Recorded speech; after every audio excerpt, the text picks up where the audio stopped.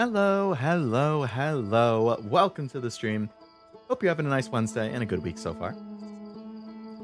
As I'm sure you already know, given that you've clicked on the stream, we are continuing on with Outer Wilds. Didn't quite finish it last time like I had expected to. So we're going to pick up where I left off, which was there are only 3 things left that I haven't, I believe, figured out. And I'm assuming those are what are going to be instrumental to get to the finale. Those 3 things are that Tower of Quantum Trials, I think it was called, which should finish up the Quantum Moon. There is the Ash Twin Project, how to get into that, and the Sun Station. Those are the 3 things. I've been thinking about it for the past week, off stream, trying to come up with ideas of how I think I can solve them. I have an idea for all 3 of them. So we're going to see if my ideas work out or if I have to go back to the drawing board. Only time will tell. I'm going to turn the volume up a little bit. It looks a little quiet for you guys. Let me adjust that. It's honestly a little quiet for me, so I'm going to bump the volume up for me as well. Okay.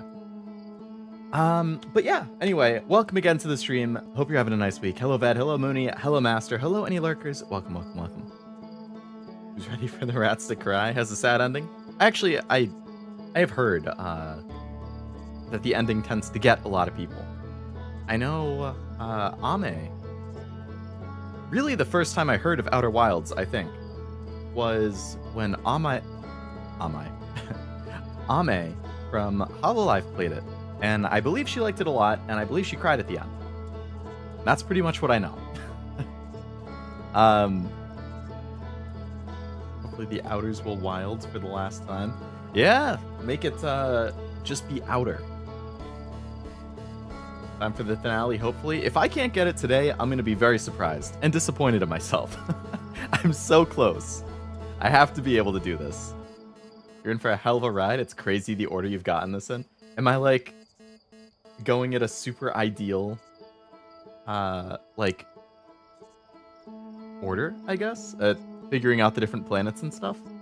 I mean, it does kind of seem like a lot of it is hinging on the Ash Twin project, so I guess saving that for one of the final things kind of makes sense? I don't know. We'll see. We'll load in. I'm going to start off with the Tower of Quantum Trials. See if I can figure that out. So, while I was thinking about it throughout the week,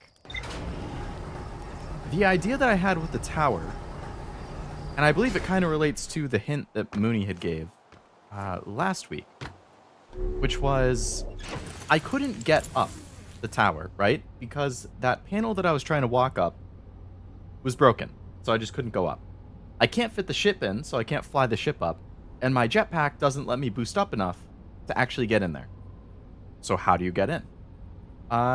The hypothesis that Mr. Scientist over here has come up with is that I'm not supposed to get in there. I think what you want to have happen... Also, hello, Jack. Welcome to the stream. Hope you're having a nice week so far. What I think you want to have happen is have the tower fall into the black hole. Because the planet's falling apart. It's getting hit by the debris and stuff. If the tower falls into the black hole, it should get teleported near that white hole station. Right? And then, since it would just be in space, I can just fly in. Because there's no gravity. So... Right? Like, I can just zoom in. That's what I'm thinking. So I'm just going to have to wait. For the... Hey, it's the Quantum Moon. Speak of the devil. I'm just going to have to wait for it to fall. And see if that works. Where is Brittle Hollow? Uh-huh. Oh, yeah, I have to click once to make this work. Okay. That's my hypothesis for number 1.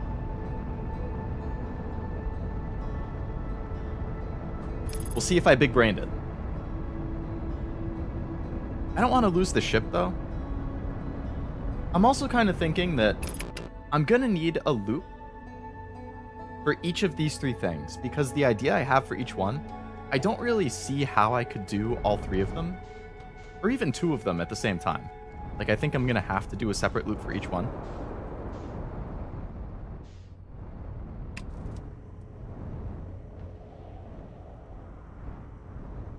I'm going to land right on top of the tower, so that if this works and the tower gets sent into the black hole, then hopefully my ship goes with it, so I can get in the ship afterwards. If all of my hypotheses work, especially on the first try, I'm going to be so pleased with myself because I was so stumped last stream. But I feel like it just goes to show when you're getting stuck at a problem, like in a game, at work, sometimes stepping away is the best way to solve it. Right? I can't go in there. So I'm going to go down.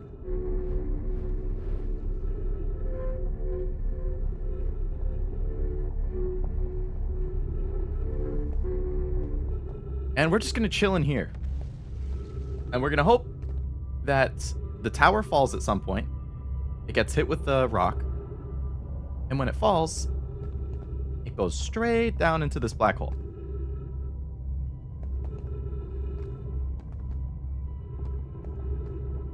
So I guess we just stay here and wait until that happens so we can hang out and chat. Well, until that happens. If that happens. If that doesn't happen, I go back to square one.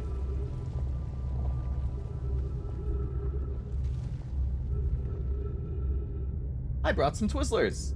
I can have a snack while I wait for that to happen. Wow. Does the entire planet fall apart at the end of the cycle? I'm not 100% sure. I know that, like, throughout the cycle, it throws those, like, surface integrity 70%, 80%, 60%. So it definitely falls apart significantly. I don't know if it completely falls apart, though, so it is kind of a gamble. I don't know for sure if it will break. I'm assuming and hoping it will. Get these Twizzlers. Yes.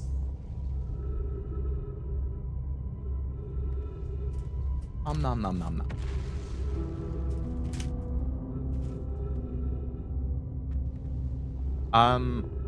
Also, while I'm waiting, for anybody who is not in the Discord server, or is and hasn't seen, or subscribes and hasn't seen the community post, I put out a survey a couple hours ago, because this week I should be finishing all of the games I'm currently playing. So, I'm going to have a new lineup of stuff coming pretty soon, right? So the survey is basically just to get an idea of the many, many games in my backlog. Which ones are you guys most interested in? I have like 500 plus games in my backlog. I picked out a few dozen that I would be particularly interested in streaming, or that I know are popular. So if you would like to take the survey, if you haven't already, if you have, please don't take it again. I have seen duplicate responses. I don't know if it's Google Forms glitching out or if it's people submitting the same thing multiple times in a row. So I did remove the duplicates, but if you haven't taken it and you want to, it would give me a slightly better idea of future games that I might want to put on the schedule, since I'll be wrapping up everything else. That's a good point too, Vad. Actually, my oxygen is half out, so I'm going to go up and recharge.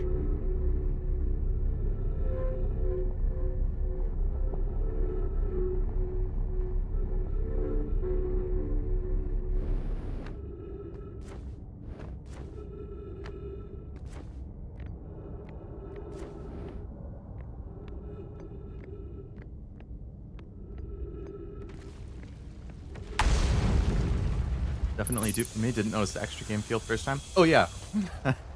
There is a second question. or if you want to suggest anything in particular, if it's not on the list. Doesn't matter if I own it or not. But if there's anything not on the list that I haven't already streamed that you would like to see, you can put it in the suggestion box. Definitely do for me. Didn't notice the extra game field first time. No problem, man. No problem. Yeah, it was pretty easy to tell what were the dupes because, like, Google Forms is nice because it gives you a very succinct summary of all of the responses. So I can see, like, these 10 games were picked this many times, right? But I can also see, hey, this subsection of 10 games was picked 4 times. Given that there's like 60 things on the list, there is no way in hell that anybody would pick the exact same 10 games. Like, the odds of that happening are so minuscule.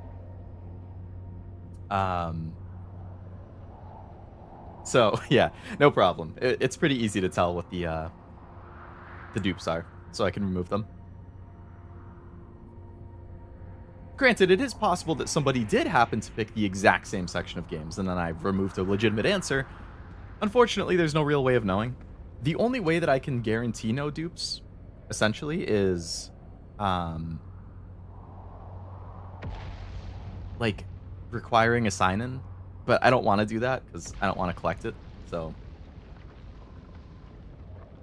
I didn't pick any the second time, only the extra game. Oh, yeah, that works too. That's a good idea, Bed, yeah. In that case, that would not have been one of the dupes I took out anyway.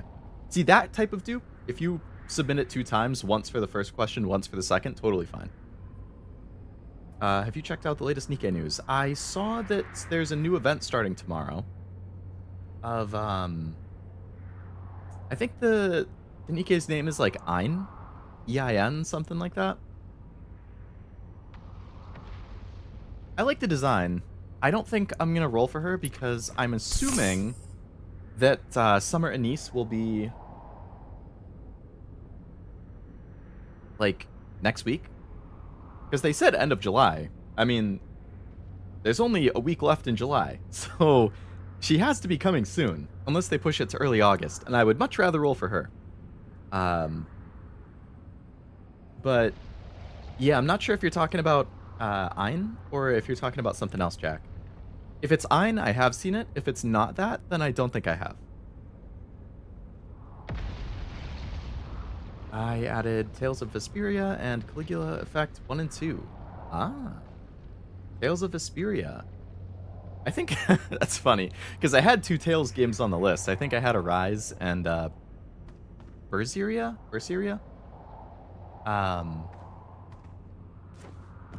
I know of Vesperia and Zestiria.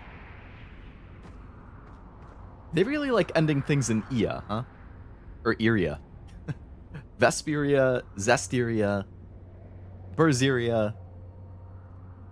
Caligula Effect, I haven't played any of those, actually. I watched the anime for Caligula Effect. I really like the art and the music. Probably should have started a 22-minute timer to know how long to wait. Yeah, I really don't know. I'm just, bided my time.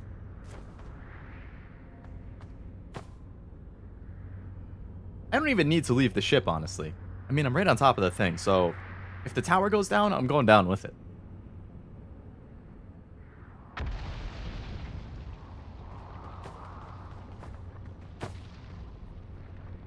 Summer and Easton Helmer tomorrow. Ooh. Oh boy. I hope I get lucky. I'm gonna roll for Anise first. I want her more. But I would like both of them if possible. And did they say, by any chance, Jack, is the Rappy skin coming back? Or the Yan skin? Yan. I'm not sure which one it is, but I really like both of their summer skins. So I don't know if those are gonna come back or if it's just the banners. Oh, new chapters too. Interesting. I'm so close to hitting that 200 wall. Or I'm at the 200 wall right now. I'm close to breaking it. Sends a ton of Rex, may come back later with more. Rex are kind of a love language to me, so I always have a mental list at the ready. Yeah, I'm a big fan of giving Rex too. I feel that. Especially if they're like tailored to the person that you're giving the Rex to. Because then it shows that you're really like paying attention to what they like and trying to come up with personalized lists. Like specifically for that. Like that's what I try to do with anime and stuff. It's funny, I'm pretty sure I know which response is yours based on the recommendations. Because I remembered when I saw, like, I briefly looked through the responses, and when I saw the one that I think is yours, I recognized a couple of the games. So I was like, huh, I bet that's Mooney. Because I think they've mentioned them before. It was the one that had, like, Wildermyth. I do have Wildermyth, actually, by the way. Wildermyth, there was, like, Book of Something. That was the one that I think was the giveaway, because I think I remembered you mentioning that before. Chance of Sonar was on there too. I have that one as well. I haven't played that.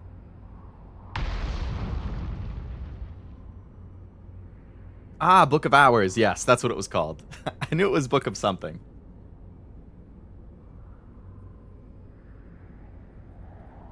I don't know if the costumes are there, as I don't have the money. Right, because the costumes... I'm not sure if any of them were free, or if they were, like the costume gacha thing, like the Viper one. If it's the Viper one, or if it's like the Viper one, then yeah, that's gonna suck. Because I really don't want to have to pay, because I'd rather save the money for other things. Like, the convention I'm going to next month, where I'm gonna want to get lots of prints. Yes, I love getting new prints. So I would rather have the money for that than spend it on the skin. We'll see. We'll see. Leo yapping his only time in the universe away? Yeah. That I am. So the tower is still here. The planet's still here. We're probably like 15 minutes in, so I don't know if this strategy is gonna work.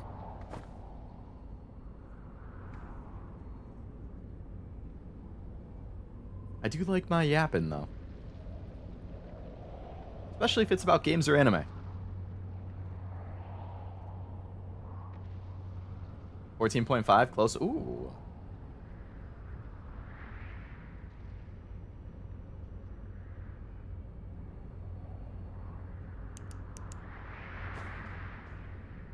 I see all these rocks falling, but I don't see a rock falling on top of this tower.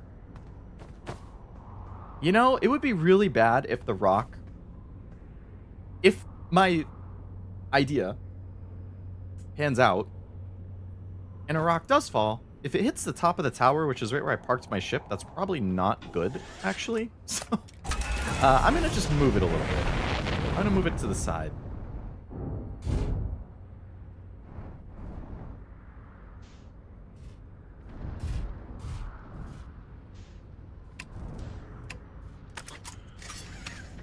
Hello? Now's the perfect time to shoot a rock. Oh.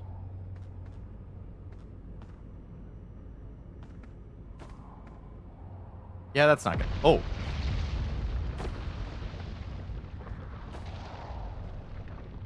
Okay, it's falling. Nice. So it looks like my strategy might have worked out. Let's see.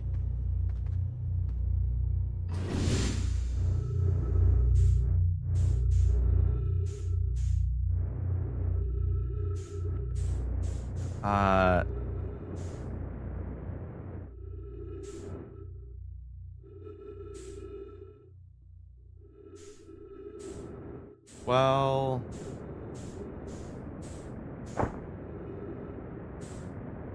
I don't actually see the tower. So...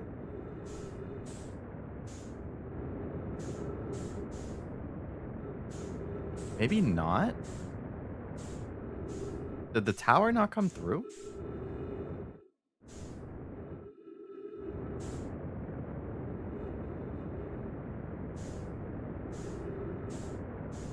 If it's a 22-minute thing, and I had to wait 15 to 16 minutes for it to even happen. Wait, is that the tower?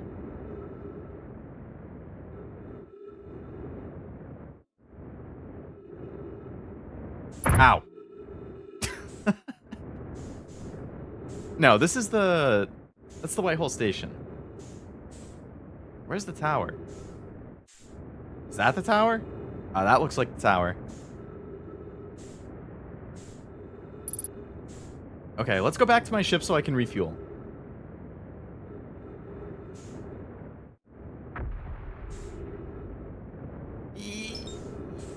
No.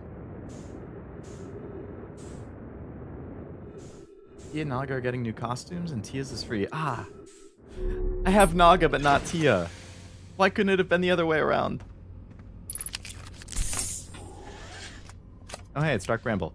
Okay. So, let's look for the tower again. There's the station. There's the tower.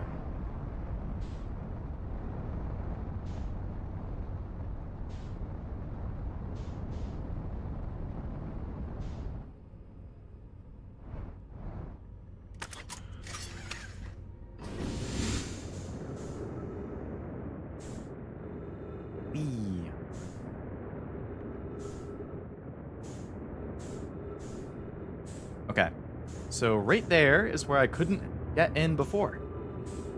Let's go. Now we're in the tower. Now we're cooking. It would be nice if there was gravity, but there's not. Oh, okay. So I don't see a projection stone. So I guess let's keep going up. Okay, there's something we can read here.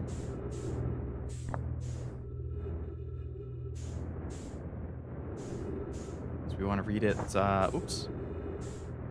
Want to read it down here? Nope. Do we read it higher up? Aha.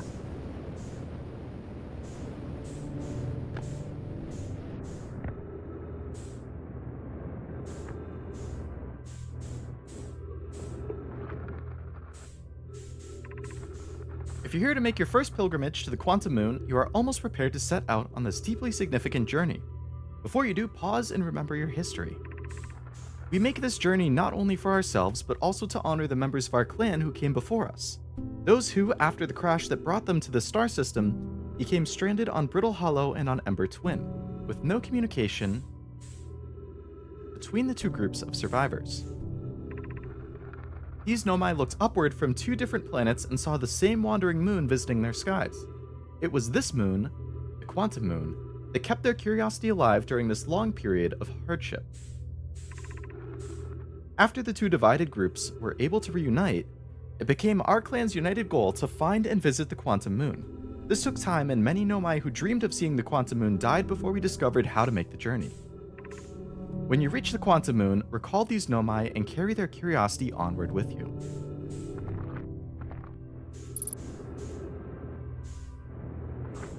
Okay. Welcome, Solanim.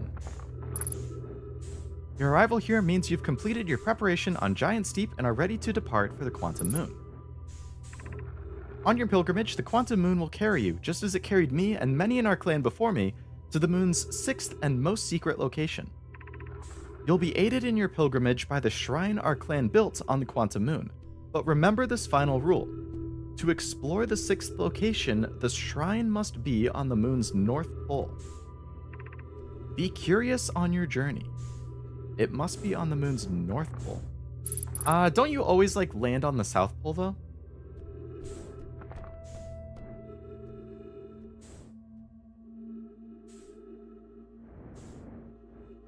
So... Oh!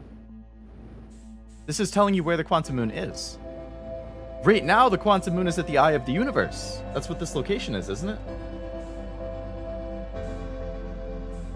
We have Dark Bramble, Giant's Deep, My Planet, the Brittle Hollow, and the Twins. I'm pretty sure this is the eye of the universe. So that would be the 6th location.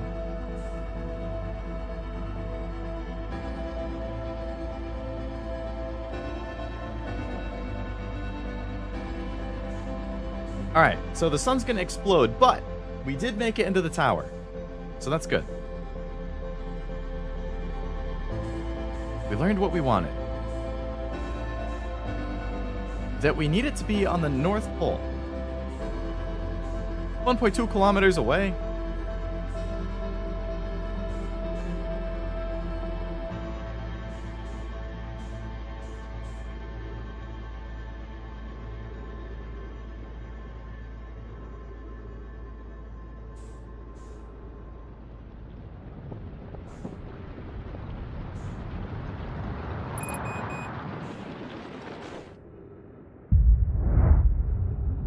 Damn. Hello, Armando. Welcome to the stream. Also, hello, Wasabi. Welcome to the stream. Finally beat chapter 20 in Nikkei, which unlocks something special. Ooh, something special. I think I'm on chapter 19 right now, so I'm pretty close. We're almost at the same point. And I'm doing well, Armando. Thank you. Hope you are as well. I would agree, Ved. I'm assuming that it changes depending where you are. Alright, so we'll check the log. But now we're going to want to go to the quantum moon.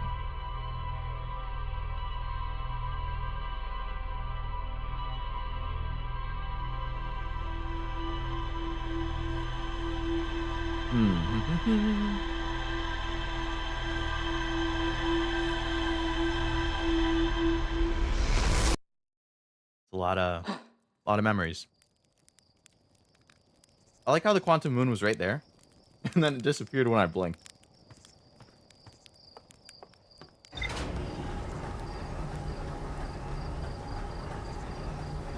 Quantum mooning time. Perfect for Mooney.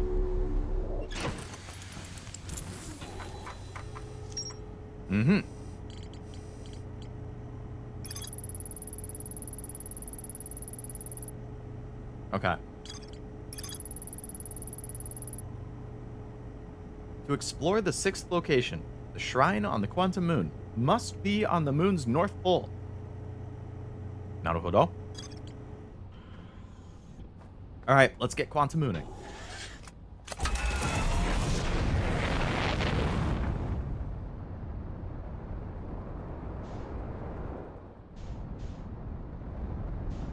Quantum moon, where are you?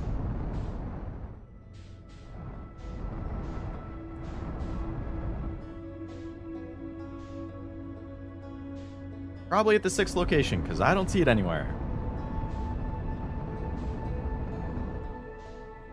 Quantum moon. Alright, Adel Rock has a detector thing, right?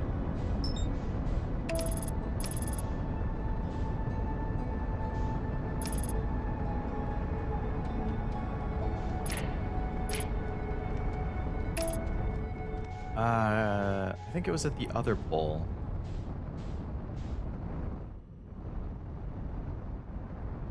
No. Right there.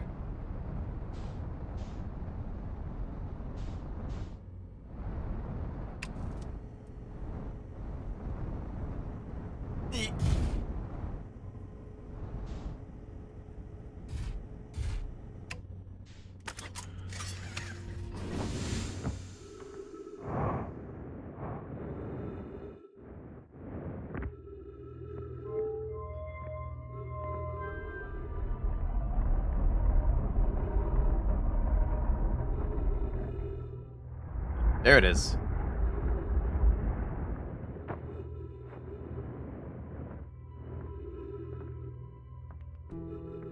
Now it's gone again. Oh, I couldn't remember where my ship was. But yes, that is how I get on the moon. Yeah, using the signal scope.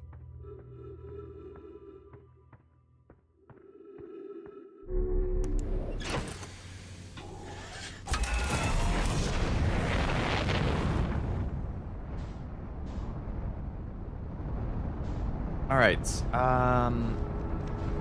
that wasn't the locator thing. There's the quantum moon, though. Perfect.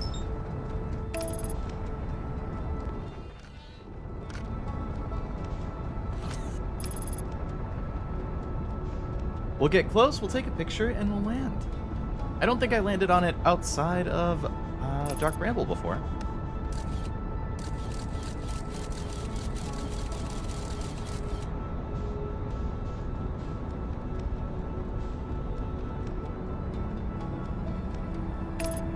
Here we go.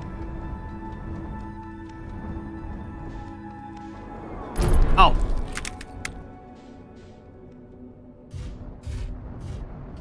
Well, I have definitely not landed on the moon when it was like this. And we definitely need to repair.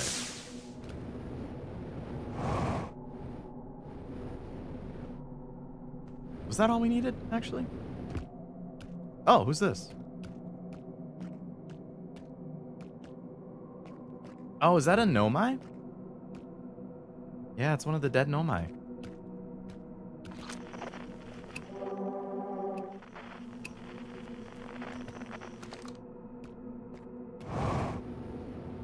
This area is creepy, man. Okay. So this is the Nomai ship. Hey.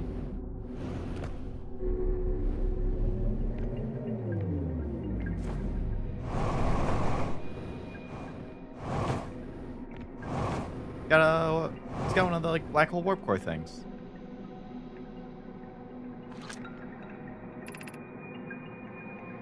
I'm about to stand on the quantum moon. Oh, that's Solanum, the dead guy. The one who made the pilgrimage. My shuttle's landed at the moon's south pole. I will make the remainder of my journey on foot. You don't know why the quantum moon always welcomes its visitors to the south pole, just that this is true. As a child, I considered such unknowns sinister. Now... Oh, wait, I think I've read this. Okay. So... let's walk to the North Pole. Since I know I'm on the South Pole.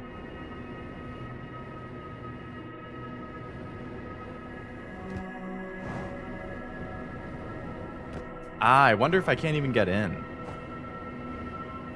Because it's Dark Bramble, so the North Pole is completely closed off. Okay. So let's leave. We'll let it go to a different planet, and we'll try again.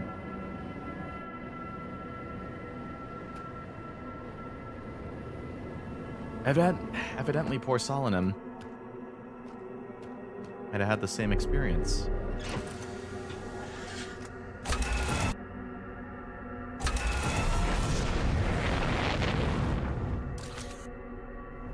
Alright, so the moon's gonna disappear when I come out of it, though. Oh no, it's still here. Alright, so we want it to go to a different planet. It's still here. No, go somewhere else.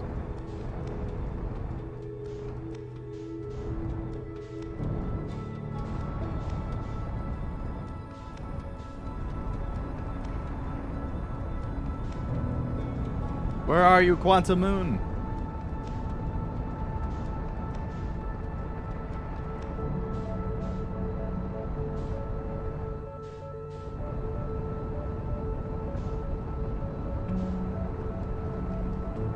How come the one time I want to look for it, I can't find it? Hey King, welcome to the stream. Hope you're having a nice week so far.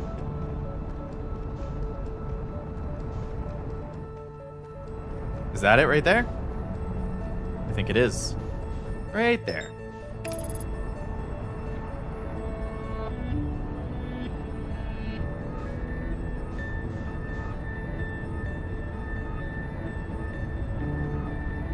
Oh, right, the scope. That's a good point, Ben. I forgot about that.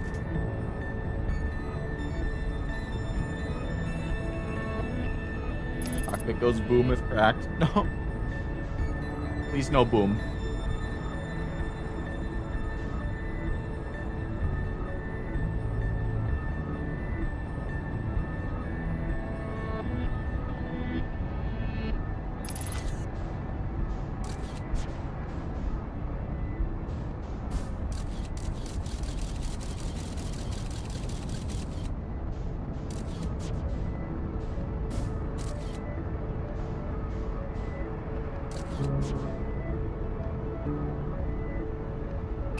All right, let's go.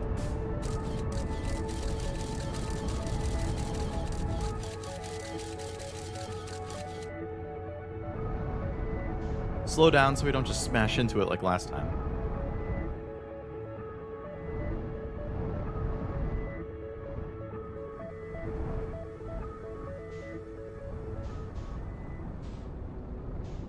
All right, so we got another dead nomai guy.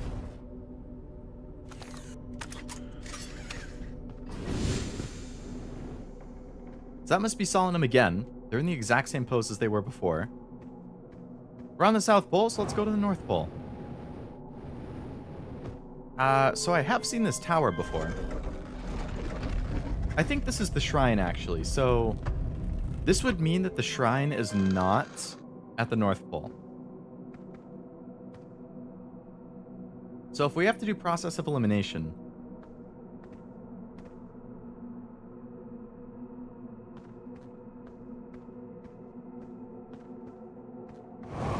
like the North Pole... See, yeah, no. If I leave, it's not coming back.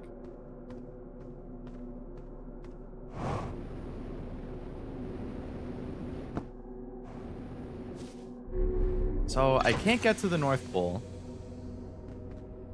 from this planet either.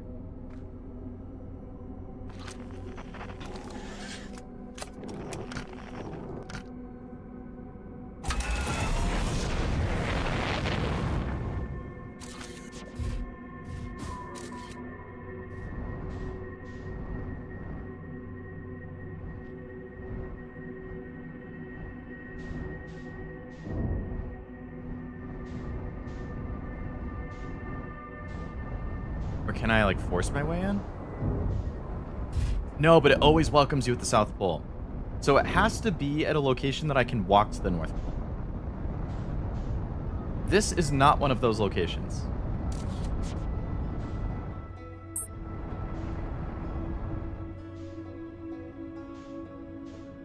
So I think I have to land on the South Pole, and it has to be walkable to the North Pole while I'm on it.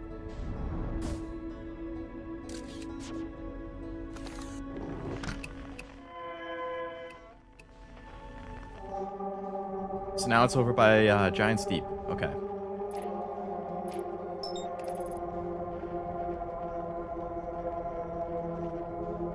Wait, no, that's the shard. That's not the moon.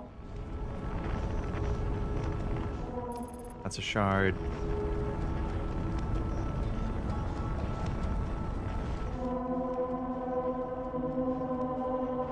Unknown.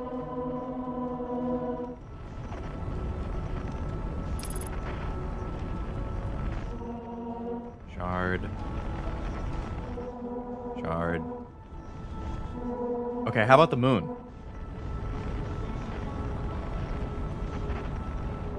There it is. Hey, you. Don't go anywhere.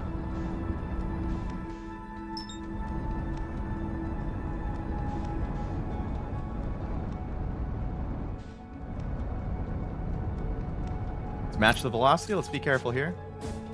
Take a picture. Head on in.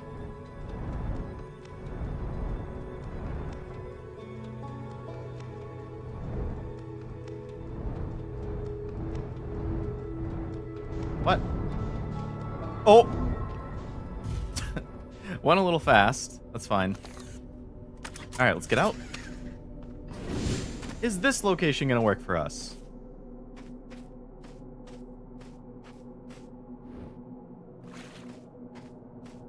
We landed right on top of poor Solemnum here. All right. Can I go to the North Pole? Aha! Ah, but this isn't quite the North Pole. The North Pole is inside the giant thing. But there's writing this time. You have recalled the rule of quantum imaging. Recall the rule of quantum entanglement. Recall the rule of the sixth location. Yes.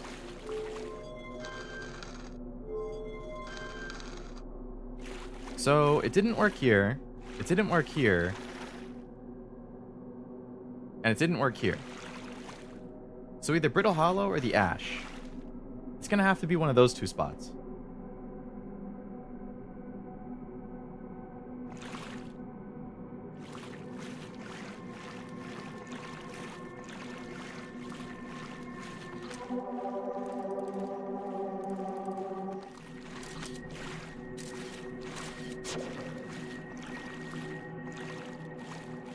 Wait a second.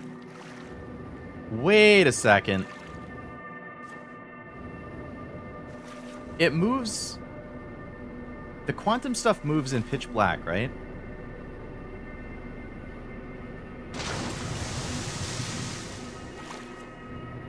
So, if I'm inside that shrine and I turn the lights off, wouldn't I move too? To the potential new location? Where the heck did the shrine go?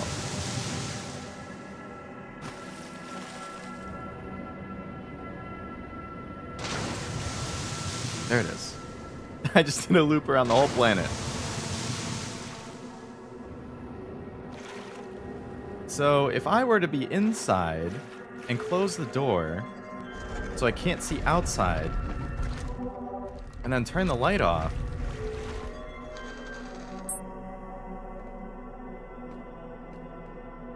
now where is it? See, it changed location. I was here before. Uh-huh, uh-huh.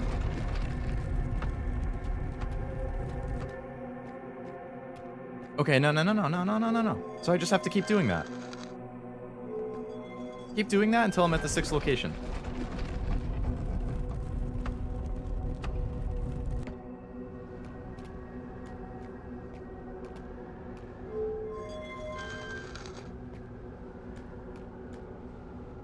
Are we at the eye?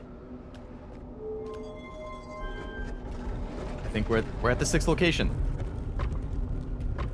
I'm trapped! I'm trapped. Wait, is that a quantum thing? Hey.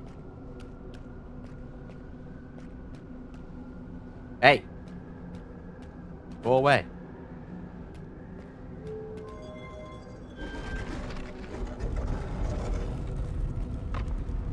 Now, where's your ship? Great question.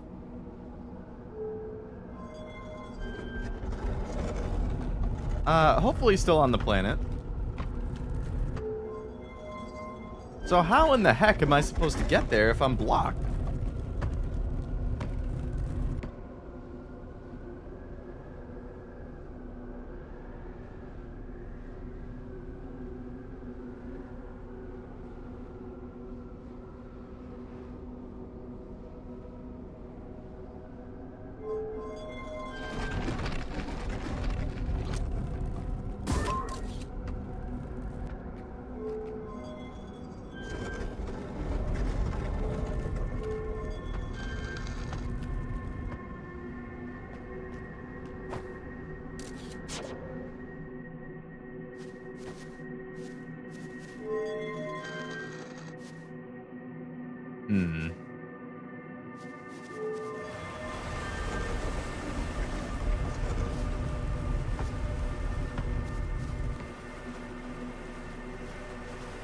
So now we're on Battle Rock.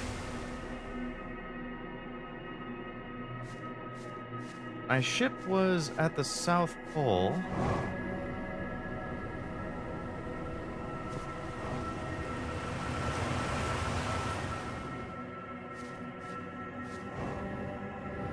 So I'm at the North Pole right now. Oops, where did my stuff go? I don't know how my clothes came off.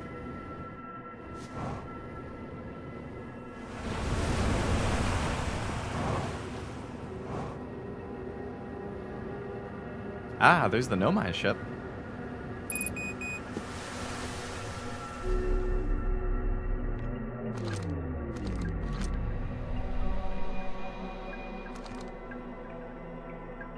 Can I use the Nomai ship somehow?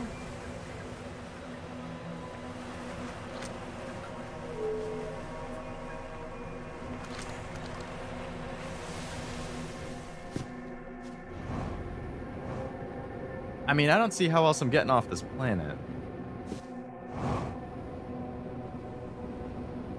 Aside from just going into space and then getting screwed.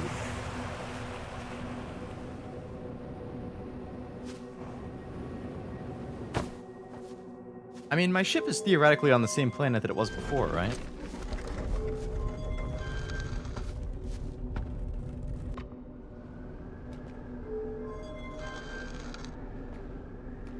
Back at the eye.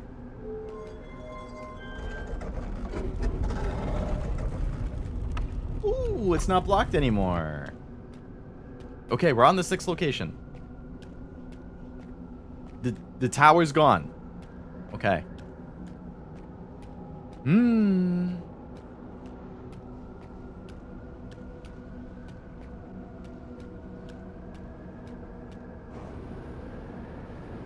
Very mysterious.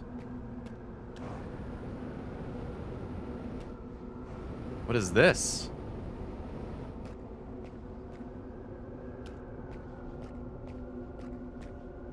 The Nomai guy's alive.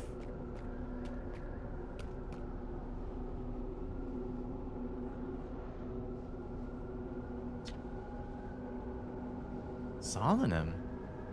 Who are you? You don't want to talk to me, bud?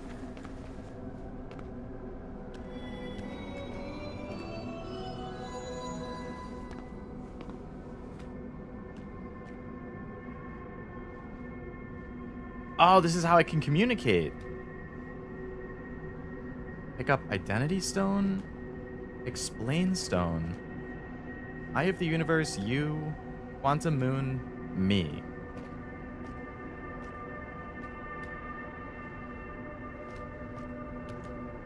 Identify you.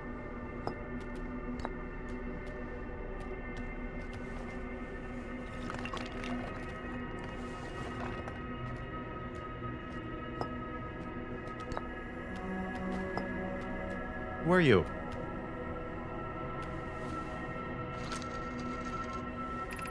I am Solonym a Nomai. My clan arrived in the star system before my birth, and we now call it home. Your clan is dead, Solonym.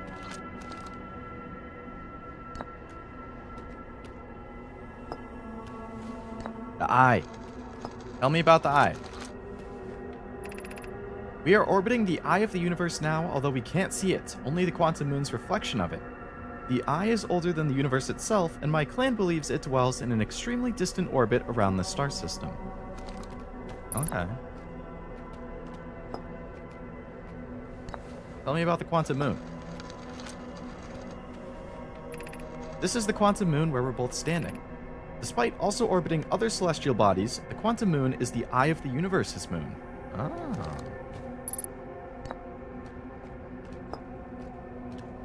Me. I've never met one of your kind before. It's an honor to speak with you. I particularly admire your 4 eyes. Hey, you saying that just because I'm wearing glasses?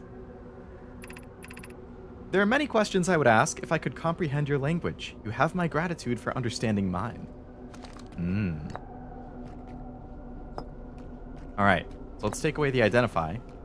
And now, let's have him do some explaining. Explain himself.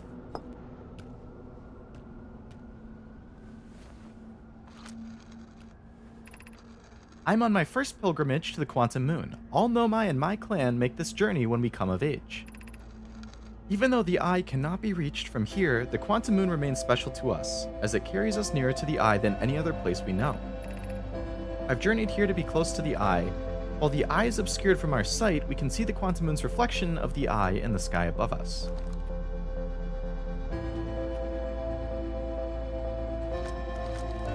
Oh my god, I have to get all this information fast. Eye of the Universe, Solemn. Tell me about the Eye of the Universe. There's fundamental uncertainty throughout the universe. Normally, this uncertainty is only observable on a very small scale. As one approaches the eye, that uncertainty grows enormously. The quantum moon probably exhibits macroscopic quantum behavior because of its proximity to the eye. Shards that broke off from the quantum moon have a similar effect. I have noticed that. Conscious observation forces a quantum object to collapse in a single possibility. What would happen if the observer entered the eye itself? This has become my clan's greatest question. I'm also curious.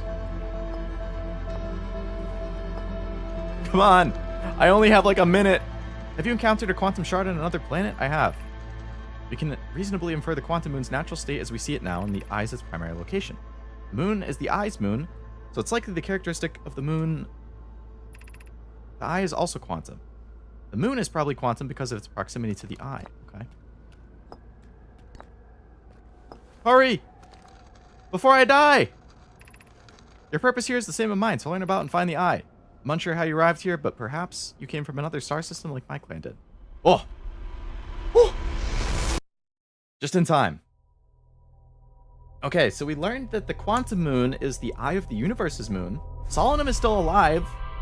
Even though he's dead in other places, he's still alive right there. That's interesting. I really had to speed up at the end there.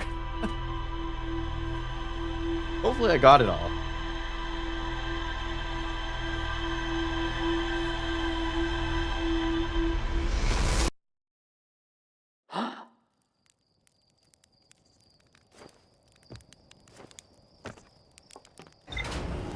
If I did, we're going for the other things.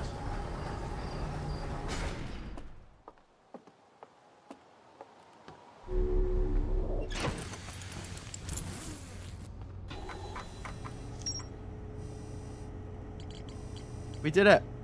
Solemn.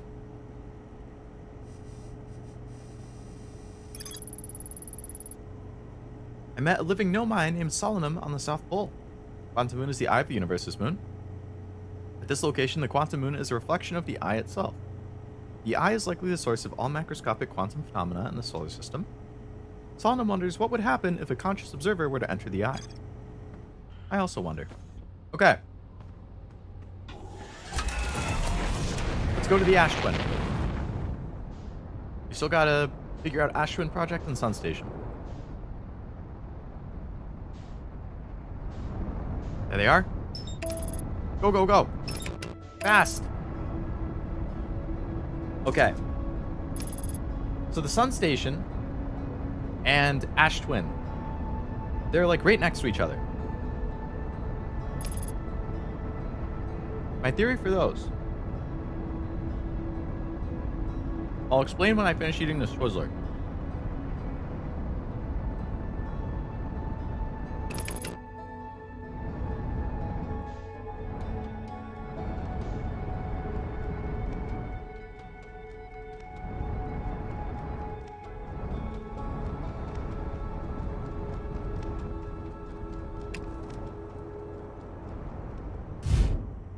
Okay.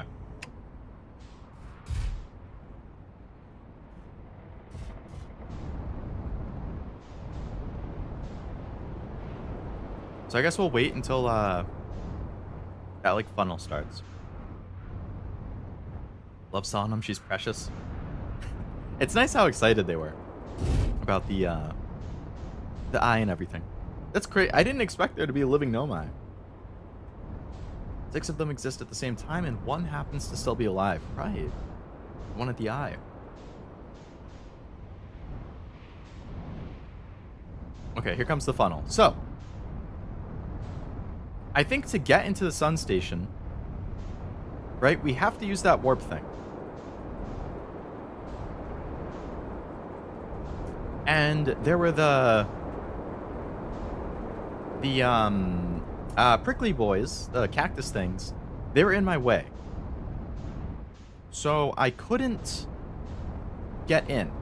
But if the sand is covering the prickly things, like in there, right, the opposite happened. There was a prickly cactus thing, and it was blocking my path. And I couldn't get to where I needed until the sand rose enough to cover it so I could walk over it. I think this is the opposite. I think the prickly things, I need to get in there before the prickly things get revealed, so I can walk over them again. The problem is, I'm going to have a very limited window, I think, to do that. So as soon as I see that tower, right there, there's the sun tower. Okay. So let's just park over here. Park, brother. Get out.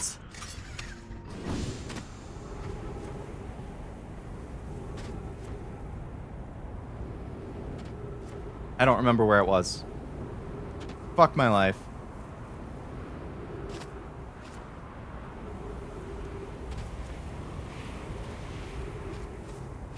I'm gonna miss it.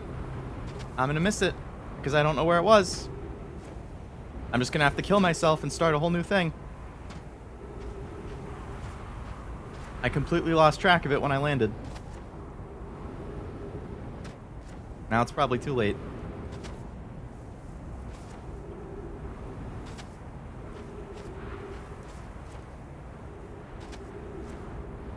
I landed like right next to it. How did I lose it? That's ridiculous.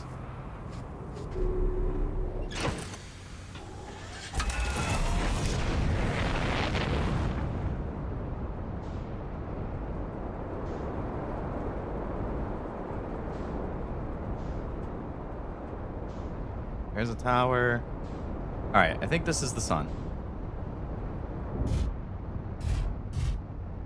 Get out. Hurry, hurry, hurry. So I have to go through the back door. Oh, God. Okay, we might be fine because the back door is not revealed yet. That's the only way we can get in.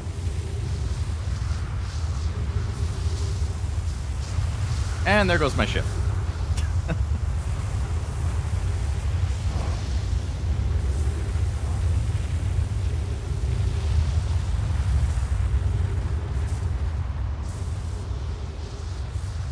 Okay. So it's going to be this door on the left. Can I get through before the cactus? I don't think this is going to work.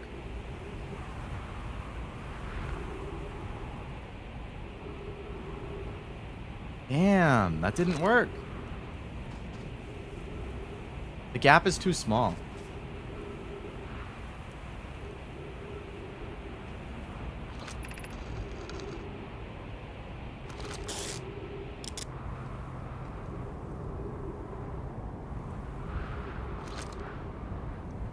Unless I could have gone around this way.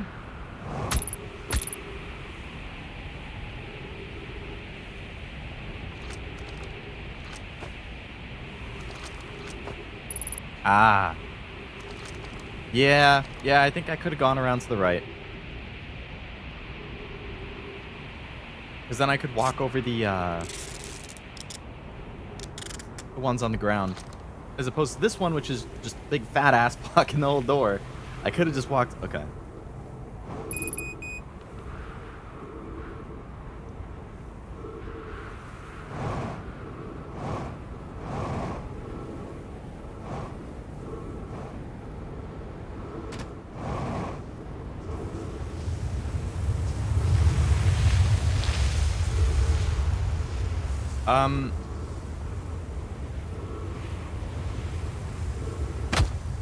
How?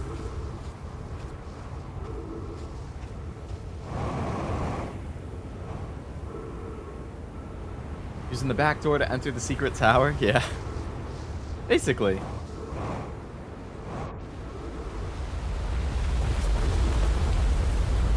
This is gonna kill me. That's fine. Actually, I need to die.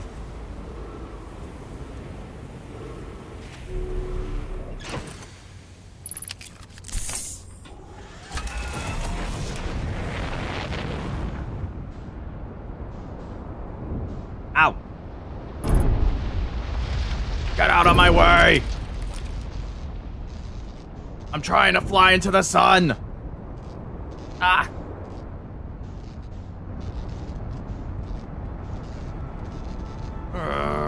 Oh, the sun station. Hey. How you doing? Okay. We'll try that again. And this time we'll go to the door on the right.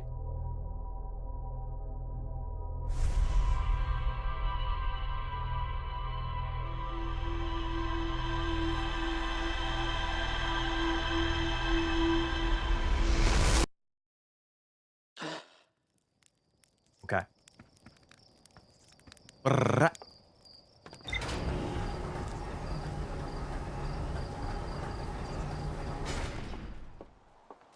Go, go, go, go. I guess we don't need to be that fast.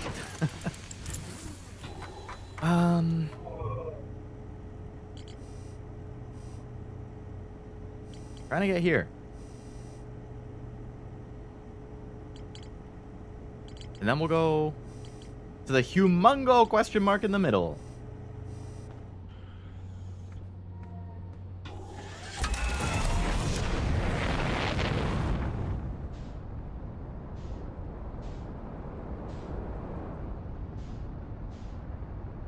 Where'd the moon at? I mean the sun.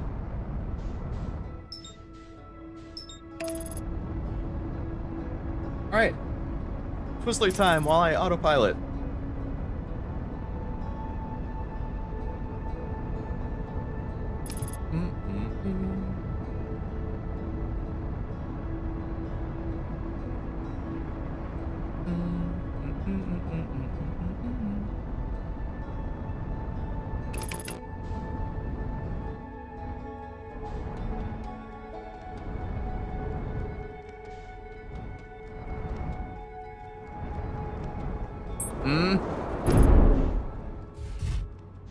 Ow. I would like to land right on top of this.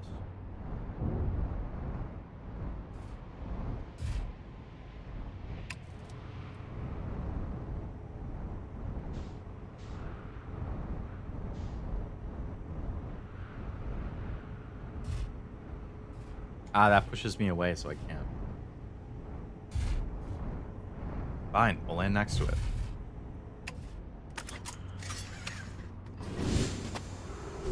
No. Okay. So let's follow this planet. Alright, here comes the thingamabob. So if we just follow this, we should find the sun thing when it shows up.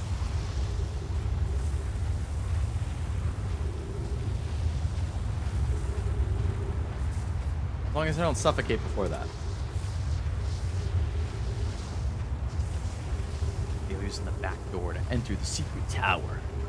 I'm well versed in using the back door. What can I say?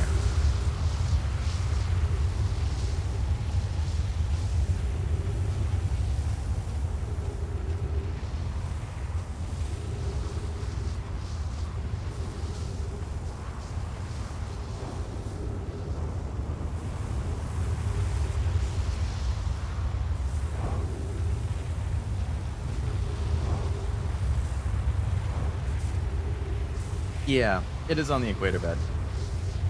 And the equator is where this thing is. You can see on the planet thing on the left. I'm just walking in a circle around the equator right now.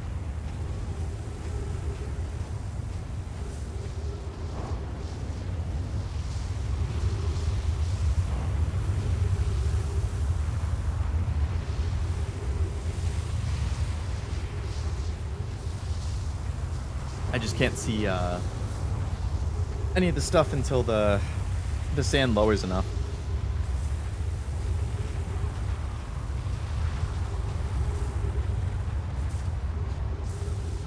And so we continue our march.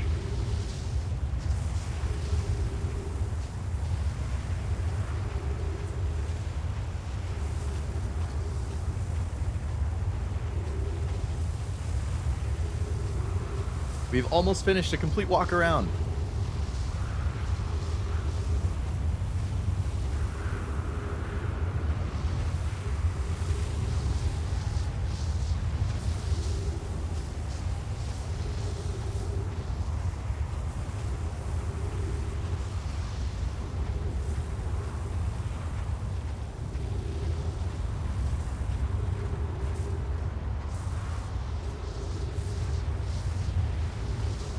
Are you talking about where I landed the ship bed? Or like on this equator and I just didn't notice when I walked over it.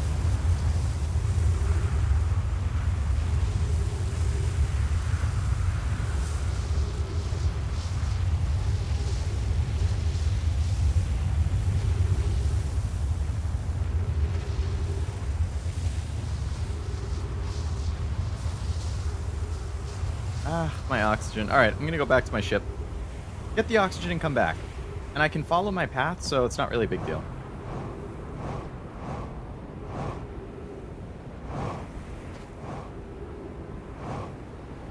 Hello, ship. Give oxygen, please.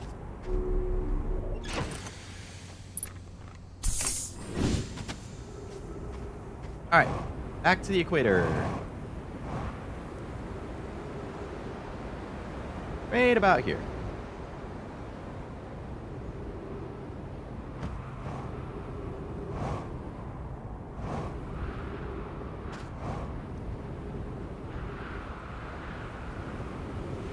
Not pull me off of this planet.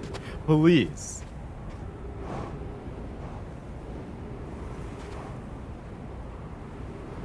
There's the sun tower. I was too late.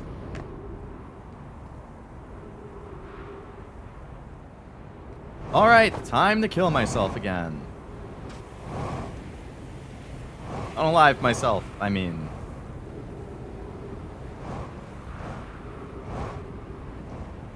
Okay, so that's the South Pole. So it was pretty close to the South Pole.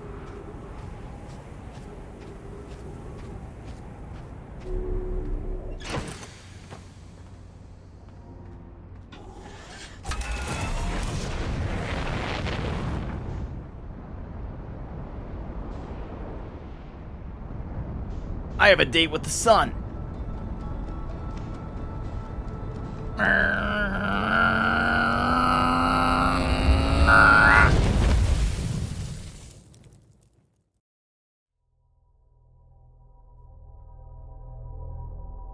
Oof. Oof is right. Did I seriously walk right over it and not even notice?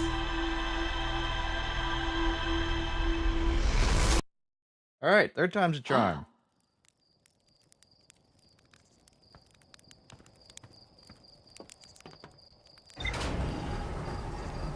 I think that would be the greatest sun station landing of all time, bud.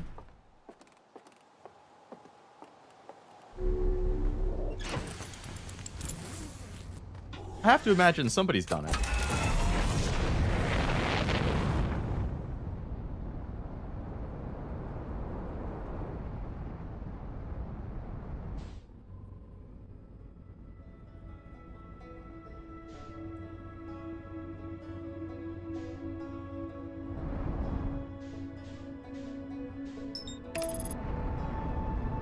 What happened? Let's go. Damn.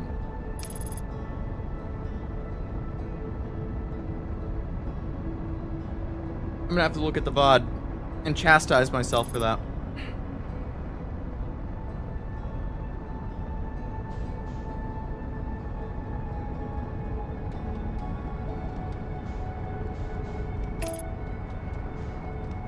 Alright. I'm assuming this one is the South Pole. Well, I guess, I don't know why I said it's close to the South Pole. It really doesn't matter. A pole is a pole.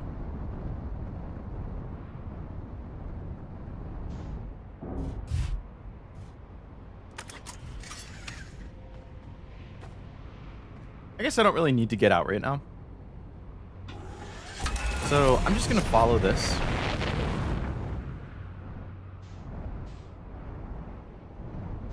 Until it shows up.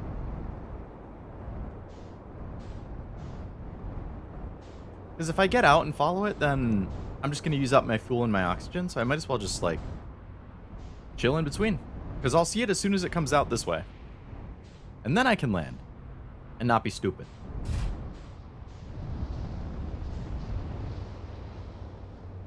Hey, it's the sun station.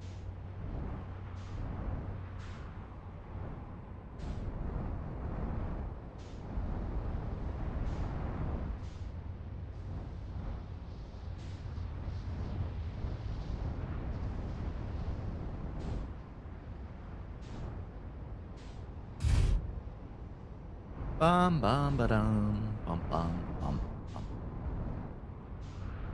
Sun Tower, where are you? I require your assistance.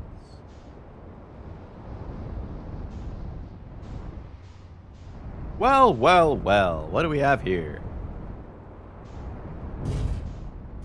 Alright, I'm looking in the direction of it.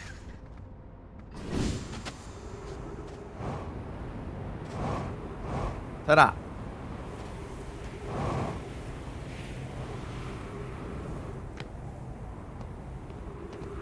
I don't know which side is the back and which side is the front.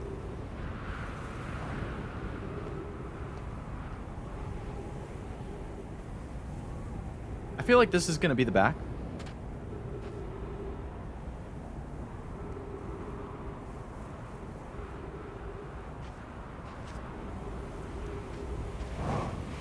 I might need to wait for the thing to come one more time.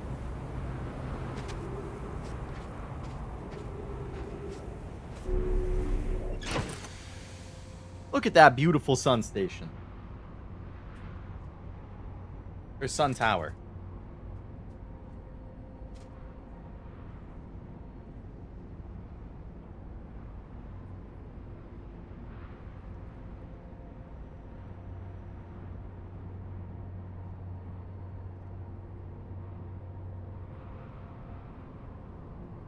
Alright, let's go look.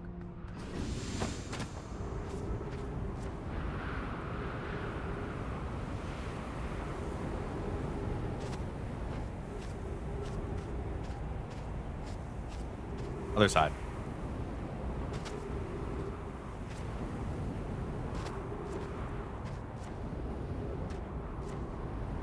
Door isn't revealed yet.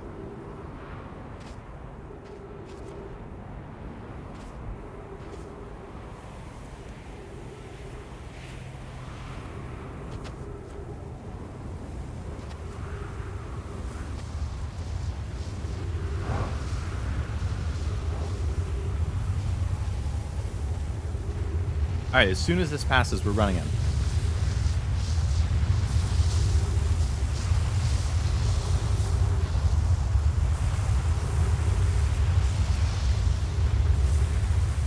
Come on.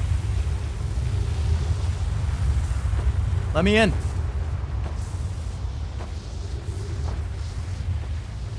Hurry! Hurry!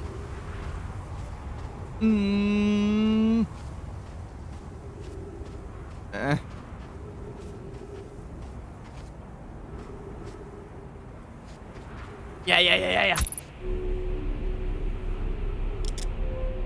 We made it. Open that damn door. Bring me to the sun station. I'm 2 for 2.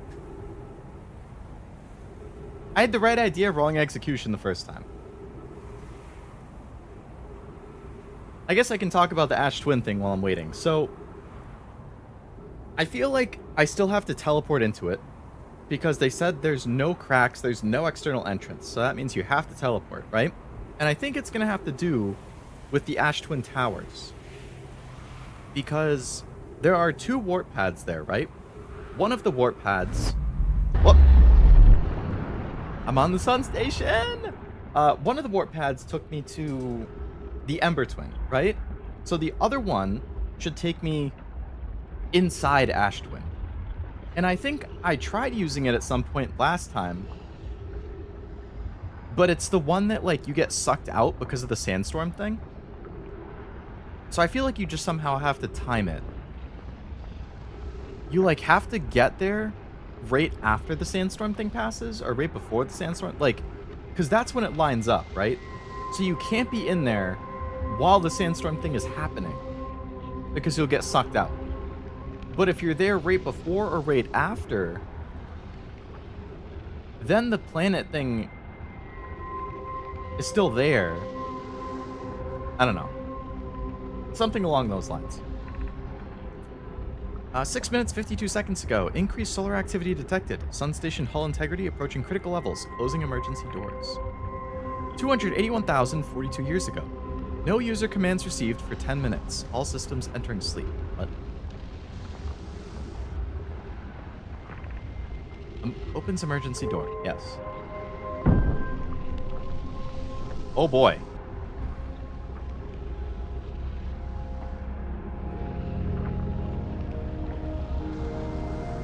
You telling me I have to fly over there?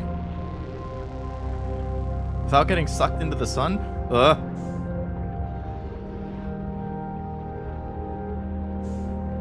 Come on, don't miss it. Don't miss it. Don't miss it. Don't miss it. Okay. That's some loud music.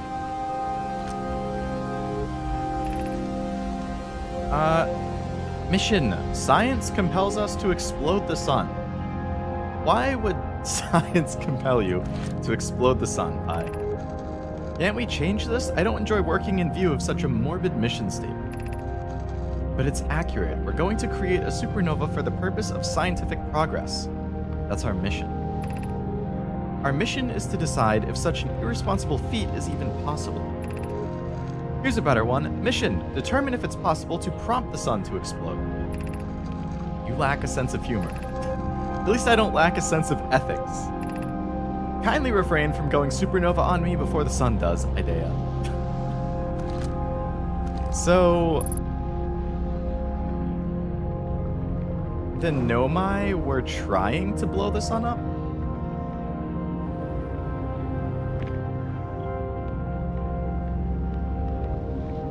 Or seeing if it was possible to blow it up?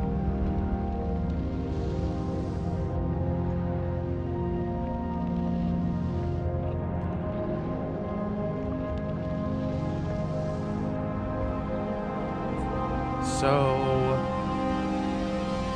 that's a Nomai, I'm assuming. And it has the sun and the eye of the universe on a scale. Were they thinking they could somehow, like, get to the eye if they got rid of the sun? Don't worry, Nomai, the nature does that for you in 200,000 years, yeah.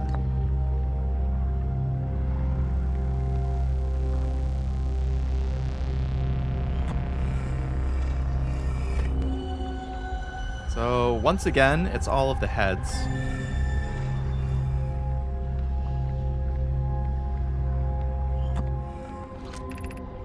Star has reached end of natural life cycle, now approaching red giant stage. Warning, evacuate sun station. Approximate time until sun station is destroyed by expanding star.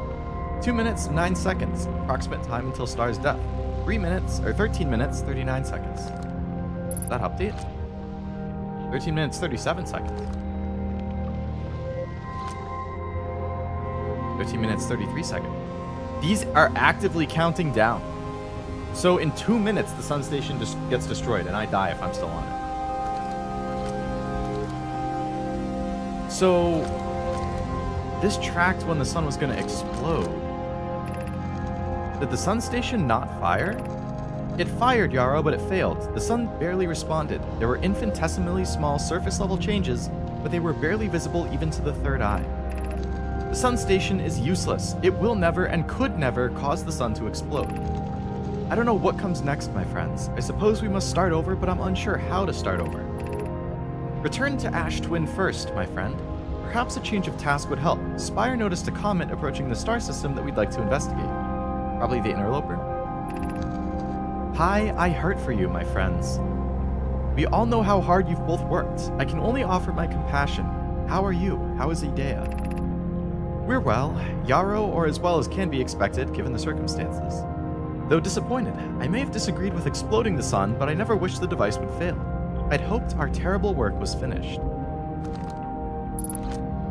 So the Nomai were actively looking into destroying the sun. Evidently they failed, but they were trying to. I have a minute and a half until the sun explodes. Can I get out of here in time? Man. Well, I didn't think the Nomai would be trying to blow the sun up.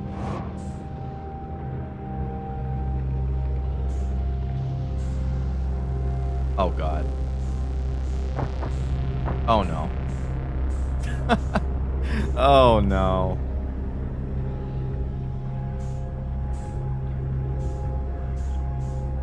It's not really clear to me why, though. Why were they trying to blow the sun up? Oh. Good timing.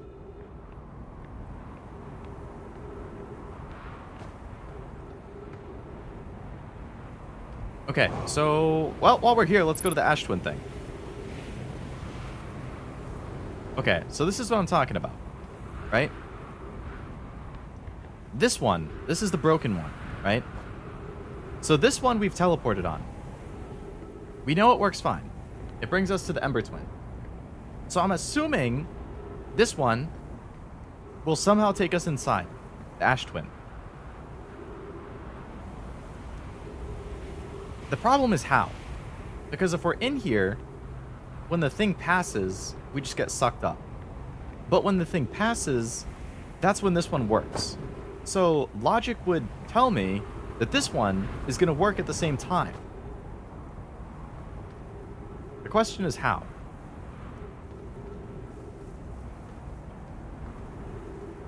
Like, I don't know how big of a window you have, is the thing. Because they said it only works when it, like, lines up. Could I just, like, wait in this one? And then run over? I don't even need to wait inside, right? So basically, if I'm right here, I won't get sucked away, because there's a roof.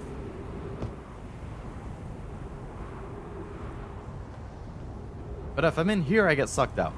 So I don't want to risk going around it, so I'll stay right in here. I'm going to try going right after it passes.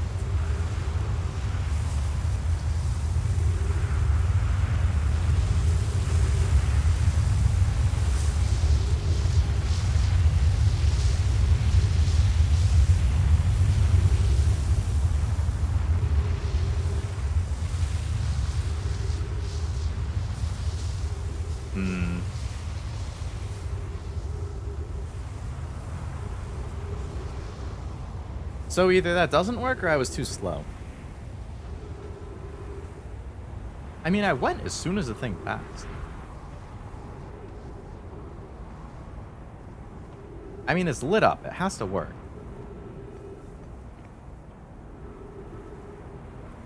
Oh, what if I stay in here?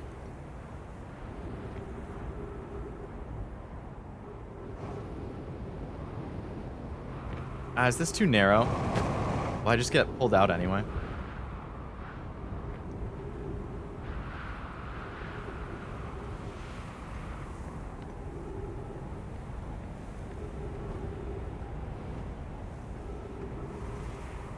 Not quite fast enough? Okay, so I'm on the right track. I just didn't... Okay. So either I need to go slightly earlier or I need to find a different spot.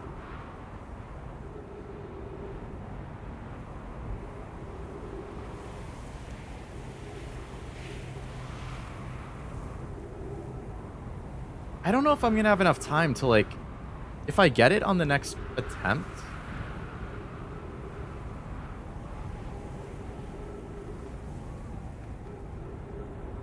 I don't know. Like, if I only have 5 minutes, I might not even be able to fully explore it.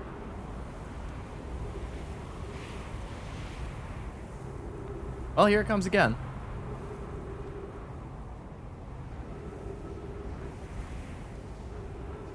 This is the one I want to go into? Yeah.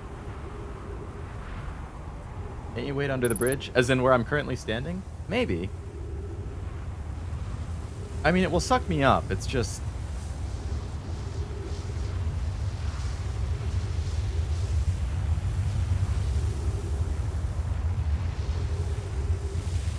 if it pushes me out one of the sides, that's the problem.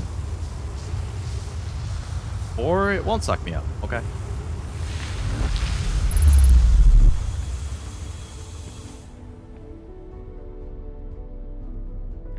We got it! Okay. So we are inside Ash Twin Project now. That's trippy. Okay, so there's all the heads that I keep seeing from the projection stones. 15 minutes, 33 seconds ago. Received data from previous cycles. So I have 6.5 minutes left in this cycle. Masks receiving data from probe tracking module, Giant's Deep Memory Statue, Timber Hearth Memory Statue. 7 minutes until end of cycle transmission. So I can't interact with the heads. I don't have stone. Okay. Oh boy, there's a lot of things to read here. Holy crap. I'm gonna have to come back again. Today we finished the excavation of Ash Twin. Here in this space we carved, we will craft our most ambitious project yet. The Ash Twin Project. Powerful enough to send information back in time. Is that me? We've also finished relocating all subterranean plants we met while digging. We'll need to keep our eyes on how significantly we've altered the environment here. How far we've come since our experiments at the high energy lab. I still can hardly believe Raimi's hypothesis was true. Doesn't this place survive the sun explosion? So I think one of the logs that I found last time, it said something about, like, they wanted to build a shell that could outlast a supernova or something, even if it's only for a couple seconds or something like that. So there's a chance it does, but there's a chance that, depending like how long the explosion is lasting for, that it would still get enveloped. I guess we'll find out though, because I'll still be on here when it explodes. Pope just sent the warp core for the final tower to us from the Black Hole Forge. Now Ash Twin can be connected with Giant's Deep, where Cassava is working with Avens to craft the orbital probe cannon, and where Phlox is sculpting the memory statues. Hypothesis: it was not by accident the core of our warp tower was the last to be forged. Hypothesis: the cores could have been forged faster if Cassava had interrupted my work less frequently to ask for questions. The important point is we are all connected through Ash Twin now, and also that I'm no longer needed for mediating your disagreements.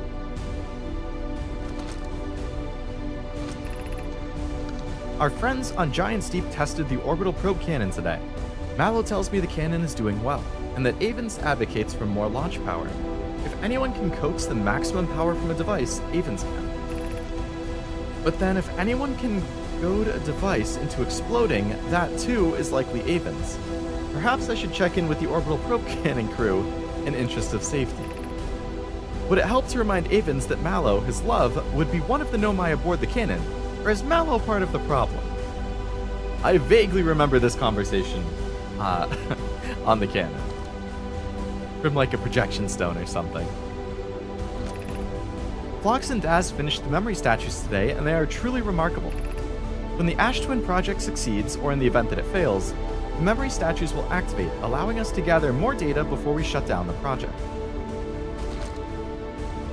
I like the song here. Pi and Idea have worked hard on the sun station, and it at last is complete. If everything goes as planned, this structure will prompt the sun's explosion, which will in turn supply the power the Ash Twin project requires. Wait, so they were trying to blow the sun up for a power source? I'm impressed by their mental fortitude. This was the project's most difficult task in more ways than one. Well, we know it's not going to work. Got 3 different stones here? Jeez. We're nearly ready to activate the Ash Twin project. Here's what will happen.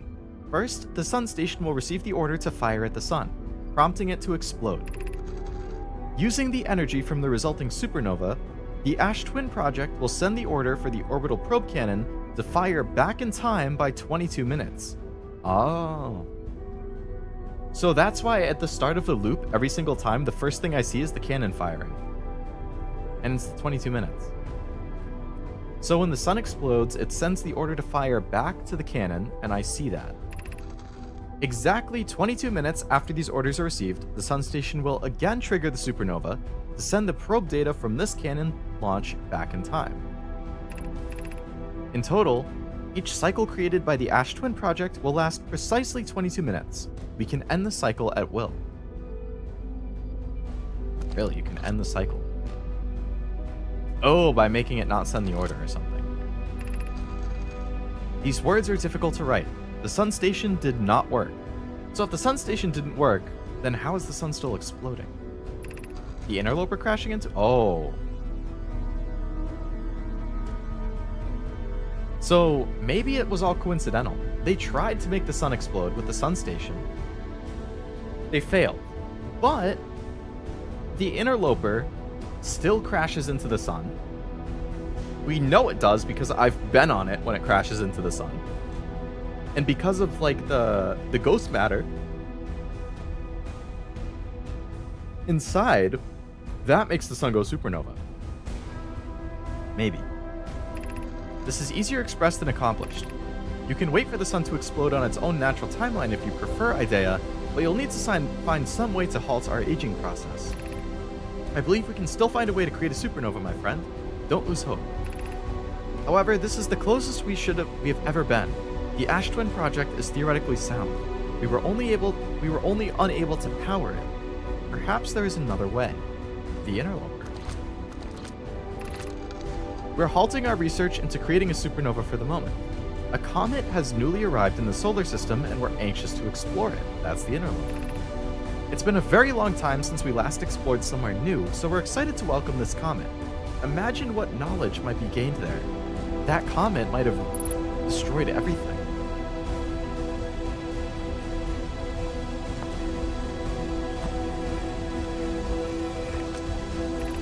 I have good news, Yarrow. The advanced warp core is ready to be installed in the central chamber of Ash Twin. No, it isn't. Is everything well at the forge? The core's durability could still be improved. I need more time. Don't worry, love. Poke is only nervous. The core is extraordinary and her design work is beautifully clever. Ignore her, Yarrow. The core is finished, and if my sister tells you otherwise, then she will be finished as well. I'm intrigued, love. Everyone here working on the Ash Twin project is excited to see it. Pi is beside herself with joy.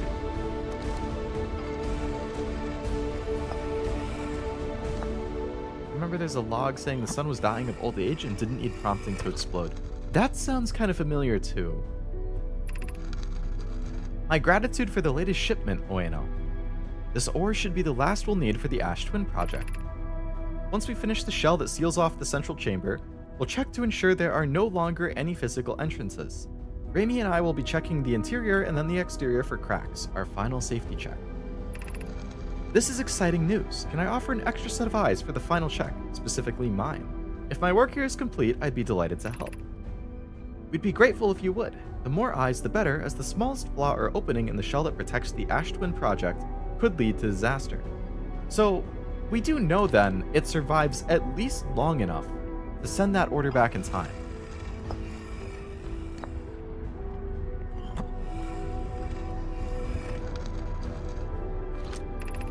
I've installed the masks inside the Ash Twin project blocks. They look beautiful, although I do feel as though I'm being observed. It's comforting to know the statues will not pair until this project succeeds. Otherwise, I imagine the experience would be hard to endure. Ideally, they'll only need to activate once the project succeeds. As a safety measure, however, the statues will also activate in the event of equipment failure. They will? And why is that? If anything goes wrong with the Ash Twin project, the statues and their masks will make us aware of the situation and enable us to fix it. Otherwise, it would be possible for us to remain permanently unaware of the problem. That's a good point. I haven't thought of that. What a profoundly horrific fate that would be. I feel like it's been more than 7 minutes. Ow.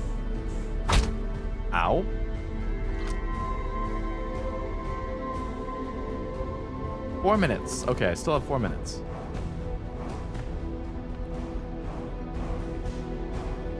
This music is like, it's intense. Big ball I can move. Artificial gravity control. Oh, it pauses while you're... Right. That... Oh, so that must be that advanced warp core. What does this do? Oh, that... Okay, that turns off gravity. What does this do? Oh, I'm gonna have to get the warp core. Oh, shit. And if I pull that up... Oh, God.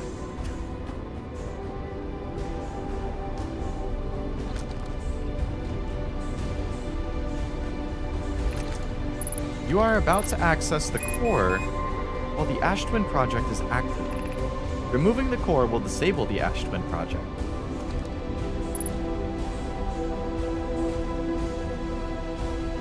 Oh, that's the core. That's what I just got.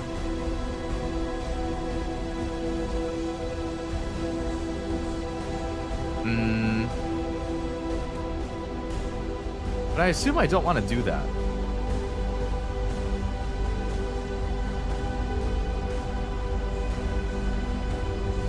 Because if I remove it,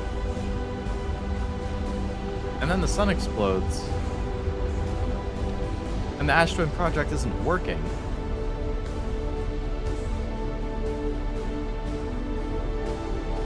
wouldn't I not get sent back in time? I would just die.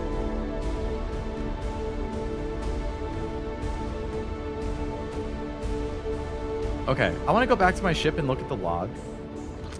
See if I have everything.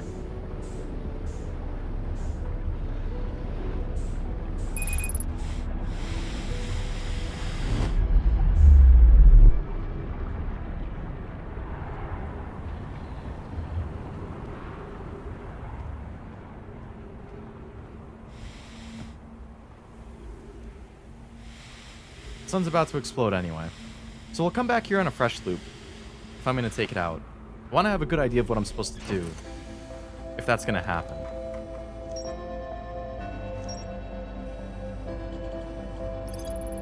Sun Station was designed to make the sun go supernova. They fired the sun station, but it had no effect on the sun. They concluded the sun station could never cause the sun to go supernova. After the failure of the sun station, the Nomai took a break to investigate the newly arrived comet. According to the computer, our sun has reached the end of its natural life cycle. Oh, there you go. So you were right about that. A hollowed-out chamber inside Ash Twin. The energy cables from the surface are plugged into a protective casing at the center of the planet. There are 8 monoliths with Nomai masks attached. 3 of the masks are actively receiving data from the probe tracking module, Giant's Deep and Timber Hearth respectively. The Ash Twin project was designed to use the energy from a supernova triggered by the sun station to send probe data from the orbital probe cannon 22 minutes into the past. The sun station didn't work. Although the Ash Twin project was theoretically sound, the Nomai were unable to power it.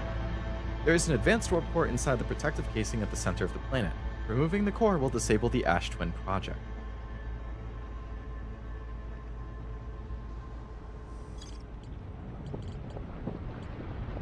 So yeah, the only thing I haven't done is anglerfish fossil, but I feel like that's redundant at this point.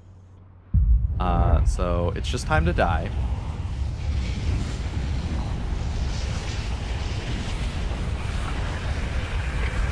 Hello, son.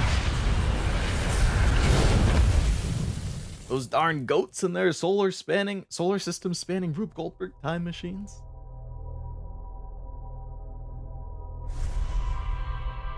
So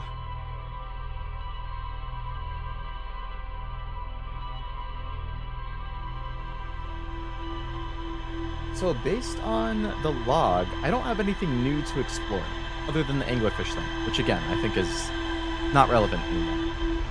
It probably would have told me something about how to like get past the anglerfish or just something about them. I already know that. So the only thing that I can think of right now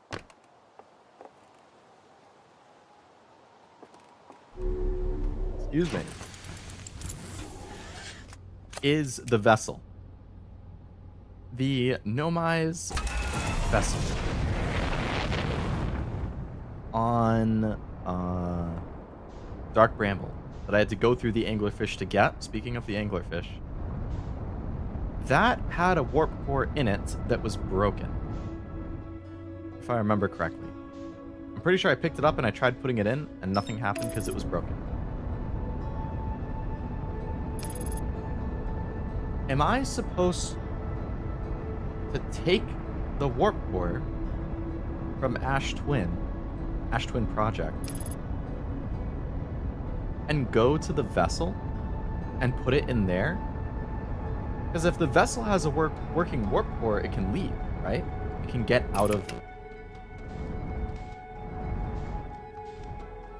where it's stuck. Like, that's why it couldn't go anywhere anymore, because the thing broke.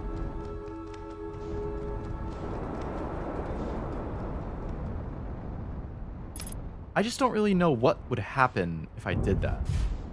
I mean, I have two concerns. One, does anything happen? Where does the vessel actually go if I do that? Two, what happens if I die if I take the warp core away? Because if I die after taking the warp core, the project's not working, so I wouldn't get sent back in time.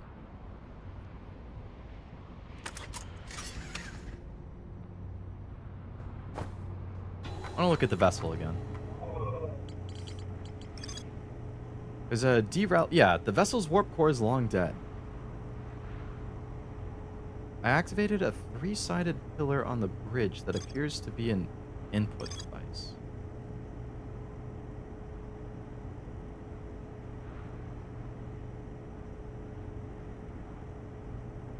They can still hear incoming messages, and then remaining clans are regrouping in response to the impending death of the universe.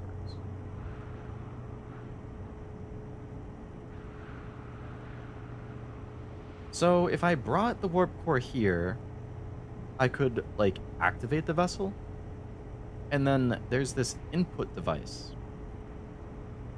Can I, like, use it to send... Does that send a message to other clans? Can I somehow communicate to them that,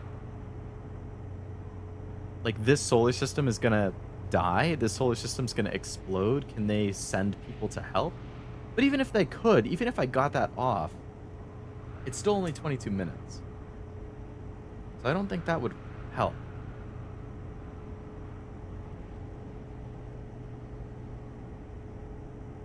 Or does this somehow connect with, like, the eye of the universe? I feel like that's the only real thing I have to go on, though. Like,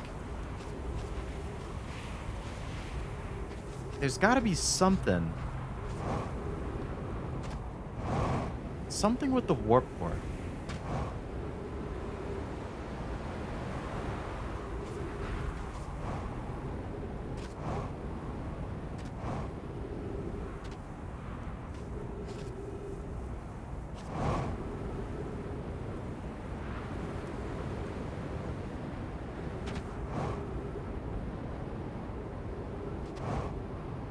I feel like I just have to try going for it.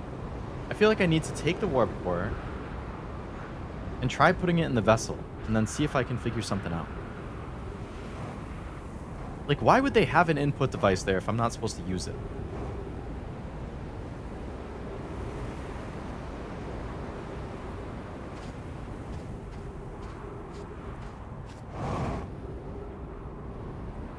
Alright, so I think if I follow this, it should go to the next towers, right? So the two towers should be in this direction. Are they not tall enough to be seen? Oh, yep, there they are. Okay.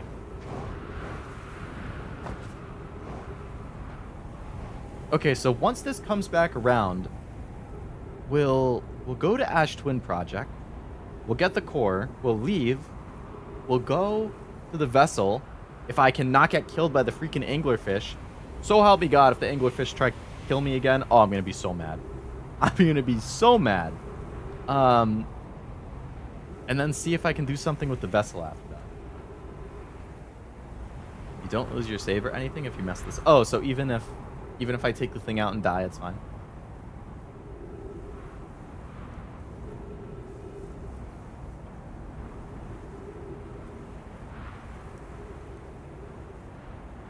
I guess that would be kind of cruel, logically speaking, from a game perspective. Like, hey, you broke the in-game lore reason why you have a loop, so game over. Start from the beginning. I mean, on one hand, that would be cruel. On the other hand, it kind of would make sense. But also, you would already know all this stuff. So, even if that did happen...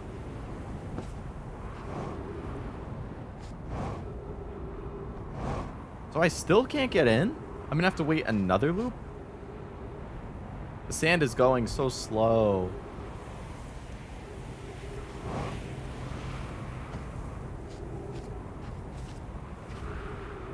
Can I like get in here before it gets here?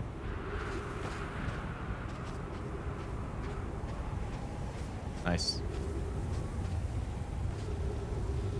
But you would already know the stuff, so I guess it wouldn't be the end of the world if they did game over you.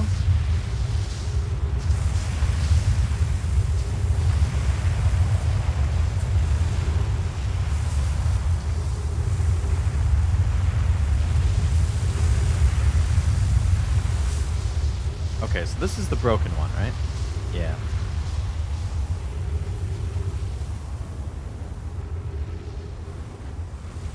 Alright, I just need to wait for the next time that thing comes around. My poor oxygen. My poor fuel. I guess I should go back to my ship and refuel and stuff.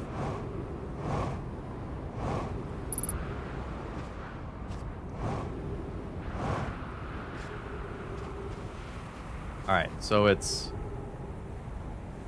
this way. I want to go in the opposite direction of this thing.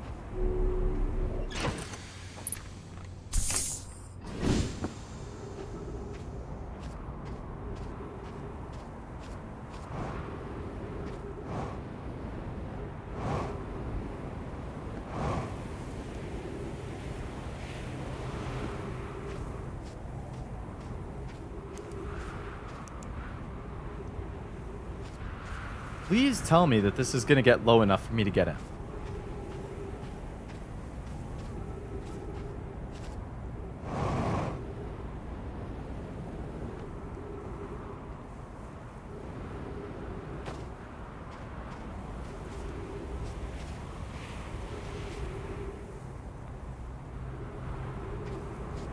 Oh man. I'm nervous about... Oh, I took off all my stuff again. I am nervous about the anglerfish. Because you guys remember, if you were watching my last stream for Outer Wilds last week, you know how much I struggled against those damn fish. It was not pretty. Like, I understand how to do it, but I still messed up so many times.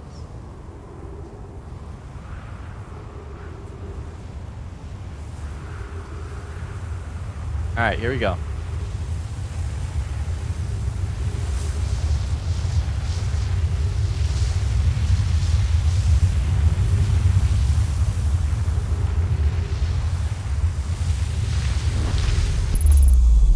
Alright, that was a little risky, but it worked.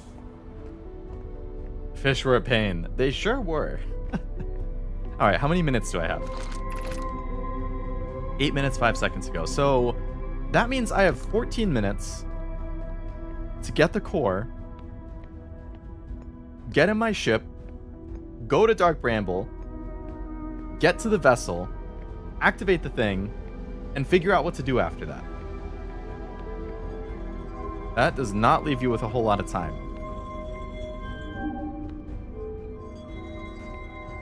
I feel like you really have to know what you're doing.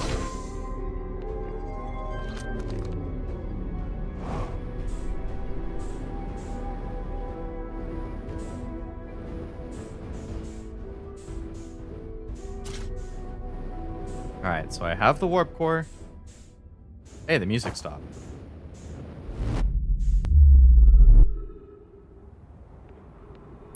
Ow.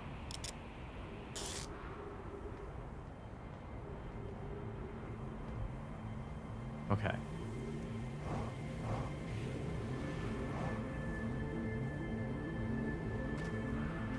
Can I even put this down inside my ship to fly?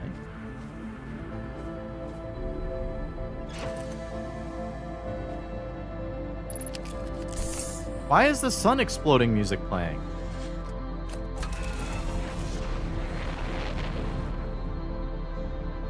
They're 14 minutes too early, man. Dark Bramble, where are you?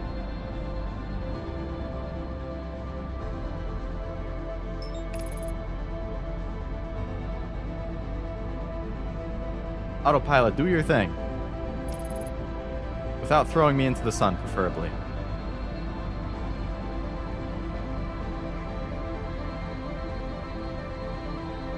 I like the music, but it's a little unnerving that it's playing it, even though the sun's not exploding. It's making me feel like I have to do everything perfectly. And I don't even know what everything means. I don't even know what happens when... Yeah, I mean, it's not the exact sun exploding music, but it's the same theme. Like, it's the sun exploding song plus other stuff. Like, this synthy thing isn't in the original song, but... Alright, so I need to get the distress beacon.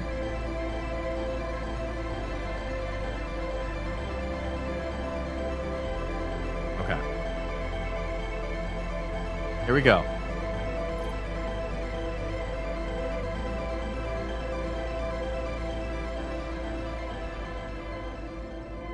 That one way out there. Excuse me. Pretty sure it's deliberate psychological warfare on the game's part. Cruel. Very cool, but cruel. You know what I just remembered, actually, which is pretty cool? One of, like, the lead producers for Outer Wilds, I think their name is, like, Jeffrey Liu, or Jeffrey Yu. He actually has watched a lot of VTuber playthroughs, at least HoloLive ones. Like, he's been in the chat, he's been leaving comments. I think that's pretty cool. Oh, The Witness. That actually is on my list, Bet.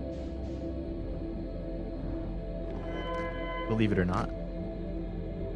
I do have that, I believe, on PC. I've heard it's pretty good. Good puzzle game. Alright.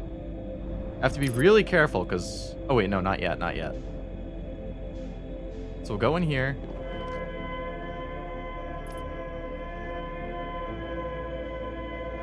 Get transported to a new space.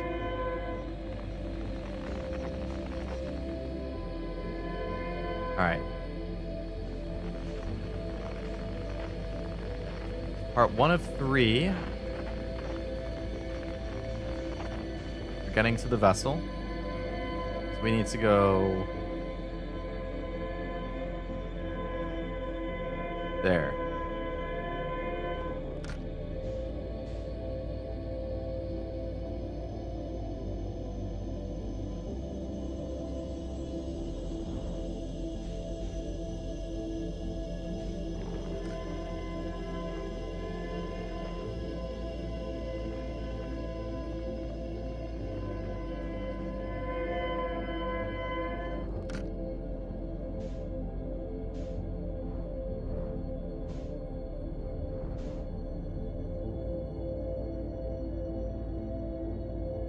Psychological warfare part reminded me of that. I thought it was just a puzzle game. Psychological warfare game?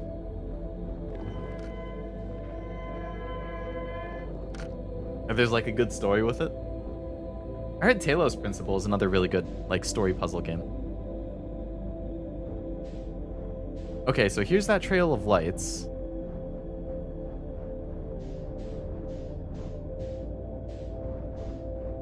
Oh, I actually came from the opposite direction. Okay, so the vessel's this way. Not the vessel. The thing to track the vessel is this way.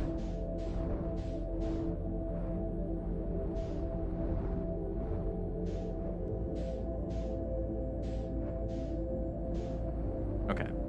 Ouch.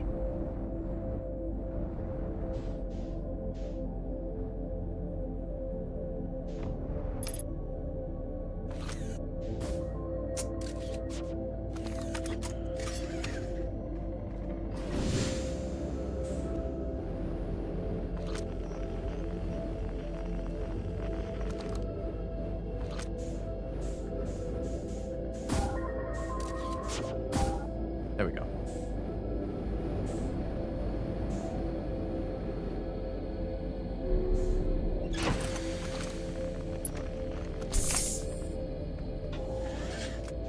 Okay, so now we go to that red one.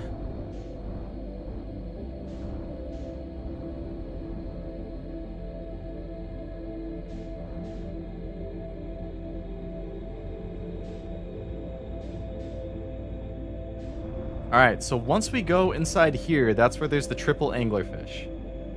And that's the thing that killed me like 5 or 6 times last stream. So I have to be real careful, or else I'm going to have to redo everything I just did. Doing the ash twin, doing this tracking thing. What I need to do, I think, is literally just not move. Just let my natural velocity carry me. Hopefully without touching the anglerfish.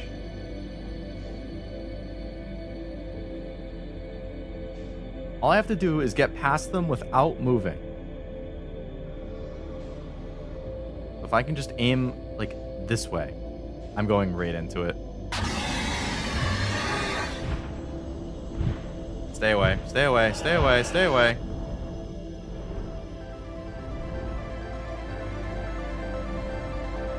Well, I fucked it up.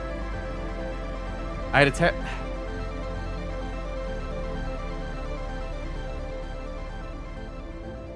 It was the path I was on when I went into the thing was directly towards it. I mean, what am I supposed to do? Like, if I just let it go, I would hit it and I would die. But I can move my stick like a millimeter.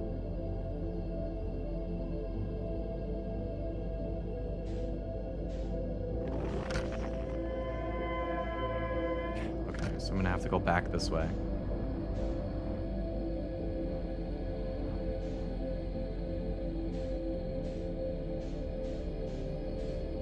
I don't think I have enough time now. Last time this happened, I think when I went back to that area, it was just waiting for me and it instantly killed me again. Oh, I hate the anglerfish so much. They are by far the worst part of this game. It's like the only part of the game I don't like is the anglerfish. Everything else about this game, 9 out of 10. The anglerfish, 1 out of 10. Hate them. Despise them. Garbage.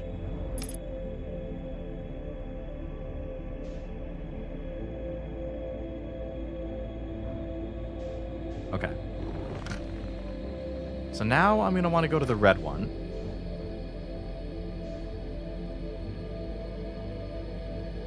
The one up there should be... Yeah, that's like close to the escape pod. So this is the one that I need to go through.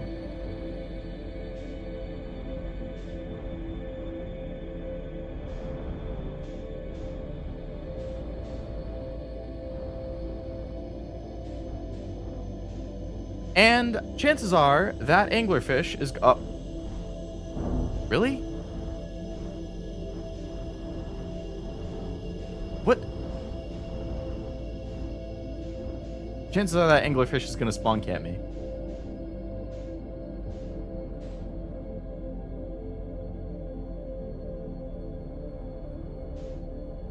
So get ready for a Leo jump scare if that giant ass face is right at the entrance as soon as I come in.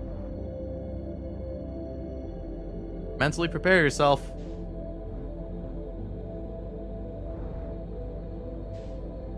I know I'm theoretically okay as long as I don't pass a single line.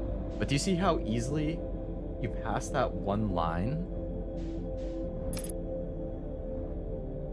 Like, I already passed it. You have to go in there going no faster than one line.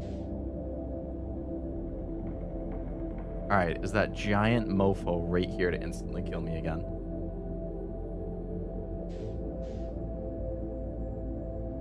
Because I'm 99% sure that's what happened before.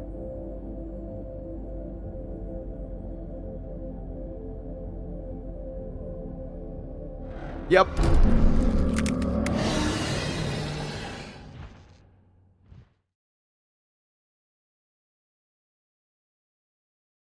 Well, now it just says you're dead instead of doing a loop, yeah.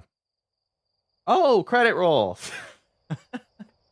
So it does make the loop not happen. Wow.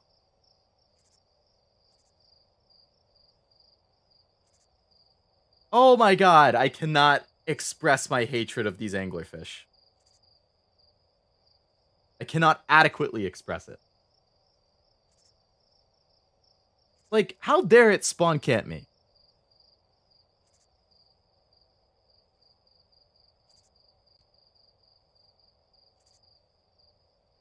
I hope you're ready for 3 hours of me trying to get past the anglerfish, because that's what this is going to turn into.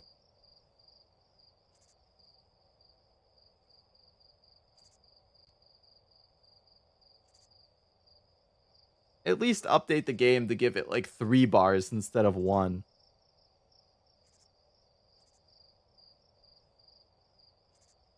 Maybe I just try gunning it instead of sneaking past them. Maybe I just go as fast as I can.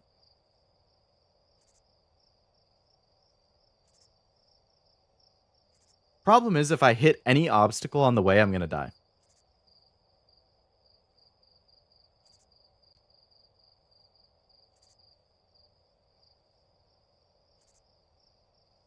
Kicks to the menu and then can you reload? It's gonna reload from the beginning. I'm assuming it will reload from the beginning. And I'll have to go all the way back to Ash Twin and do all of that again.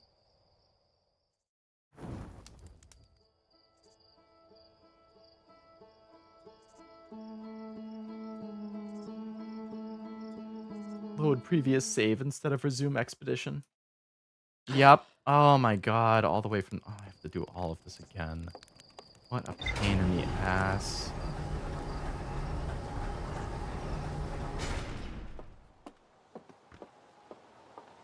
Seems like you're a little faster than them. Basically, gas, gas, gas. Yeah, it's worth a shot. Takes less time than being sneaky.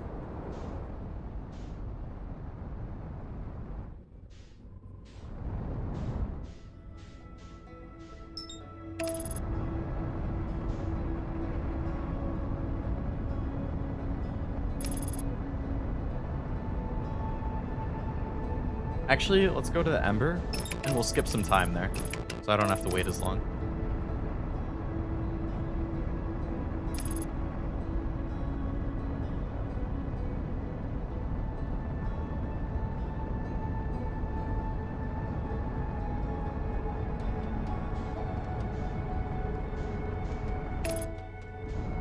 Alright, let's go to the campfire. We'll sleep for a little bit.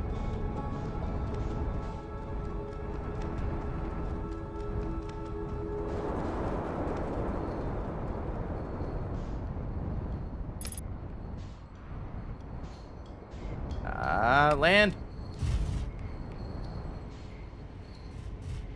Keep then run. Exactly. Exactly.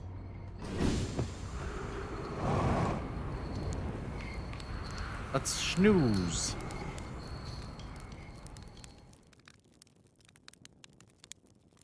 So I'm assuming this is in-game seconds and minutes, right? So I could go up to 22. So I'll wait for like 5.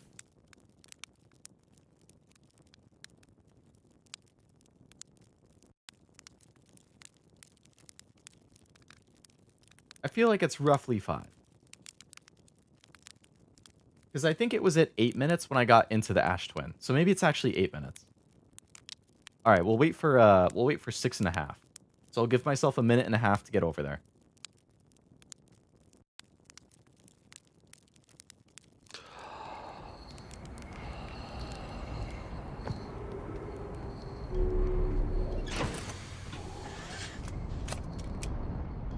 Alright. Okay, yeah, so the Twin Towers are right there. Ah! Damn. I'm just gonna land right off to the side.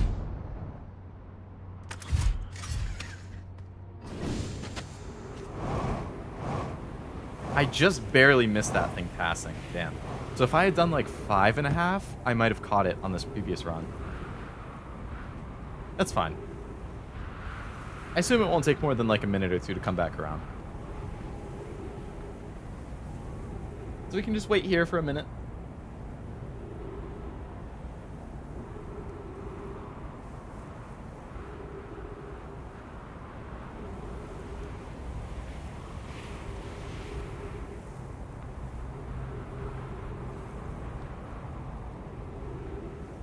La-dee-dee-da-dee-dee-da. Twizzler. I'm gonna need a sugar rush to get past these damn anglerfish.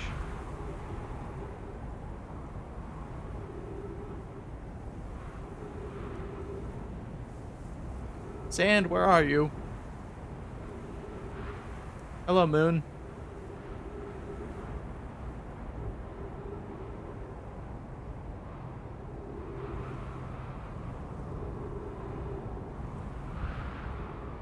There it comes.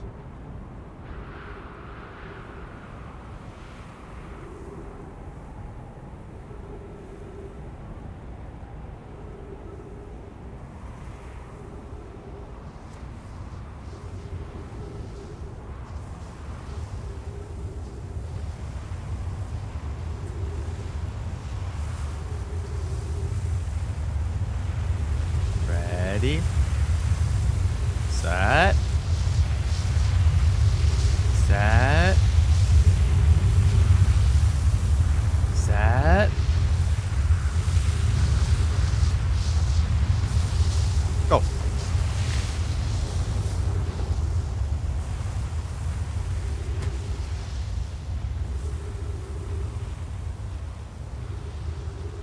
I got caught.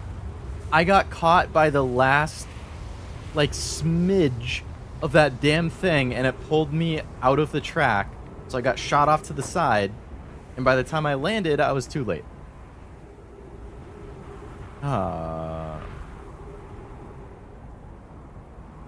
Think you can wait in the enclosure? I can try.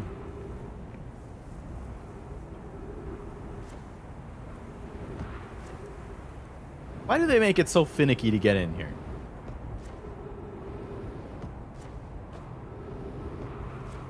Now I just lost like a precious 2 minutes. Probably even more than that. Might even be like 3 or 4.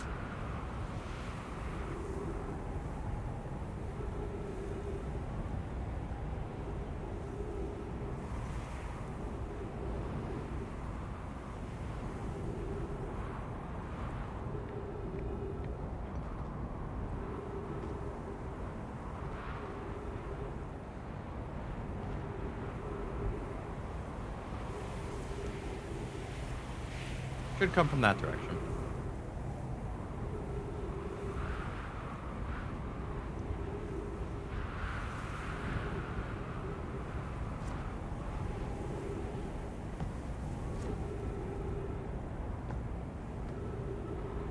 Hi, interloper. All right. Here it comes.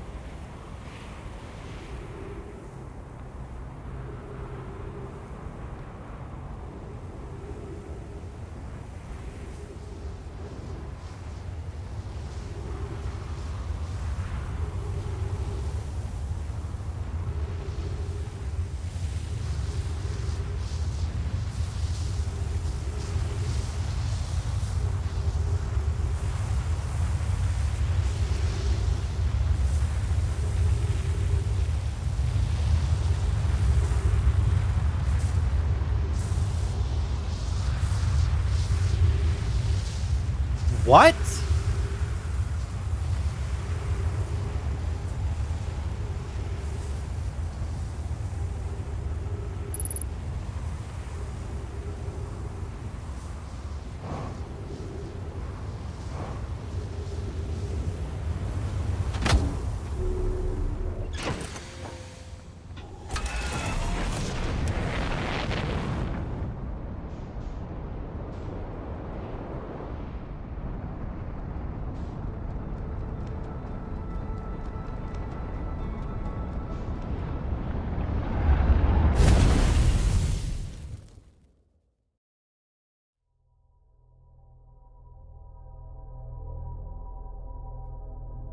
Okay.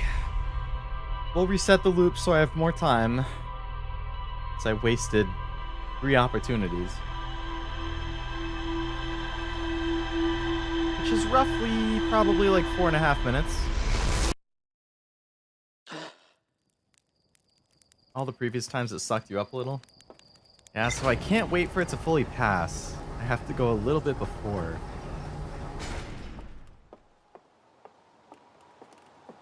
Which is annoying because the last time I tried to go a little before, I got pulled away.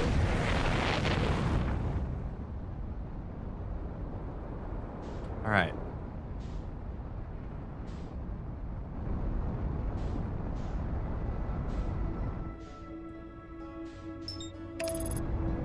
No. Okay, so we're gonna go to the Ember Twin. We're gonna sleep. Instead of 6.5 minutes, we're gonna do 5.5 minutes this time. Try and catch it on the first opportunity.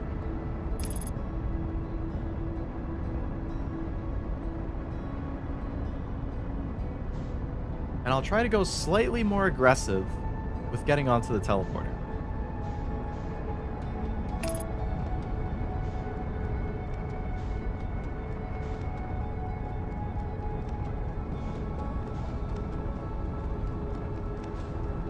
Where is the campfire? There it is.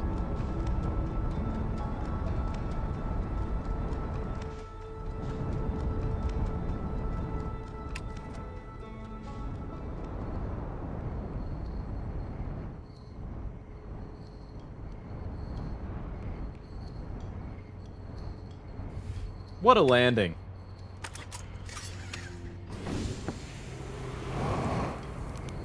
Hello, I go nappy nap. Can't not think of Baby Yoda when seeing the MC shadow.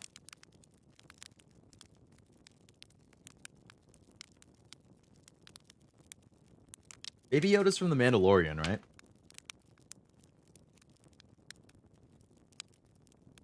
I have not seen it, but I've heard it's good.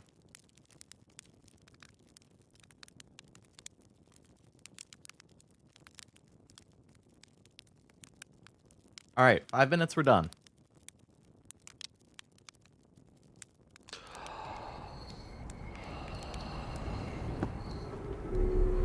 Go up.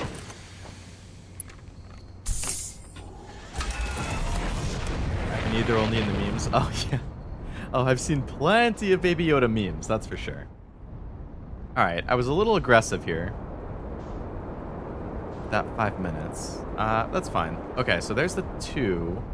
Oh god, this is going to be cutting it really close. I need like a perfect angle to get there in time. And I can't go crazy with the landing. Get out, get out, get out.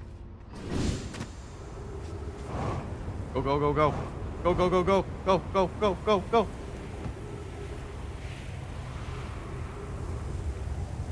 Oh.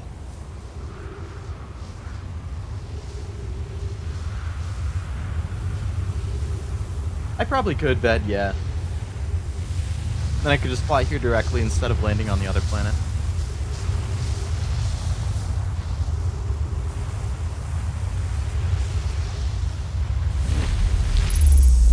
Okay.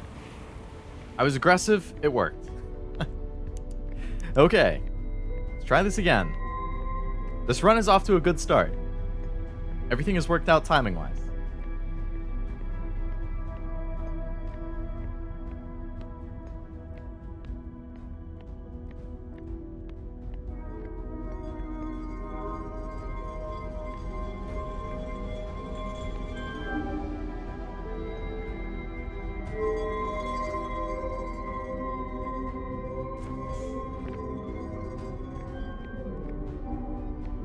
What?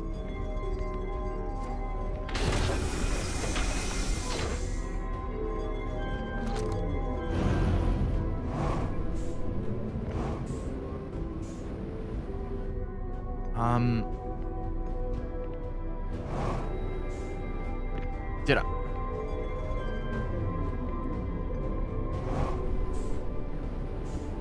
Somehow I re-enabled it. Weird. Okay.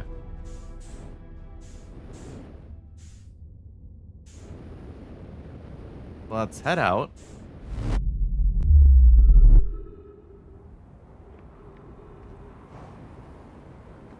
Head to the ship. Nice and close.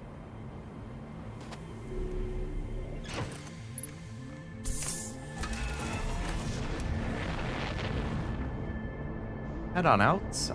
Find Dark Bramble. Right there.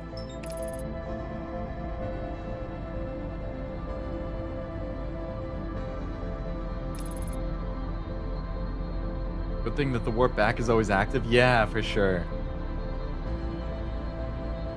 It's too bad I can't just warp to Dark Bramble. No, no, no, no. I almost got sucked into the sun.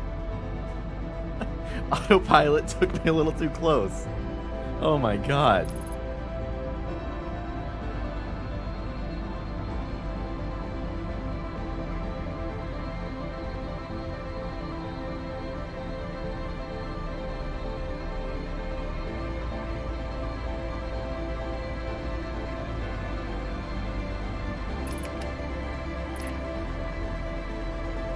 Alright. So we have the warp core. We're at Dark Bramble. We'll head on in.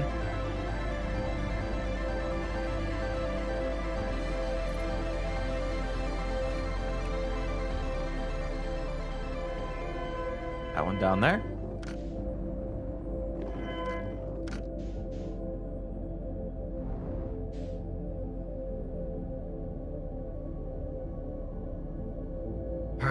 Practice with the controller.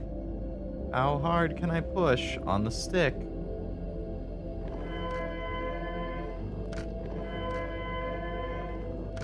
So right now I'm holding forwards on the stick, and I haven't lit up the thing a single time yet, but it feels like I'm moving kind of fast.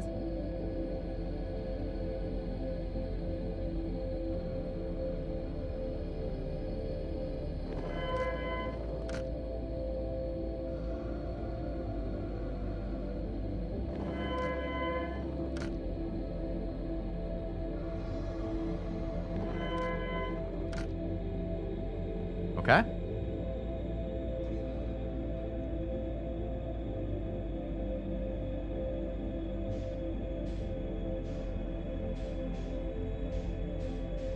Round 2. I'm going pretty fast right now. I don't like it.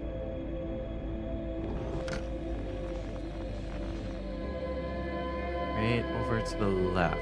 Right down there. Okay.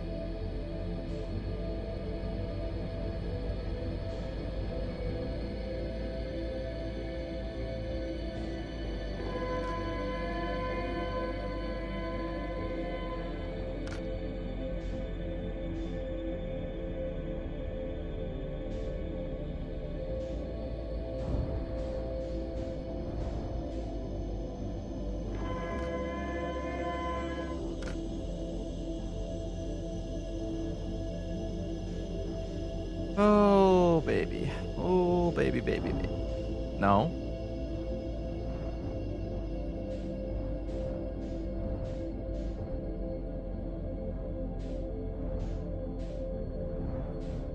All right, there's the ship. And there's the trail of lights.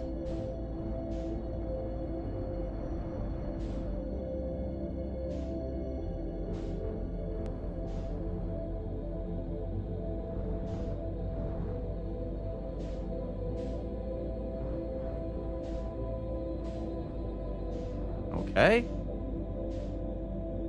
Round 2.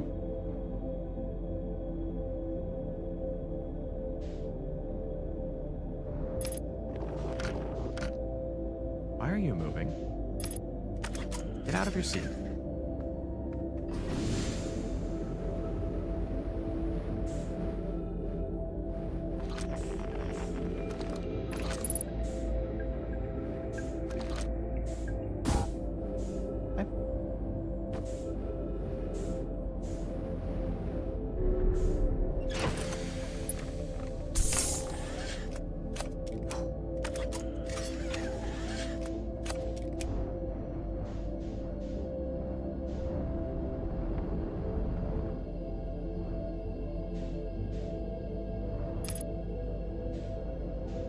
All right. So once again, we'll be facing off with the 3 anglerfish. Just inside this little hole. So if I could, you know, not get instantly recognized and killed, like the 8 out of the 9 previous times I've tried doing this, that would be great. I am like shaking. My hands are so jittery because I'm so worried about instantly being noticed by these things and having to do this all over again.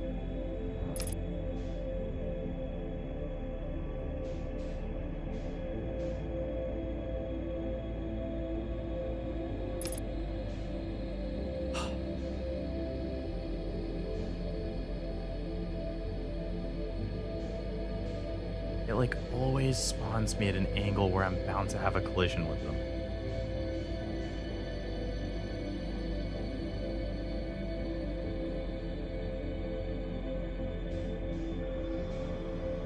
Please go up.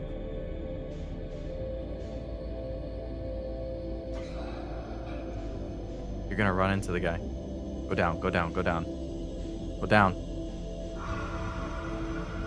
I'm gonna hit him.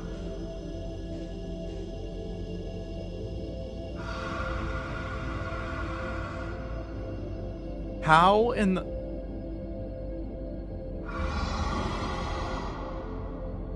I'm just gonna put my controller down and not touch it.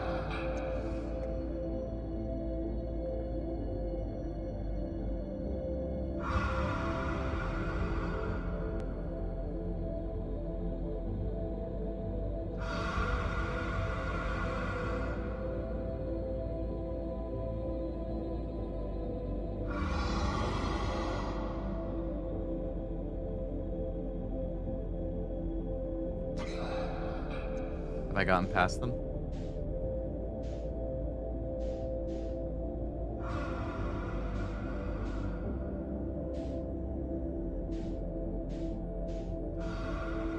I feel like since I can still hear them, I'm still too close to move. I'm just gonna keep looking in this direction and not moving.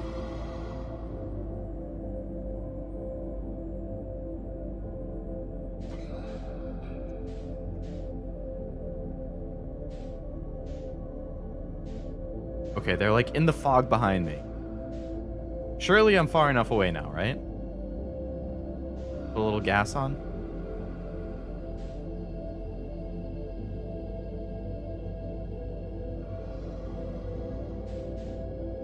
Fuck, there's another one right to my right.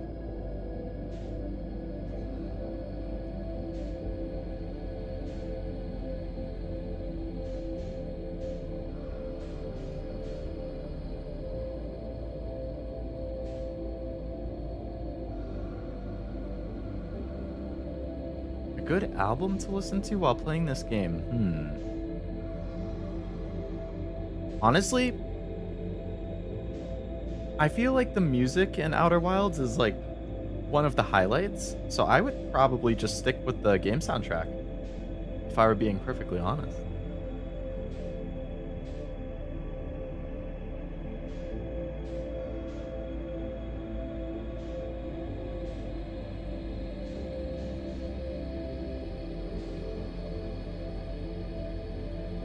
What if anybody else has any recommendations? I do really like the art design though. Like each planet is so distinct. Yeah. Very atmospheric music. I love the Outer Wilds OST. Yeah. I'm gonna have to see if I can get it on like CD or something. Actually, I saw there's the vessel. They're releasing a physical copy of the game on like PS5 and Xbox and stuff. Maybe Switch too.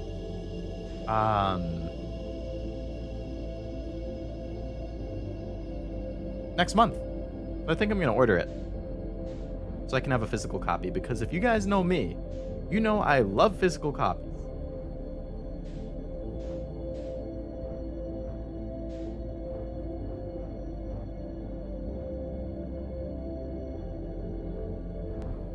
All right, we've made it to the vessel.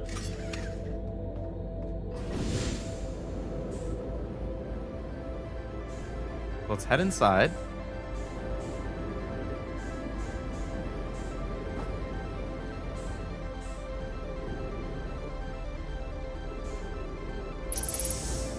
Let's put the good warp core in the spot. Aha! So it activated gravity, which is nice. So the input device is over here, yeah. Oh, it's the coordinates to the eye. It just popped up in the bottom left of my screen. So I'm gonna go to the eye. Okay. So that's the first one. Second one is like that. And then the next one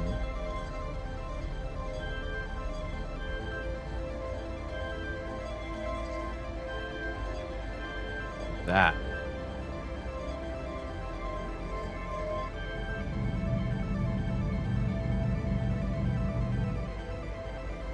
Was that there when I was here the first time? I feel like it wasn't. So now what? Do I bring it to the other side?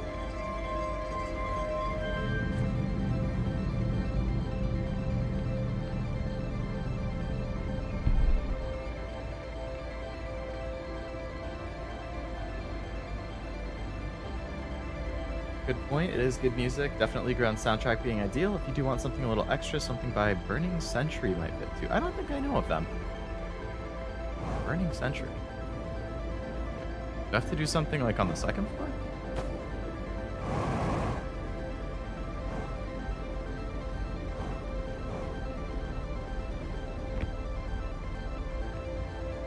No. Is it down here? Thought Dark Side of the Moon may work well, but Leo's right. The game music is perfect. Oh, hey, it's the eye thing.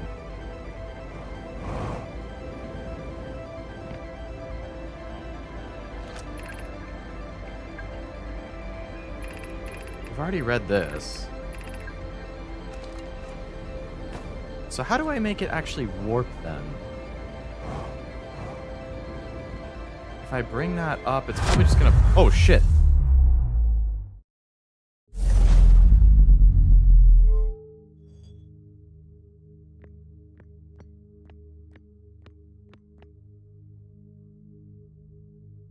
So I'm at... Oh man, my game just lagged like crazy for a second. I'm at the Eye of the Universe now. Okay. I'm assuming I need to leave.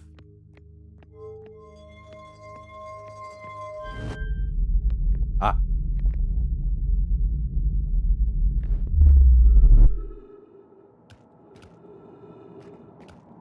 There's the vessel way out there. Yeah, alright, so I'm on the Eye of the Universe. Oh, and there's the moon, the quantum moon. Oh, and there's the sun exploding.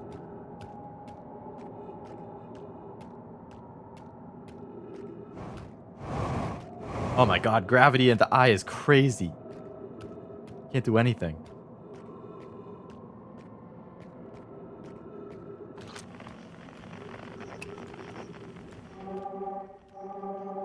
Okay, so I'm assuming I want to go there.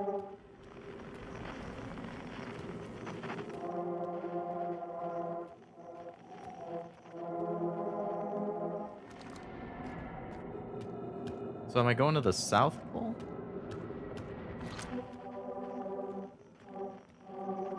Seems like it. Pretty dark. A little creepy.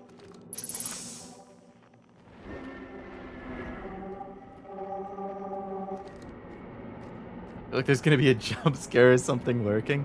Yeah, this whole area is...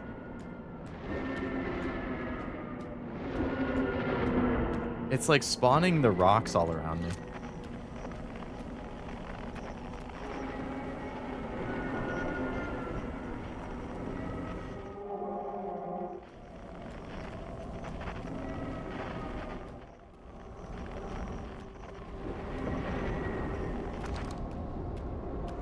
Never heard of them, but I just listened to some of the tracks from Lucid Dreaming and see how it works with the game.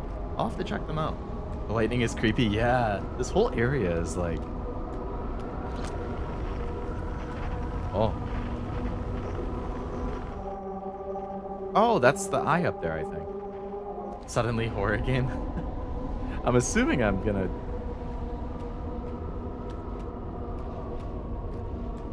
Can I go inside the eye? No. Do I want to go up in there?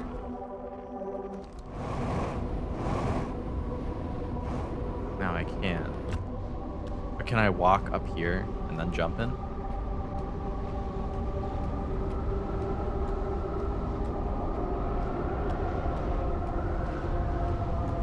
Boy, oh boy!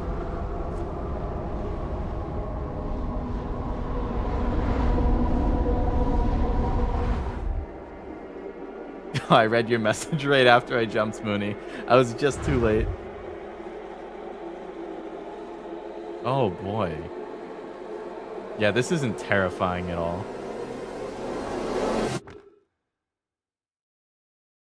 What?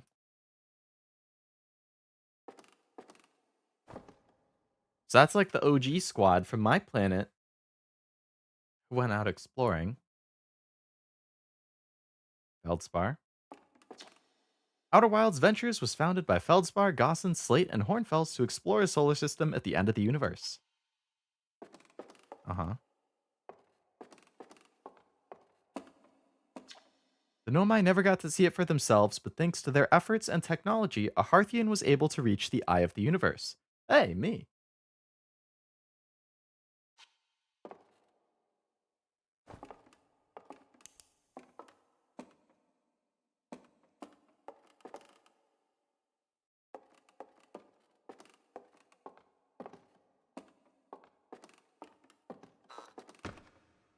What? Okay. The game is telling me, hey, don't go over there. Okay. At the end of its lifespan, our sun collapsed under its own gravity and then exploded in a violent supernova. Uh-huh. How did we get here? Right, I jumped into the eye of the universe and I ended up here. Of all the life forms who will perish in the oncoming death of the universe, we will miss the anglerfish the least. Fucking preach. Whoever wrote this, I couldn't agree more. Bye. The mosquitoes of Outer Wilds. The Nomai who came to our solar system were following a signal from the eye of the universe, right? They perished when the interloper arrived, bringing with it the deadly substance that we called ghost matter that flooded the entire solar system almost instantly and without warning. Oh, so that's how the Nomai went extinct. So the interloper hitting the sun, right?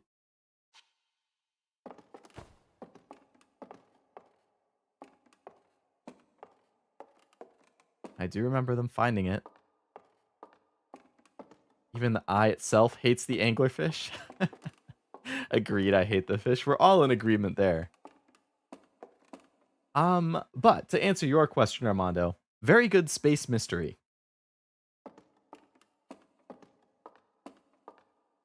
Observe. Whoa. My ship on the eye.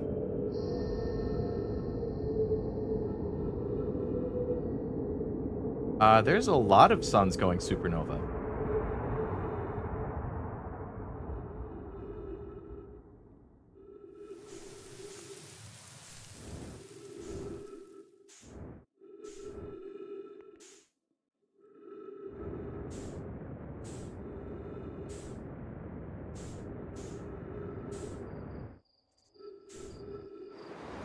Wait, now I'm in the woods?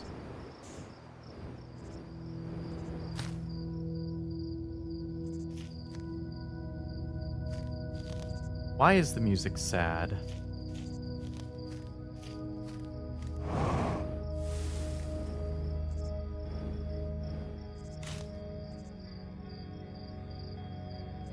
It's like sad, but it's creepy.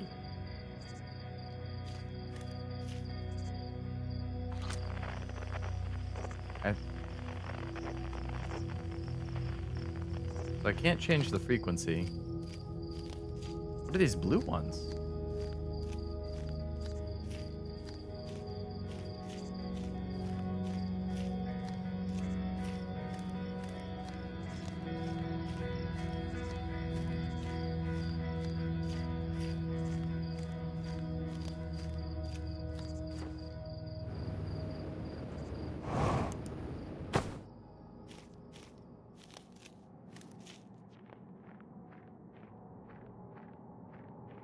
Now all the lights went out?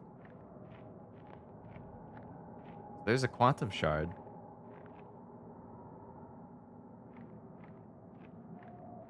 Man, there's like... There's a... Okay.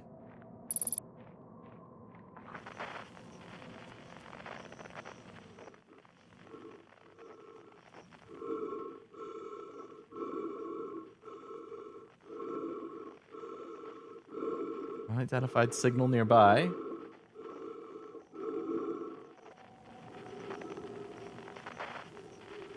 A tree?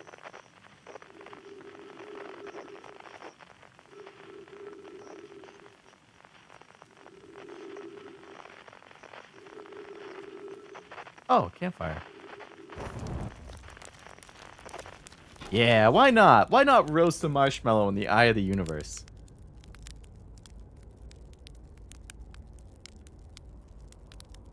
You can have a little break.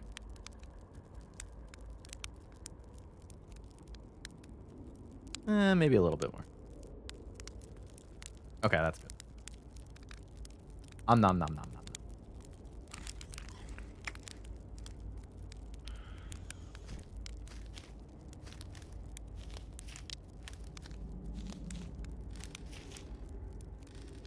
Oh.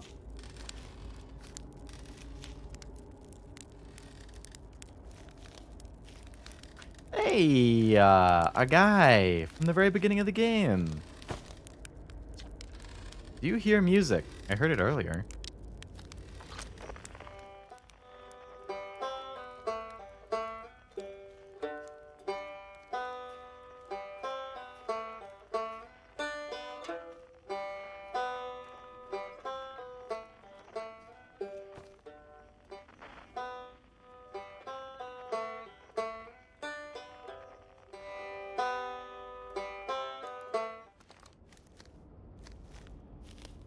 So I ended up at a structure that I can't get into.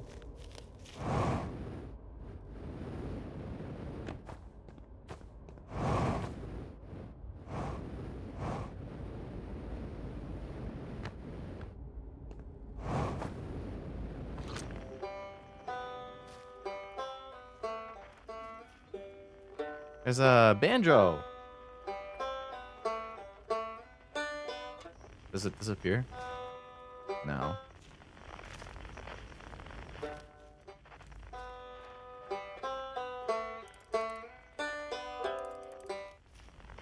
It only plays while I'm looking at it.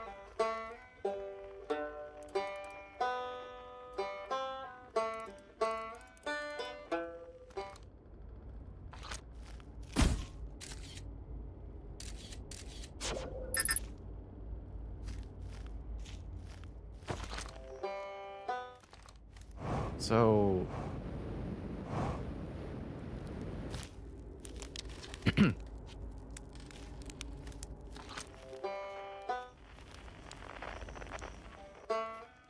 I must be able to get in somehow.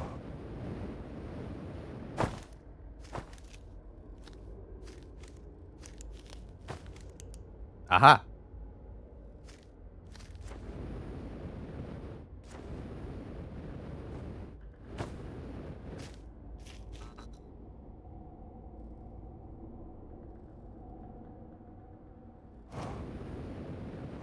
Oh, and now the banjo guy's here. That's the one from Brittle Hollow.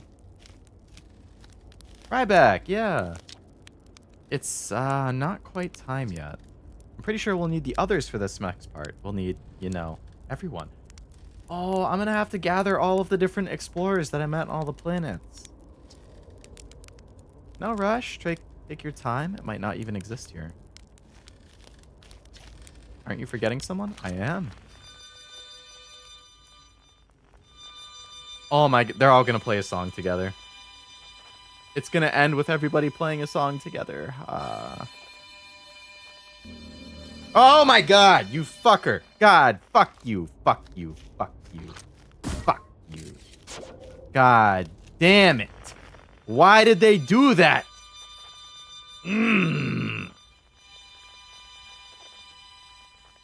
Hey, jellyfish. The guy from Giant's Deep.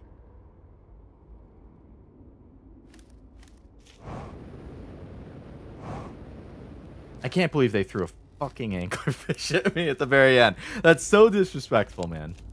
Feldspar! Hatchling, you found me. Nice to have company around a campfire, isn't it? Go on and get the others. Wouldn't want them to miss out. They're definitely playing a song with everybody. A quiet shade.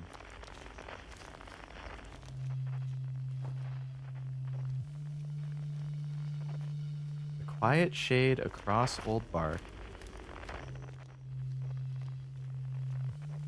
In the ancient glade. It's always dark.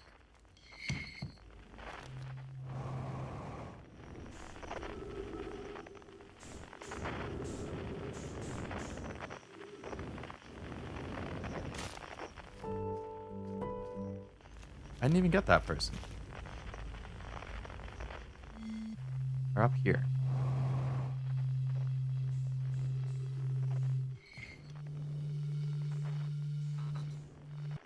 What was that piano?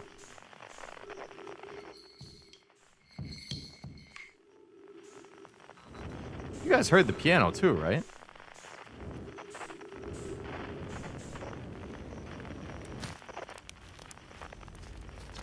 Yeah, bro. Hey, time, pal. You're getting the band back together, huh? Go on and find the others. I'll be here. You don't need me yet, but you will.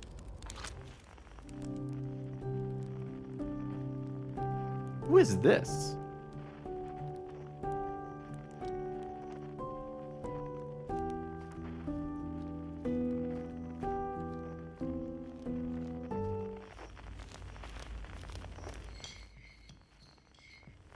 These nomai?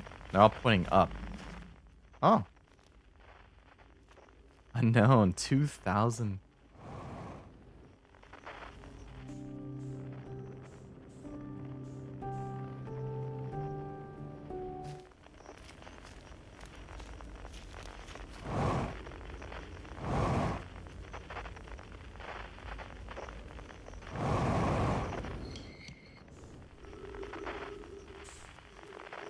Is it going to be the person from the quantum planet? Solanum?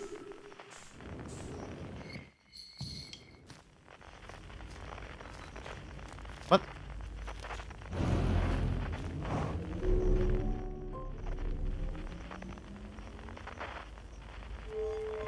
Do I take off? I want to take off for that distant space. One of these is for launch. Yeah.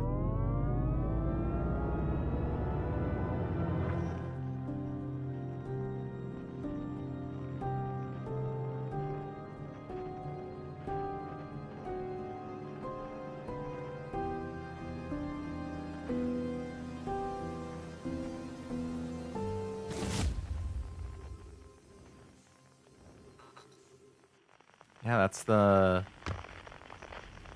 mask of the nomai. Oh my god, Solanum did come! Hypothesis. Everyone must be here before we begin.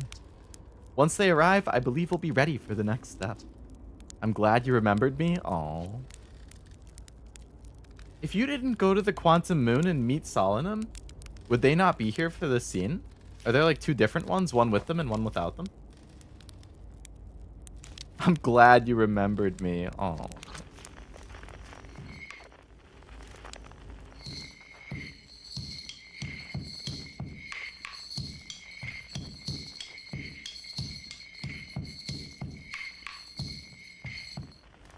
Oh.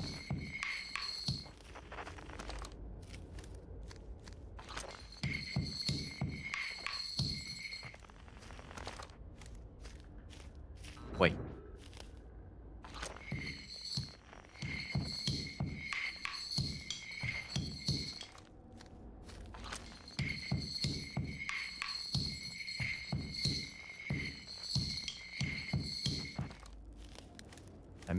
I messed something up.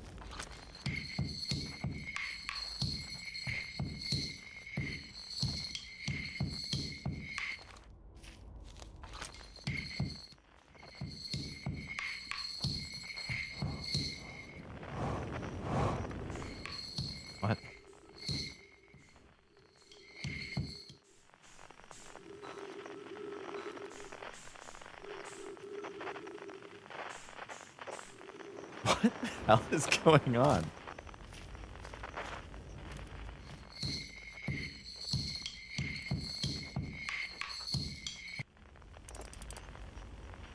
I have to gather it from far away. Okay.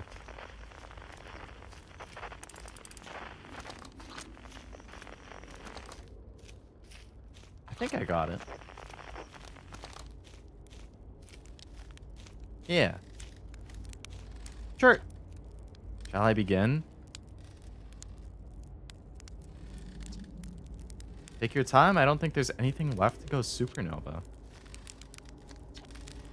Can't wait to play with the whole group again. Can I start?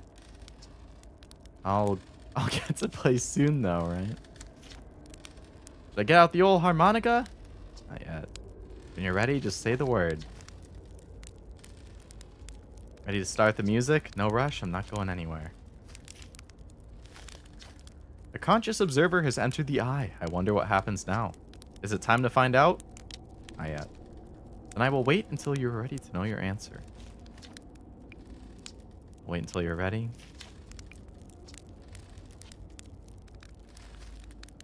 I guess we have the whole gang to play a song. Do I get to play too? Can't wait to play with the whole group again. Go ahead, man.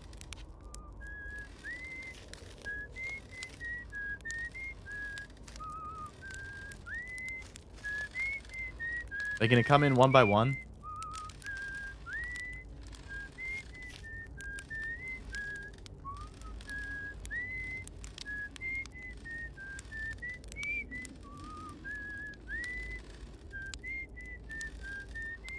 Oh, I have to tell them to start one by one. All right, let's get some drums.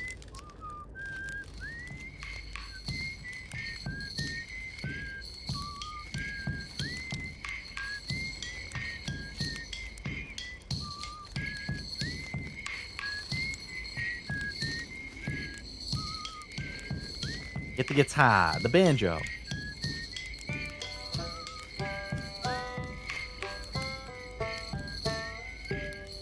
Come on, Solemn. I want you to join in. This song is new to me, but I'm honored to be part of it. Oh.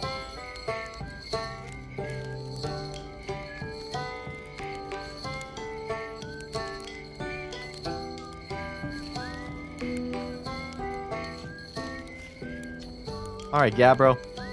Hop in. Got some bass. And Feldspar. The man, the myth, the legend. Get out the old harmonica, man.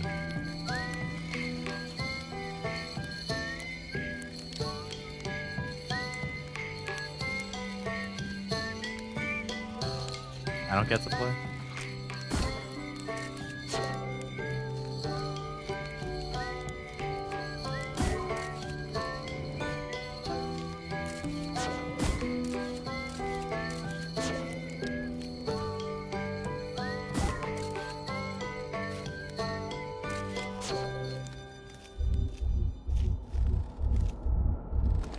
I wanted to take a picture with everybody. How long has it been since I got to make music with everyone around a campfire? I'm really happy we're all here. You cut it a little close, don't you think? Well, it worked out all right in the end, I suppose. I hope there are beasties in the next one. You're the conductor. Yeah. I tell you what, this has been really fun, and I got to help make something pretty cool, so I've got no complaints. I mean, not me exactly, but close enough. It's the kind of thing that makes you glad you stopped and smelled the pine trees along the way, you know? I believe we've reached the end of our journey. All that remains is to collapse the innumerable possibilities before us. Are you ready to learn what comes next? Not yet. It's tempting to linger in the moment while every possibility still exists. But unless they are collapsed by an observer, there will never be more than possibilities.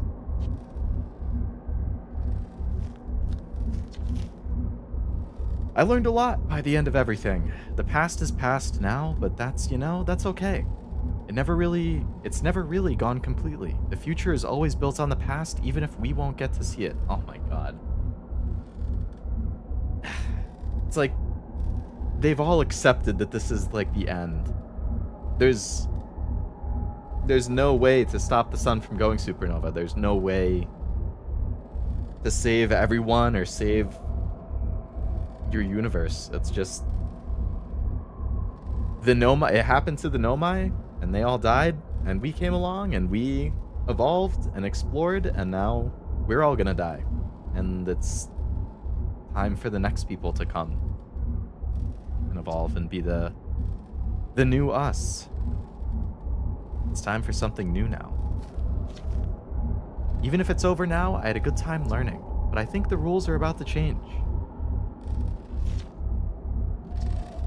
I'm happy we're all here.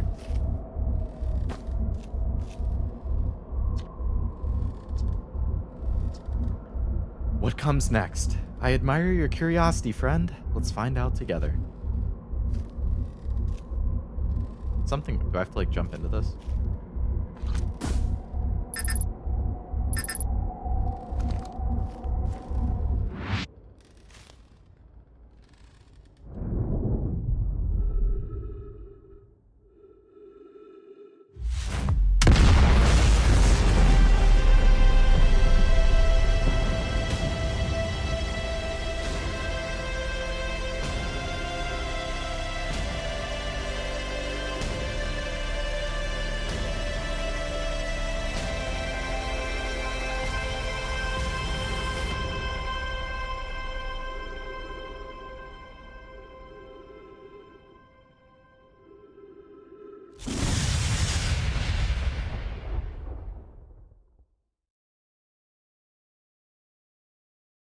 That was the supernova. That was everything.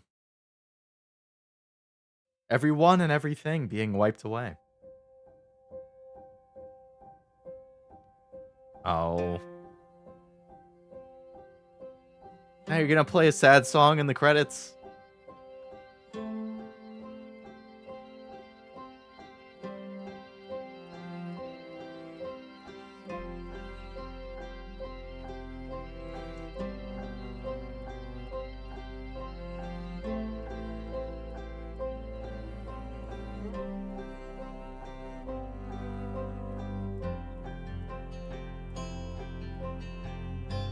Jeffrey Yu, that's the guy who shows up in the Hololive ones.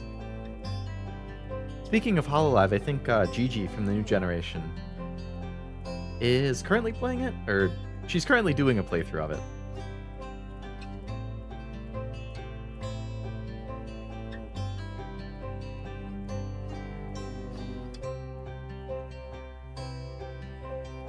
Man.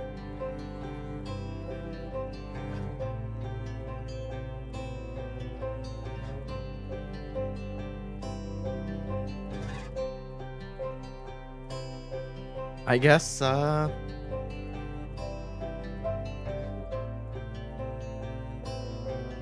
it's very much a game that's like... One of them said something about, like, stopping and smelling the flowers. It's like, it's about the journey.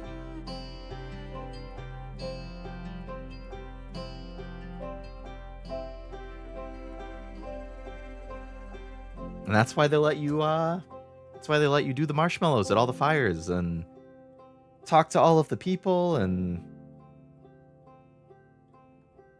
yeah, it's appreciating the journey, appreciating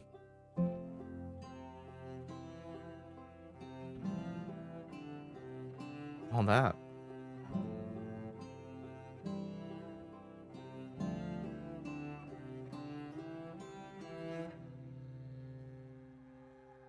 Oh, it's gonna like crescendo or something right after this. I can feel it.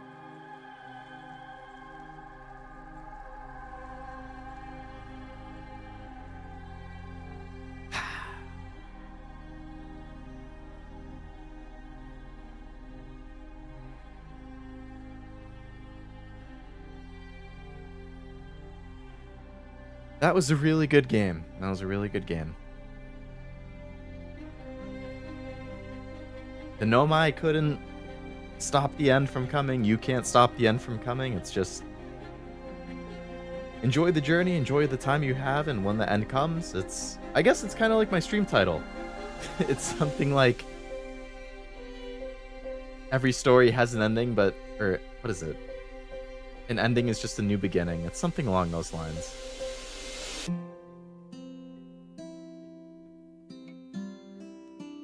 Might be the end of, the Nomai story ended, the Harthian story started, the Harthian story ends, and now somebody else's story will start.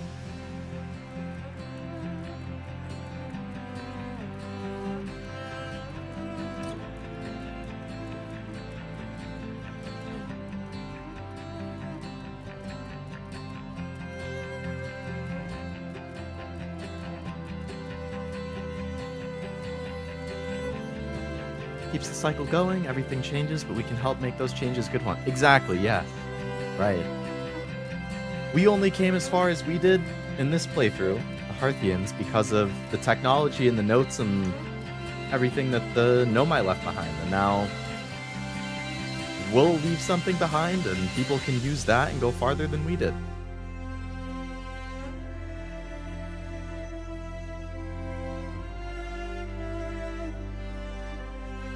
This is a really good credit song. It's like nostalgic, it's sad, it's bittersweet, but it's like hopeful too. Like this part sounds more hopeful.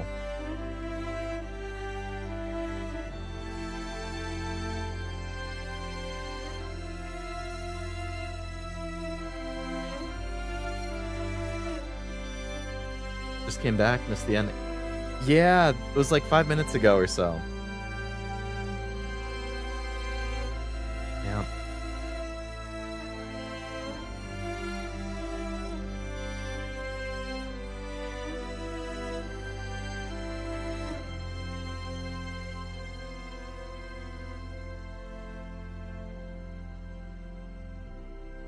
Much love to the Outer Wilds play. Oh my god, I love when they put thank you for the player in the credits. Anytime a game does that, it makes me happy. 14.3 billion years later.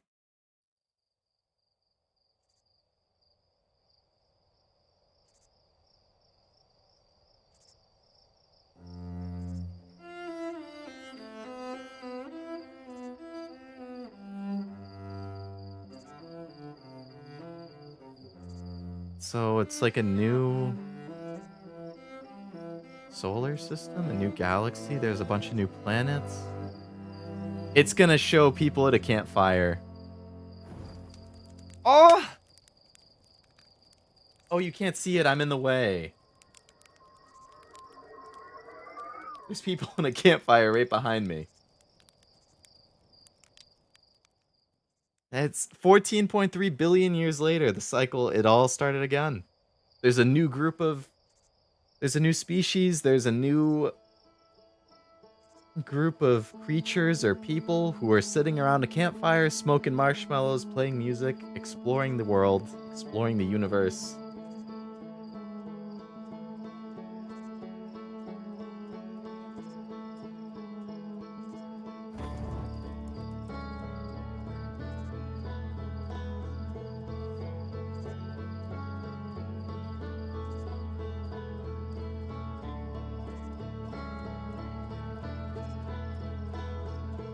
Kind of glad I missed it. Seems super interesting. I think I'll play it.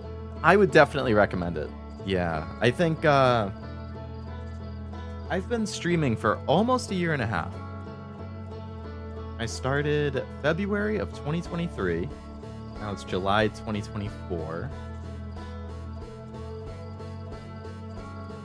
And I would say Outer Wilds is probably one of the best games I've played on stream.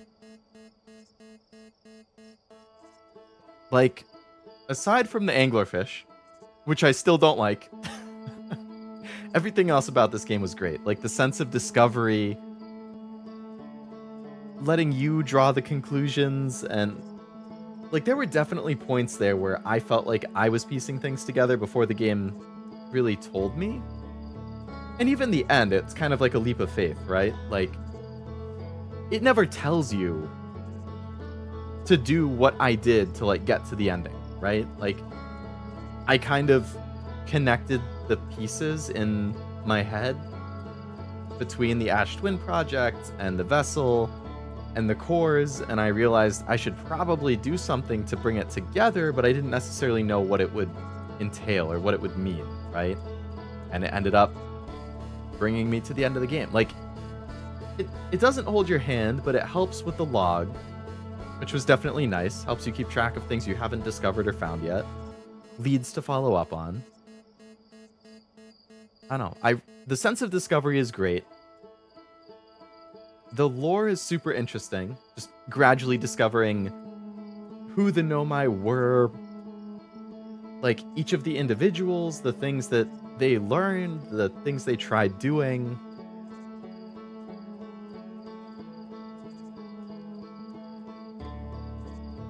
Solemnum showing up at the end at the campfire was so good, and actually playing the song with everybody. Like, when they said, I don't know the song, but I'm so happy to be here, I, like, instantly got choked up. I was like, no, oh, Solemnum, man.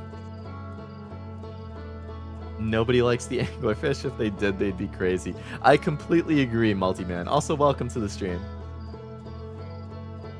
DLC teaser? Maybe. I'm not quite sure what the DLC is. I'm under the impression that it takes place at the same time. It's like more expanded lore or something.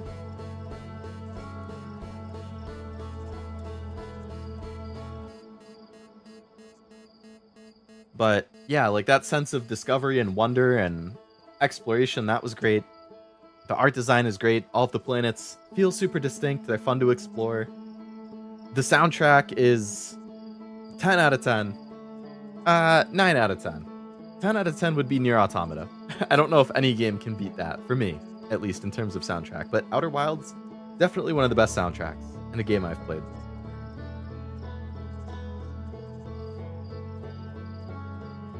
I don't know. It's like,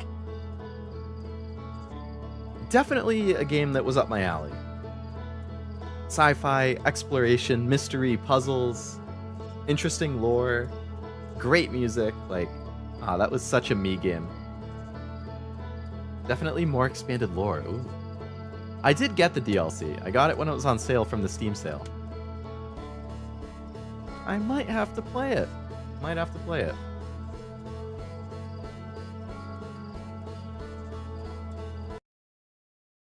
Oops, I tabbed out. I forgot that when you tab out, the audio stops. Damn it. Come back to me, music.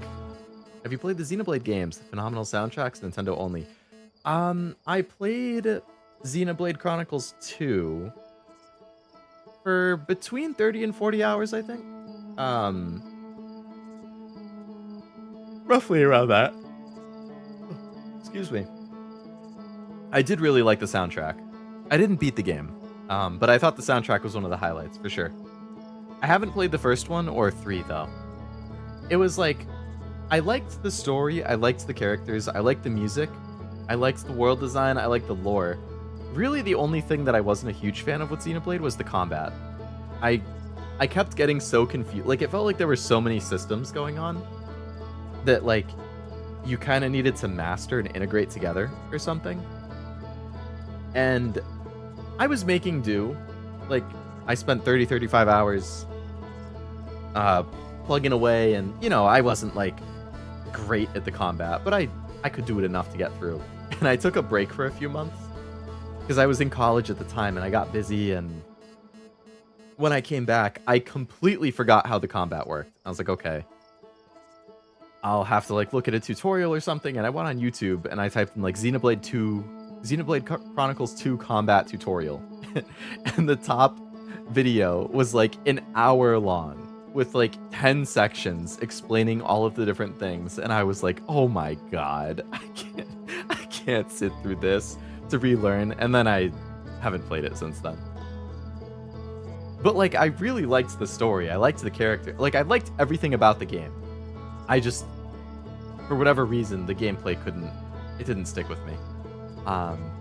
But I would definitely be willing to give a chance to use, or a chance to the series again, is what I was gonna say.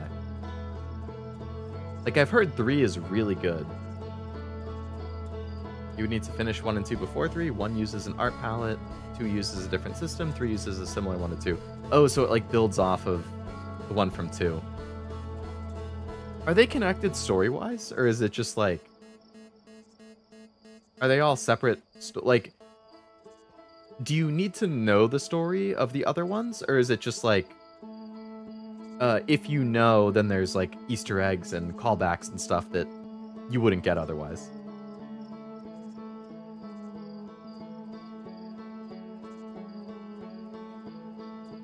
The tutorials for Xenoblade 2 were bad. Yeah, they were rough.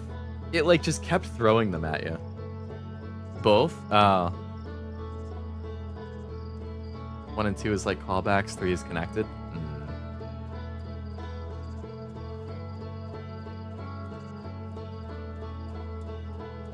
So probably wouldn't want to play 3 without doing the others first then, huh?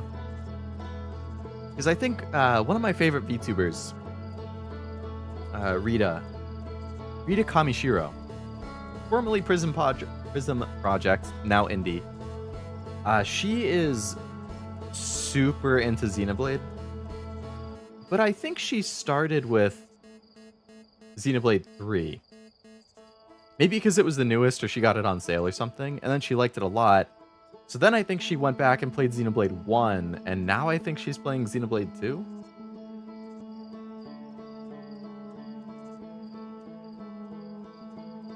One and 2 doesn't matter the play order, but 3 is after both. Right, I guess if they're different systems and they're not super connected, then that makes sense.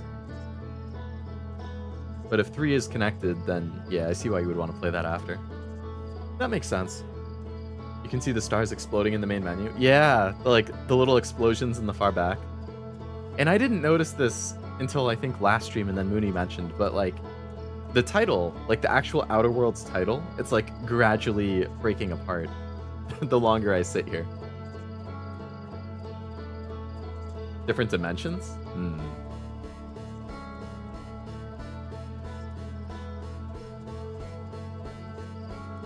Yeah, like, if I could get them on sale, I would definitely consider getting them again.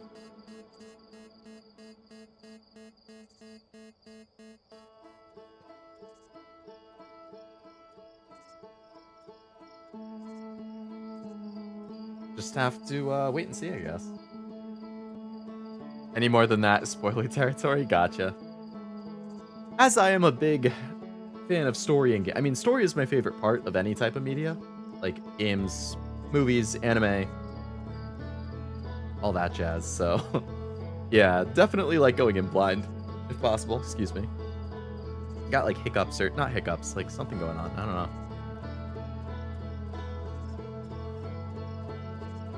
Need to run, stream was great, see ya.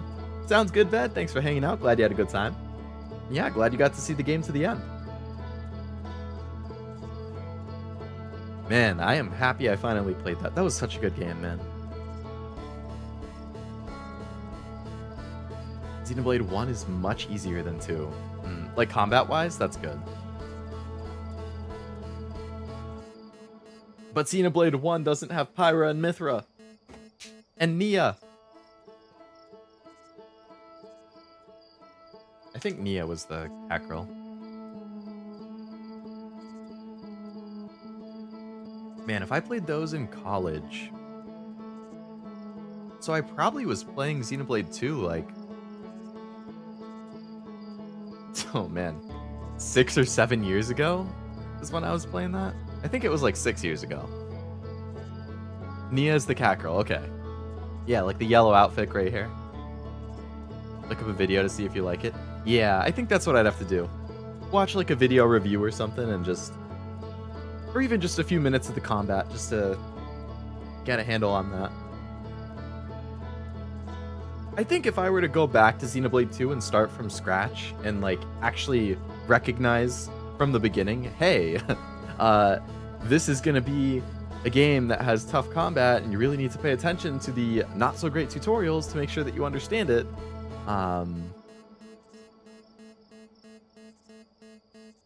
Then I would probably have a better time. Like, I really liked exploring the world and stuff.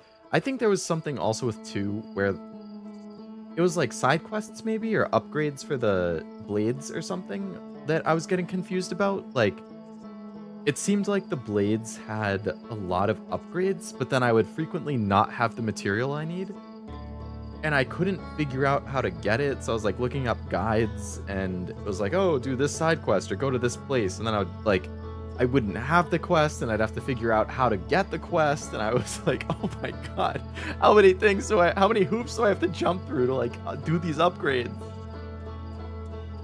So I always felt underpowered in fights between not having upgraded stuff and not fully understanding the combat. Man, it was something else. Mithra is my ultimate waifu, but the first game is my favorite. Mithra is great. I really like her design.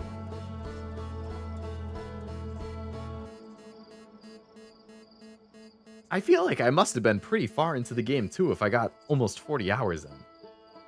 I'd have to double check. Like a guide and see where I was at. The affinity chart, that's what it was called, yeah. That's painful and poorly done. I'm sure they improved on Xenoblade 3 though. And given that the series seems pretty popular now, I wouldn't be surprised if they do a 4 or some other new game. Or maybe they would port X, the Wii U one. Maybe they'll bring that back. Took a while, game is done and dealt with. All that's left is P3R. Yeah! Speaking of that, I should pop it up. Now that the game has been beaten. So, I do have 2 more streams this week, if anybody's interested. Normally, I would stream Thursday too, but I have some stuff going on. There's a non-zero chance that I'll gorilla tomorrow, but I don't know for sure yet. I would say don't count on it, but it's somewhat possible. And then Friday, I usually don't stream because I have other stuff. But Saturday afternoon, I have Persona 3 Reload, and it is also the finale. All that I have left at this point is basically the final boss fight. So that'll be wrapping up on Saturday after 22 streams over 25 or 26 weeks or something. Basically half a year. Or not quite, because I started it in March. I'll be ending it in July. So it will have taken me about 4.5 months. And then Bastion, I should also be finishing. That one's a little bit more of a question mark. I'm not 100% sure if... I feel like I'm close enough that I could finish it, but I don't know for sure. Either way, I think I'll be finishing everything this week. So I'll mention it again in case anybody who's watching the stream right now didn't hear me when I mentioned it at the very beginning of the stream. But since all of the games I'm playing are wrapping up, I do have a survey up. It's posted on the Discord server as well as on my YouTube community page. Basically trying to just understand what games you guys are interested in, because I have a long backlog, literally hundreds of games. So I picked out a few dozen, and I was like, hey, if you just want to check the box of the ones that you're interested in, so I know when I'm planning upcoming streams and upcoming games, I'll stream the games that I'm in the mood for. But if I'm in the mood for 5 things, and I happen to know that 3 of them are way more of interest based on the survey, then I would probably prioritize those 3. You know what I mean? Or you can suggest stuff. There's also the suggestion box. I don't have to own it. You can suggest stuff regardless of whether I own it or not. If I see multiple people suggest it, or I look it up after the suggestion and I think it looks cool, then I'll probably pick it up. Or add it to my list to watch and get on a sale or something. So, just in case anybody didn't know about that.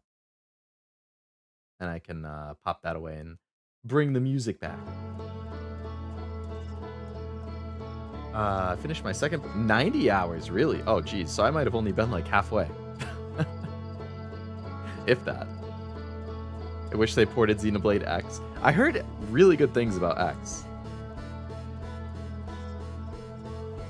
Any Trails games on the backlog? As of right now, I don't think so. I don't think I own any of the Trails games, but I've heard good things.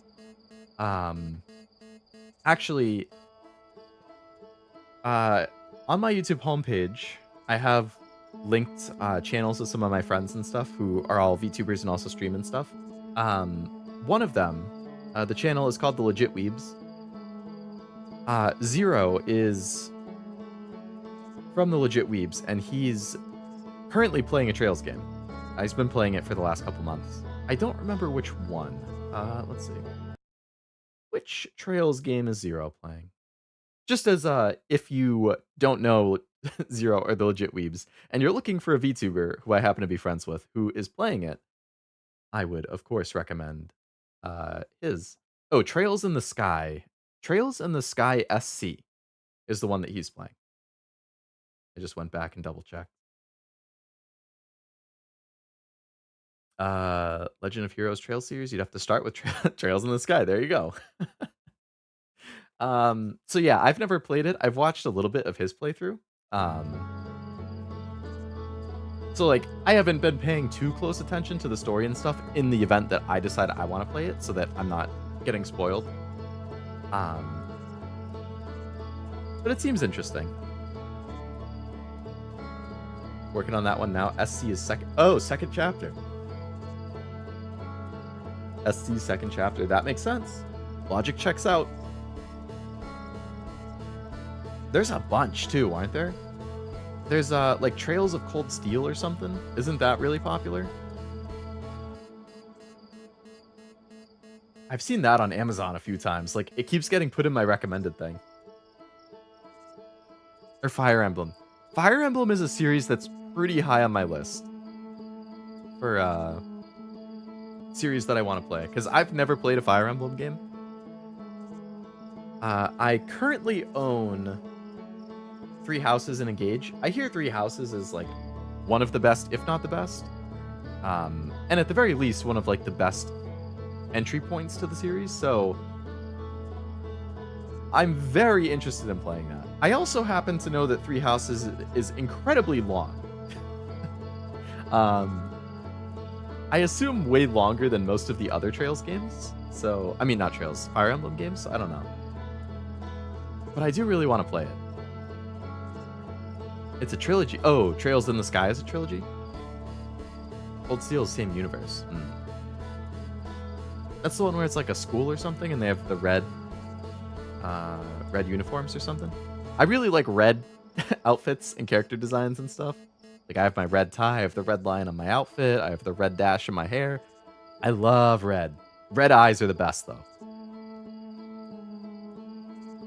Trails games are all interconnected, best played in original release order. Yeah, I think most games I would probably do that.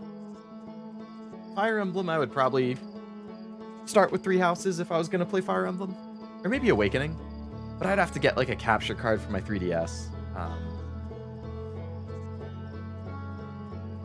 But yeah, if I were to play Trails, I would start from the beginning, I think.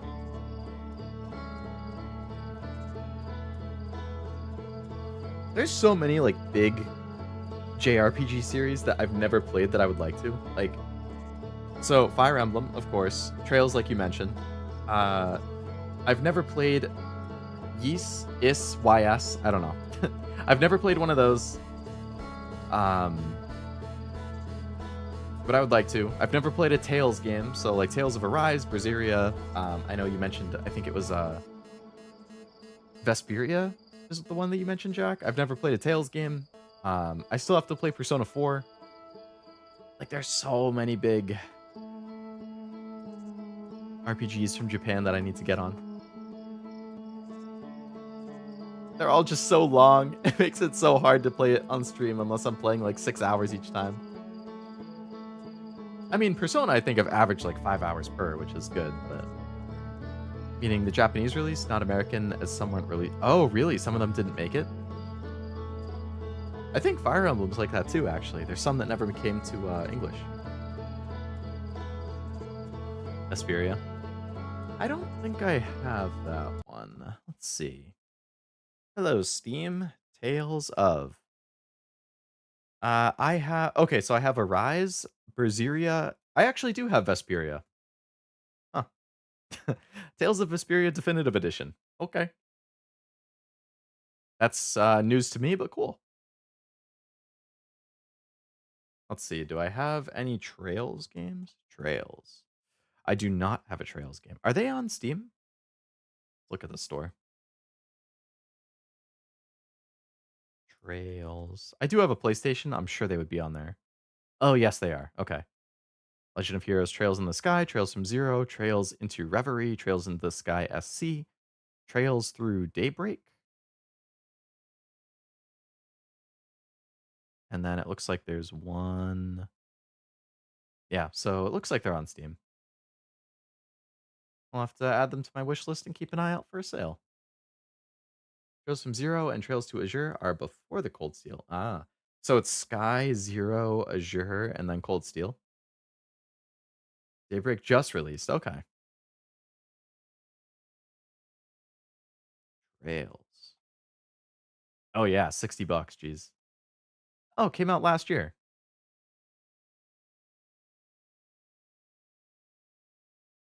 It's so, man, it's funny, like, because I was literally watching Zero's playthrough of SC earlier today. I had it on in the background while I was working. And looking at the graphics in that compared to the ones in Daybreak, it's like night and day. I mean, it's a way older game, so it makes sense. Like, oh, you can hear the music right now because the trailer just started auto playing. Wait, Trails in the Sky, October 2015. Oh, that was probably when it released on Steam, not when it released in overall. I see, I see. The stories are great. Now that's what I care about the most. A good story is always a selling point for me. I'm gonna look at the survey actually. So I know the audio keeps cutting out. I hate that it does that, but I wish it didn't. I want to see how many people have filled it in now.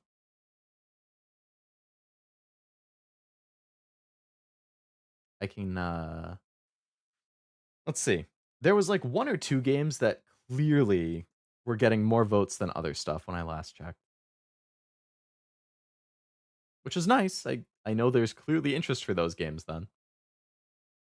We got 14 responses? Damn. It was like 9 before I started the stream. That's crazy.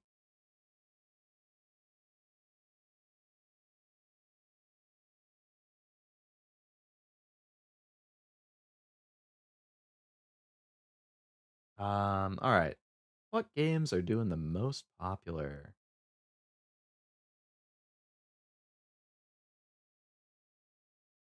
All right, of all of the games on this list, there's only one that has received 6 votes. Everything else is 5 or less. That's good. It's nice to see the distribution. But RIP to the games where there are 14 responses, and there are some games here that have not gotten any votes. Which is sad for those games. Some of these ones I would have expected to get more votes are getting like none. And some that I wouldn't have expected to get as many are getting more. Which, I don't know. Interesting.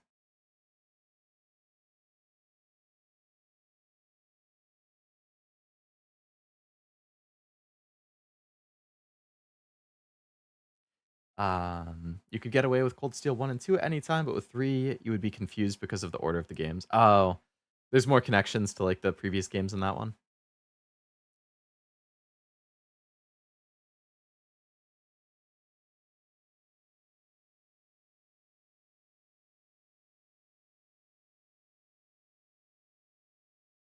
Come on, Outer Wilds music, where are you? There we go. The Wilds is breaking apart quite a bit.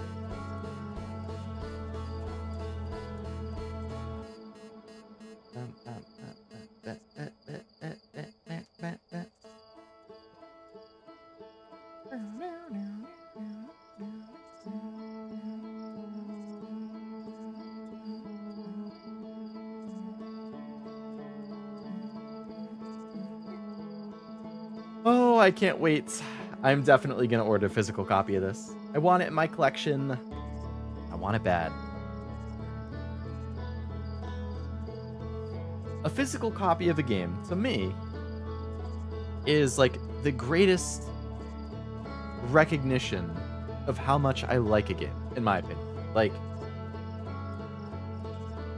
basically, like, the way that I kind of work with physical copies is I always buy physical if possible, right? Because I like having a disc. One, I like having physical media. I like having it on my shelf. I like being able to look at the case. I like having a collection. One.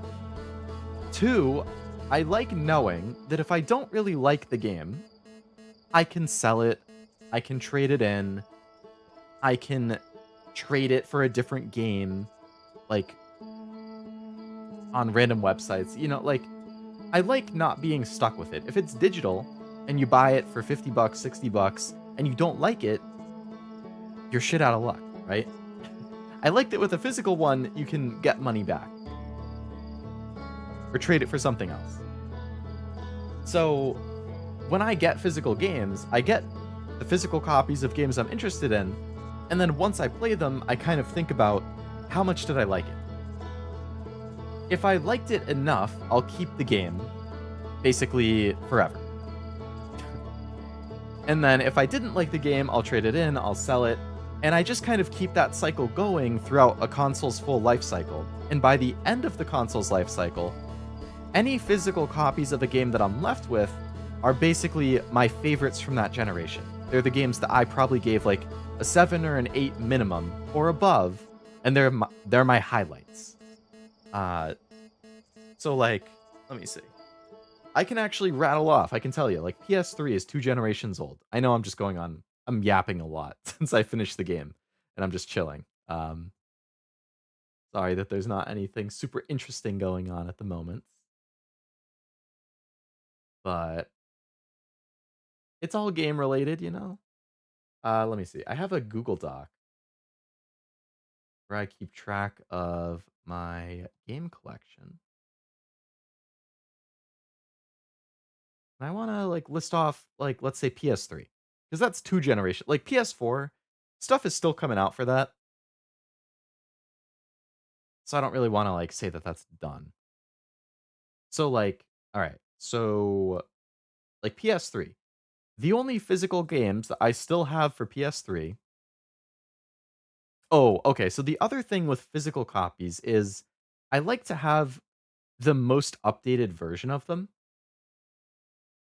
So, for instance, if a game came out on PS3 and I liked it a lot, but then it gets re-released on PS4 with better graphics, it's the Game of the Year edition, it bundles together a trilogy of games, then I'll buy the updated version so I have the newer one, the better release so to speak, and I'll sell the original copy. So, like, there are some for PS3 that I would have kept, but then they got re-released on PS4, PS5, and then I got it there and I got rid of the PS3 copy.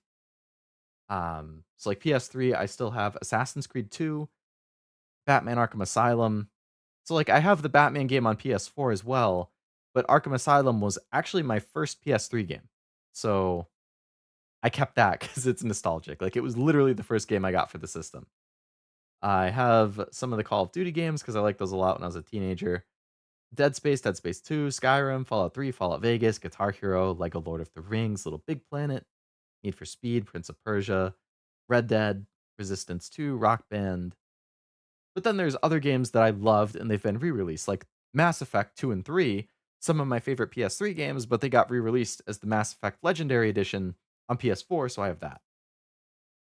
Like on PS4, Ghost of Tsushima is one of my favorite games, but it got re-released on PS5, so I have the PS5 version. Um,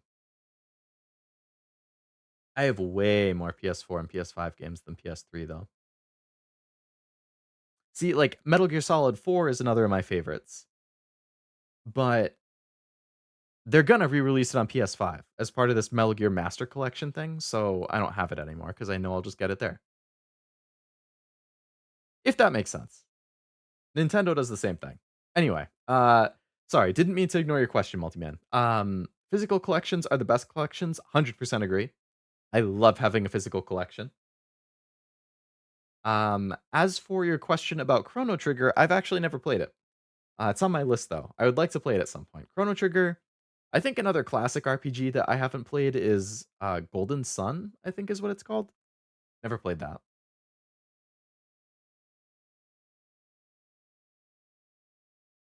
But I've heard amazing things about Chrono Trigger, and I know it's been re-released for like uh, all sorts of consoles.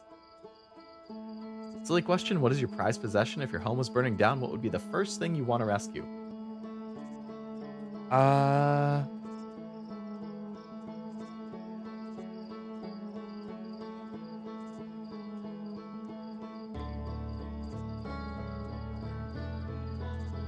I think if I were to pick one thing,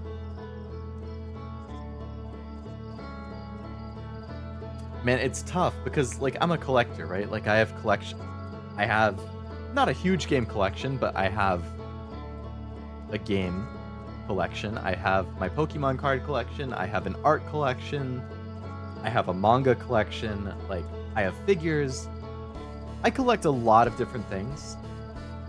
The unfortunate thing is there are certain ones in each of those collections that I'm extra attached to, so to speak. Like I value more than the others. And there are certain ones that are just straight up worth more. So, like there might be some that I'm more attached to emotionally that I would probably think to save first. But then there are others that I know, like objectively, it probably makes sense to go for the most valuable ones, because then I could sell it and buy back more things. If I were to think about my most prized possessions, I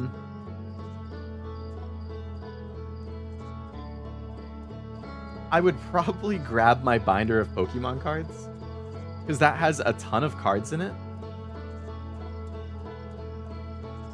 And Pokemon collections is like, or I've been collecting Pokemon cards for 4 years now. Like I got back into it in the middle of the pandemic. It was a great hobby for me. I'm still into it. So I feel like I would probably grab my binder. I feel like that's not cheating. Like I can't say I would grab one card because I do have them all in a binder. So I'd probably grab my binder. I have so many memories of collecting the cards. So I would say my follow-up answer to that would probably be I don't know how into like art any of you guys are, but there's an artist named Omar Dogan. He posts a lot on Instagram. That's like his main platform. Amazing artist, like incredible. Highly recommend. If you like art, look up Omar Dogan on Instagram. I think he also has a Twitter, but Instagram's his main platform.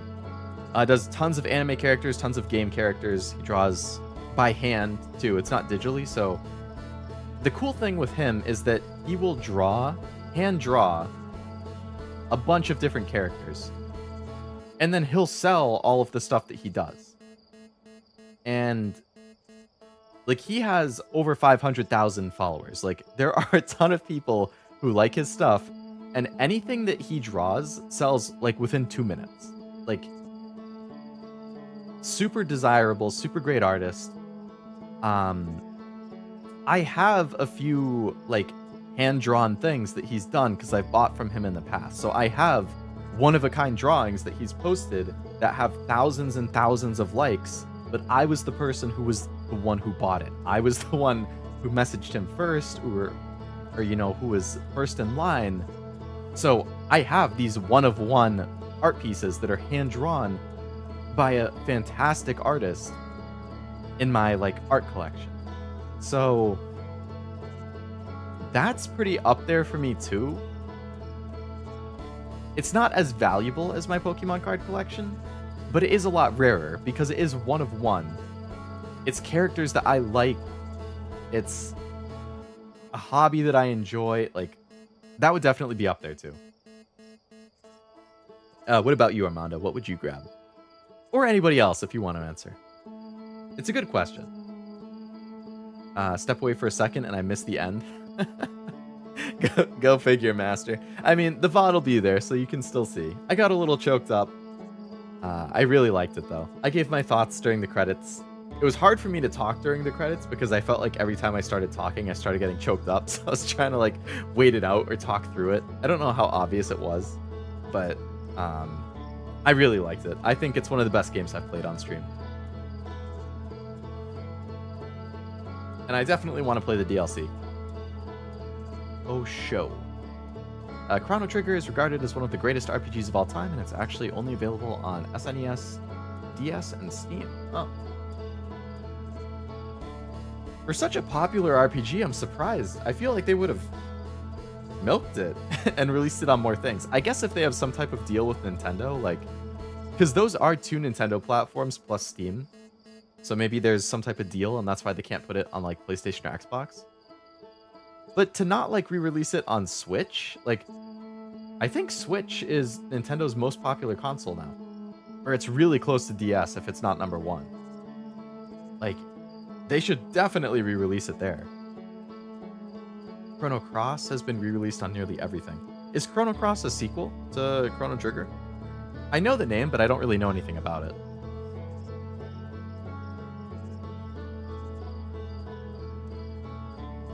The thing I would save is by far not the most valuable. Yeah, I mean, whatever you have the attachment to, I think that's what counts.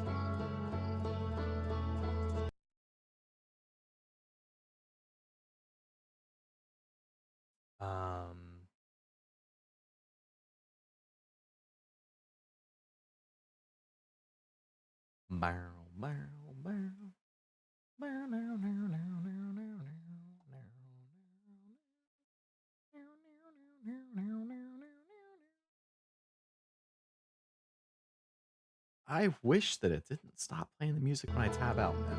I have to keep remembering to go back in. Just like when I'm trying to check something on YouTube or my email or whatever.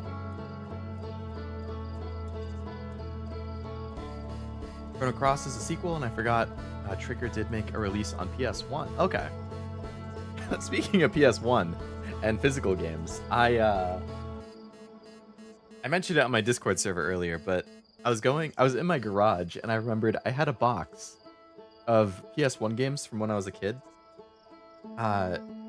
just sitting there for years. And I was like, you know what? I should probably go through those and like put them with the rest of my games, so they're not just in a box in the garage.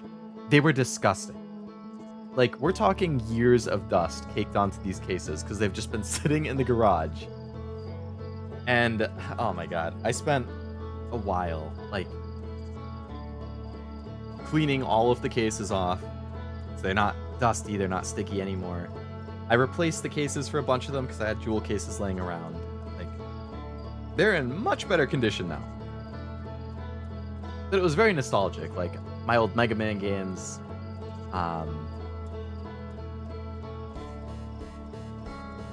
Crash Bandicoot. Yeah.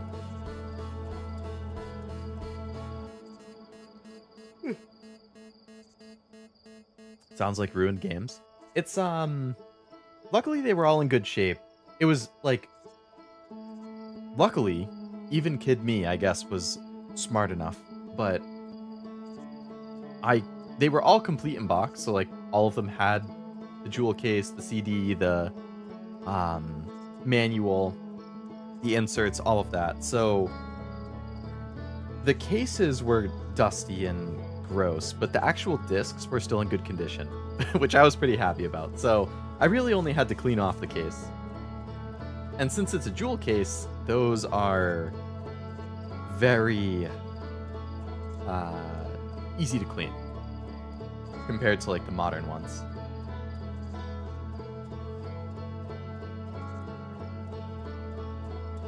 Surprised they didn't get disc rot? Yeah, I was looking at all of the discs and they all looked fine to me.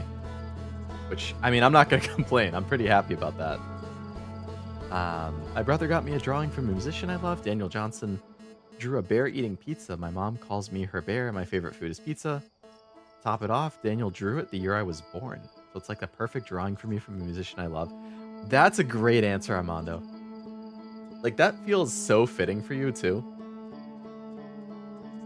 And it's, you know, it's not like you asked for it. It's just, he coincidentally had a drawing of a bear eating pizza, and it just so happened that decades later, you come to love that musician, have the same nickname, and love the same food. Like, who would have thought? Like, it's like it was meant to be. That's a great answer, yeah. Switch is Nintendo's console with the longest lifespan. Oh, right, yeah, because by the time the Switch 2 comes out, it's like 8 years. Because it will come out in 2025, Switch came out in 2017? Yeah.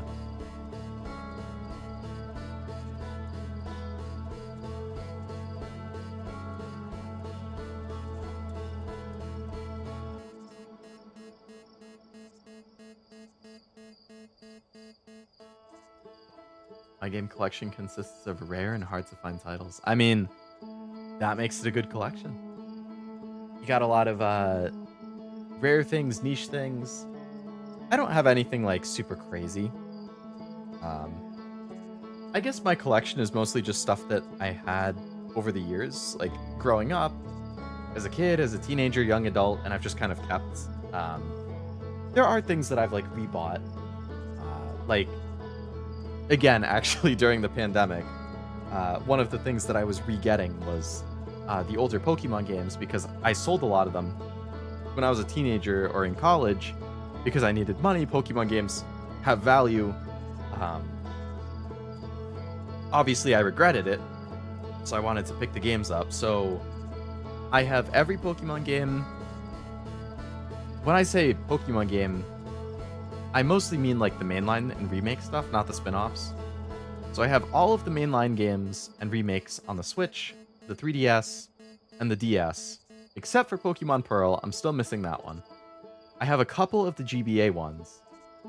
But like the GBA ones and older are so expensive, because I want everything to be complete in box and good condition. Like you can get a a loose copy for like, not that much. But as soon as you want a complete in-box version in good condition, God help you. Any Nintendo game that's like somewhat old is like that, though, I feel. Have pretty much everything from SNES onwards, so you have a bunch of old stuff, too. I guess my stuff is mostly modern. I mean, okay, so like PlayStation. PlayStation is my primary console. But I never had a PS2. I had a PS1 when I was a kid. So I do have some PS1 games still. I have no PS2 because I never had a PS2. And then I got a PS3 when I was a teenager, and I've just... Basically, I'm Sony and Nintendo. Like, I get all of their consoles. So I have a PS3, PS4, PS5. I have a GameCube, Wii U, Switch. Like, I definitely stick with those. So I have a ton of PS4 and PS5 games. I have some PS3. I still have some Wii and Wii U. I have a lot of Switch games. I still have some GameCube stuff. I have some DS and 3DS. It's a good variety. It would be fun to show it off at some point. I just don't know where I would. I guess I could do it in the Discord server, or I could stream at some point. But, like, I love games. I love having a physical collection. I love seeing it on my shelf. Just being able to look at all those games and being like, man, I have so many choices. It's like moments in history, too. Because, like, I get nostalgic looking at certain games. I can talk about, like, oh, yeah, I remember playing this one. I remember when I got this one for my birthday or for Christmas, or I got this one on release day and I was so excited. Like, there's just so much, like, emotional attachment to a lot of them.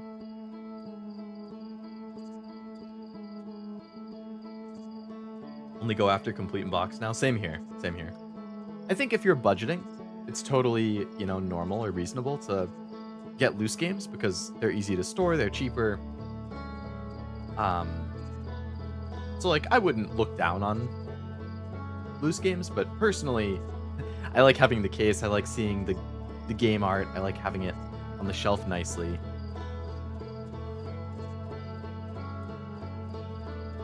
PlayStation for the win. Nice. Good taste. 360 was the best console of that gen, went downhill after Xbox One. Yeah, so I never had a 360, because I went PS3 instead. Mostly because I'm a big fan of, I feel like Sony is amazing when it comes to high quality single player games with a good story. Like, that's definitely their specialty. Like, I think it was, in my opinion, Xbox is where you would want to go for like multiplayer. I think they have the best multiplayer like infrastructure and setup and all of that. Not counting PC. Just looking at consoles, right? Xbox is best for multiplayer. And of course, during like their heyday in the 360 era, they were crushing it with the Halo games. They were crushing it with Gears of War. They had some other notable exclusives like Fable and stuff. I still preferred the PlayStation ones, but those are good ones, for sure. So they're like multiplayer focused. Sony, I think, is more of like the single player story, high production single player games. And then Nintendo is just great for like families, kids, just like straight up like fun, you know? Like, not to say they don't have good multiplayer game. Like, they have Mario Kart, that's a fun multiplayer game. They have Smash, but they don't have a good multiplayer infrastructure, right? And then like, they have good single player games too. Like, they have Metroid, they have Fire Emblem, they have Xenoblade, which is more of like Sony's forte. So like, they still do those things. But I feel like Nintendo is just like a lot of like the whimsical fun, you know? Like, Mario Odyssey is one of my favorite games of all time. I think that is a 10 out of 10 game. Can't believe they never made a second one. They made Galaxy 2, but they didn't make Odyssey 2. Come on. Love the logo falling apart. Yeah, it's such like a neat touch. And also, all of the stars and stuff in the background, they're completely gone. Like, it's just the planet and the logo now. Also, hello, Harshmallows. Welcome to the stream. Didn't have to worry about our online going offline for a month back in 2012. Man, yeah, that was like Sony's darkest day. Announcing the price of the PS3 and the online going out for a month. Those are like their worst moments for sure. I did like that they gave us free games when they came back though. I appreciated that. Mr. Voicer, hello Val, welcome to the stream. Hope you're having a good week. Yeah, you caught me yapping. I beat the game, so I've just been chilling and talking for a bit. I do have to go pretty soon, so I have to get up early.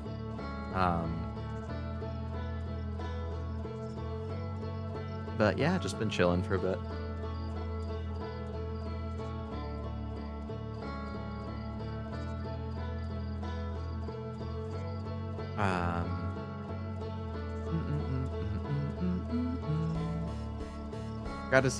Glad to see more crossplay bringing people together across platforms, especially with stuff like the finals. Yeah, crossplay is great. I know there was a long time where people were resistant to the idea because they're like, no, we don't want to mix with the other consoles. And I was like, seriously? More players is good. Like, crossplay is a good thing.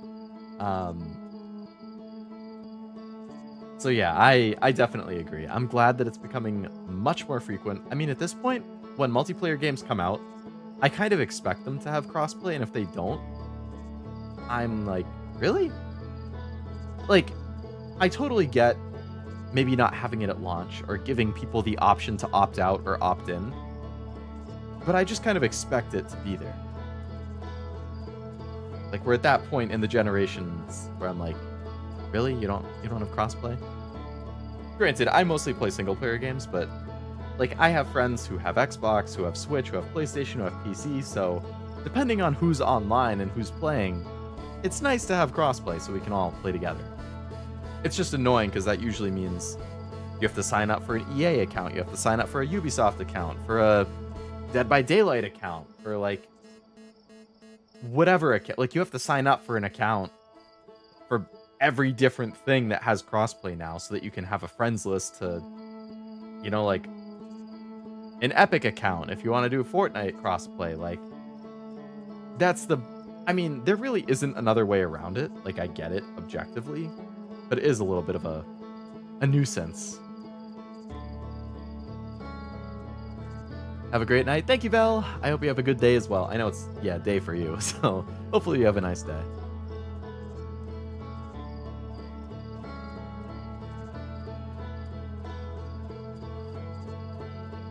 Stop playing multiplayer pretty much. Not many friends, boring by yourself, more interested in single player games, TBH. I get that, for sure.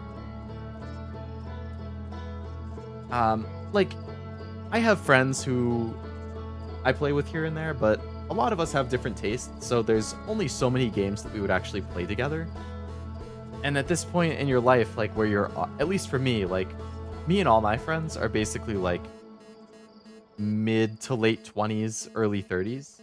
So we all have jobs, we all work, some of us, not me, but some of them have significant others. Some of them are married, some of them are just dating, people have different levels of responsibility and IRL stuff to do, so it's so hard to actually get people online. Like, I stream, which takes up time. Like, it's so hard to get people online together now. Like, right after college, a few times a week was pretty common. Like, we would all be around and just hanging out. Sure, let's get on, let's hop on. Now, 5 years out of college, we're looking like once a week, once every other week is like how often I'm able to get on with them.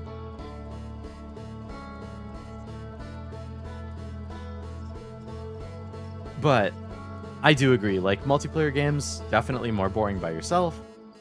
If you're not partying up with people, and personally, I definitely prefer single player. Like, I love a good story.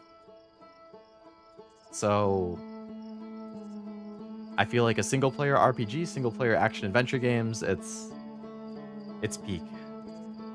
Like, pretty much all of my favorite games are single player RPGs or like action adventure. Spend my day in bed sounds like a great day. I'm gonna have a busy day tomorrow. I have to spend a couple hours driving, I have to do yard work, I have to run some errands. The one good thing, actually, 1 minute ago, my most wanted character in FGO just came out. The banner just started. Literally right now.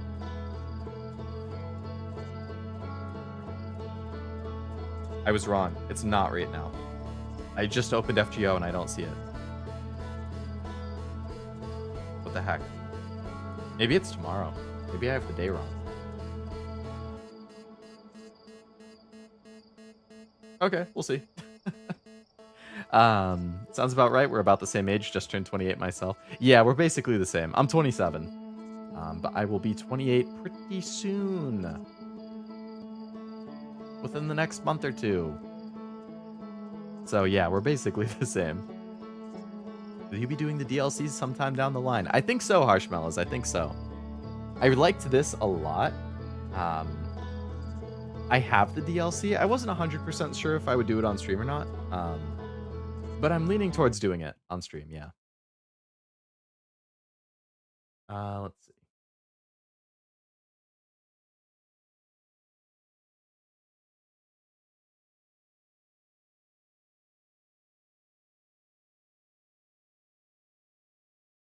Yep, I have it. So I wouldn't be surprised if you see that end up on my schedule sometime sooner than later. I think I probably will do it. It's just gonna be a question of, do I jump right into it? Or do I take a little break and then go back? But if you are interested in catching the DLC, then hopefully I see you on those streams whenever they happen.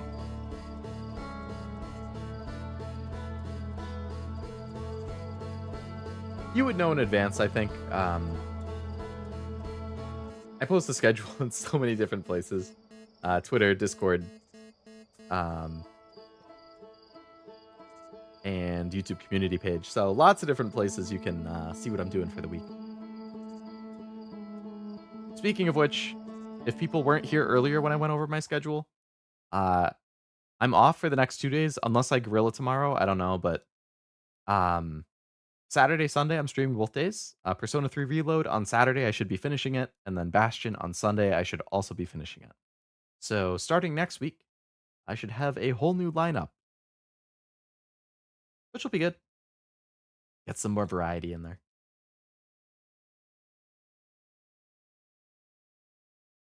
All right, get this going again. This talk with the BGM, I'll just start crying again. It's a great soundtrack. It's a great soundtrack. I'm going to be adding a lot of songs into my playlist, I think. Adulting sucks. I completely agree.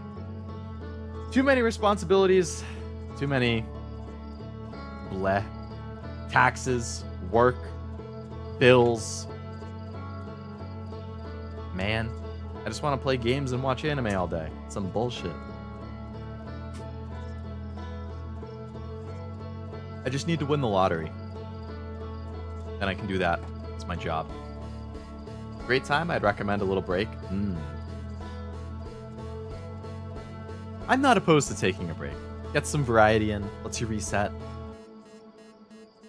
How long you been on the title screen? I think I beat the game around 3 hours into the stream, and we're at about 4 hours right now, so probably a little bit under an hour. Oh, I see Harshmallow said about 55 minutes. Yeah, that sounds about right.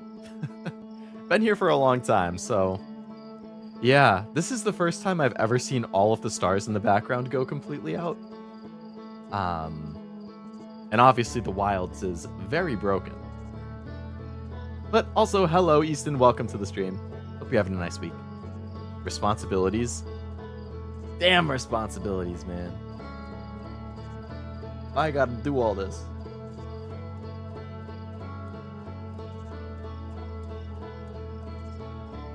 It hurts. It hurts.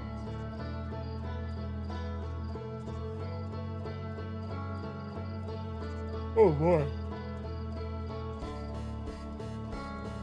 I still think it's so funny that you can tell when I'm yawning.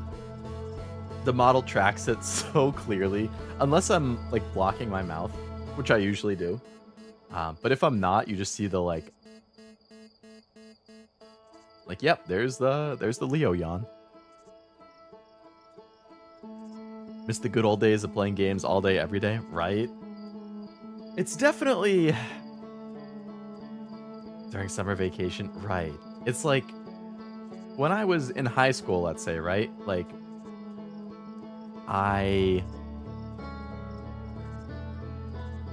would be able to spend most of the weekend just playing games. I'd come home from school, do my homework, play games all day, right? Like, and it was great. But in high school at the same time, I'm like, man, I wish I had money. Like, I wish I had more independence. And then in college, you have more independence, but you also have less time because classes take up more time. The homework and projects are a lot more intensive. But I could still fit in a lot of gaming time, right? Because I just live with my friends, my roommates, we're hanging out all the time. Like, so even with it being busy, I still had time, right? But I still had like no money. And now that I work, I have more money, but I have way less time. So now it's like, you know, you wake up early, you get ready for work, you commute, you work, you commute home, you have dinner, maybe you have some chores, you have other stuff to do, and then it's like, great. So now I have like, you get a couple hours per day on average, maybe. Like, it's just nowhere near what it used to be. It sucks. It's like that triangle or whatever, where, so like when you're a kid, you have energy and time, but no money. When you're a young adult, you have money and energy, but no time. And when you're retired, you have money and time, but no energy. Like, there's never really a point in your life where you have all three of those things, money, time, energy. Like, you're always missing one. And that makes it so hard to do everything that you want to do.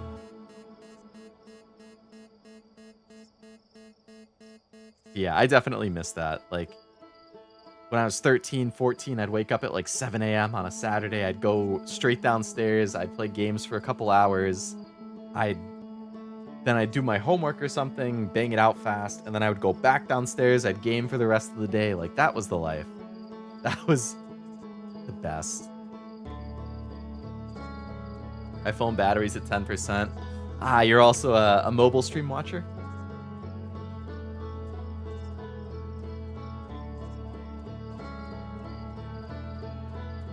Luckily, I think the stream will be ending within the next few minutes, so I won't be draining your phone quite so much anymore, Multiman. Hello, boys. Did I get here late? Hello, Draco. Welcome. It depends if you would consider 4 hours late or not. It might be fashionably late. It might be right on time. It might be super. I don't know. I do say better late than never. That's one of my catchphrases. Better safe than sorry and better late than never. Those are my two catchphrases.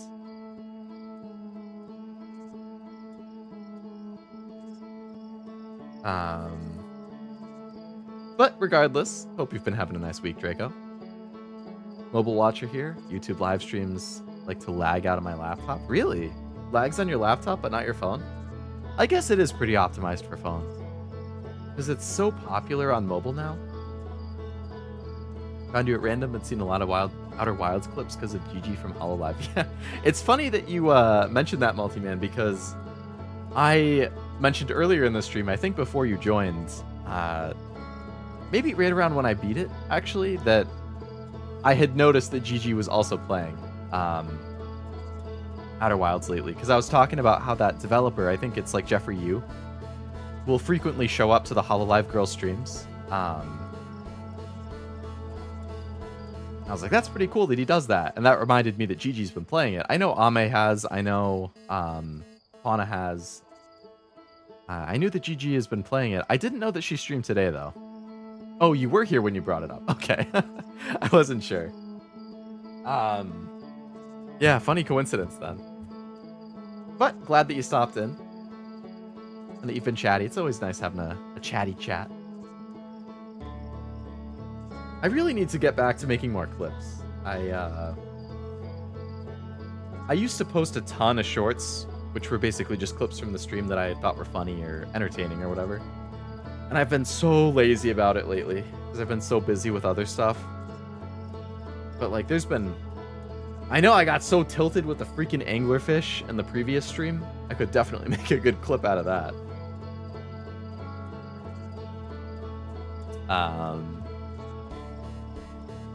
Yeah, Gigi's good. The new Hologen is great. I mean, Hololive is always great. I'm actually, I think I mentioned it in a previous stream, but for those of you who like Hololive or follow them more, they have that big English concert next month with like all of the English members performing. It's the second EN concert. So actually, Gen 4 isn't in it. It's just Gens 1 through 3. But it's like the big concert, right? And I actually have tickets, so I'm going to that next month. I'm very excited. I think it's going to be super cool to actually like... I watched the stream of the first one, and I thought it was awesome. Like, they put on a great show. The technology's great. Visuals are great. But I feel like to see it in person, it's going to be something else.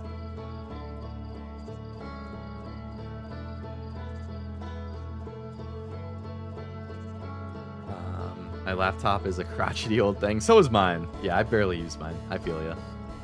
TBH, I was waiting for the end of stream to not get spoiled. Good call, Draco. Good call. Yeah, Outer Wilds definitely the type of thing that going in blind is the move. So, first of all, I highly recommend it. Second of all, good foresight. Chatty chat. Yeah, Lizzie, I love. Rower, best girl, followed by Liz. And they're, who would be my favorite? Liz's impressions are amazing. Gigi's fun.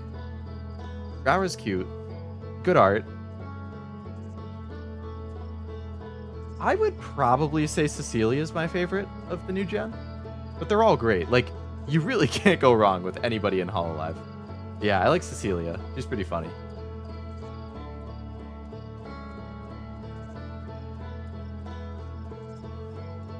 Would you get this on Switch or PS? I would say PS5, Armando. If you have the option for either one, yeah, PS5. Basically, one of those circumstances where if a game is multi-platform, I will not get it on the Switch. I will get it on anything other than the Switch. Because the Switch is by far the weakest of all of the consoles. So, it's nice, you know, for the portability if you want to play it on the go. Totally get that.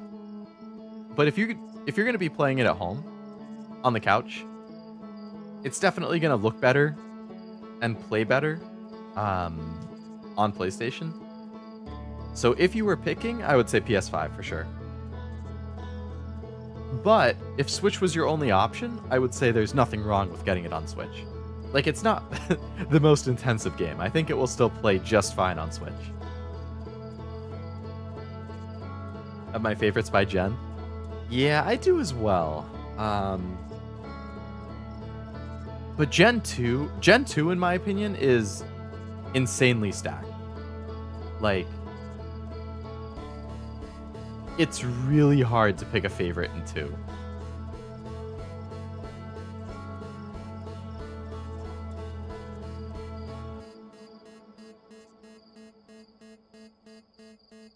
If I were to pick 2 per gen like you just did, I would probably say... I'd probably say Ina and Ame for Gen 1. I like everybody, so don't take that as that I don't like the other ones. Those would just be my favorites. I like how Ina's streams are super chill, and Ame is fun. Very creative. Gen 2, I would probably say Fauna. Fauna is definitely one of them, because Fauna is my Hololive Oshi, or Holo EN Oshi. But picking the second one is really tough because I love all of Gen 2. I think Iris is funny, and an amazing singer. Ume is fun. Crony is really funny. Bae is good chaos.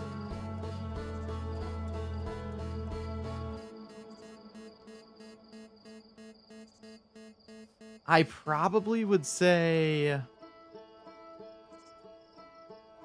Man, if I had to pick...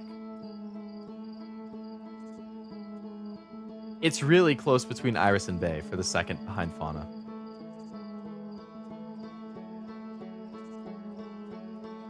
Gen 3, I would say Fuamoko and Shiori. And then Gen 4, I would probably say Cecilia and Liz. But all good choices on your end as well, Multiman. Especially Joy-Con Drift? Yeah, the Joy-Con Drift. Actually, so... I had an Xbox Series X, which I got a couple years ago when they bought Bethesda, because I was like, damn it. They're not going to put the games on PlayStation anymore. And I love Fallout, and I love Skyrim, so I need it. This was also before I had a PC, so my only choice was to get an Xbox. And then Starfield came out, and I didn't really like it. And now I have a PC, so I sold my Xbox. Not sold, I traded it into GameStop because they had a good deal. But I got docked on my trade-in because my Xbox controller had a very slight amount of drift. And I was like, damn it. Damn it, Microsoft, come on.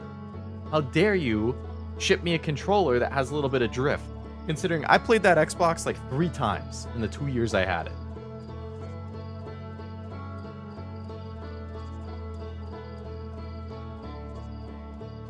That was a waste. I never should have bought it. I wouldn't have if I knew I would get a PC. I mean, I like physical copies, right? I can still get physical copies of the games on Xbox. But I was so disappointed in Starfield. I would give it another chance once they're done with it. Like, once they've released the expansions, once they've released all the bug fixes and updates, then I'll give it another shot. But I was definitely disappointed on release. Thanks, just ordered. Comes out August 30th. I think you will have a good time. I hope you have a good time. I think you will, but I really hope you do. And it's not long of a wait. 1 month and 5 days? Not bad at all.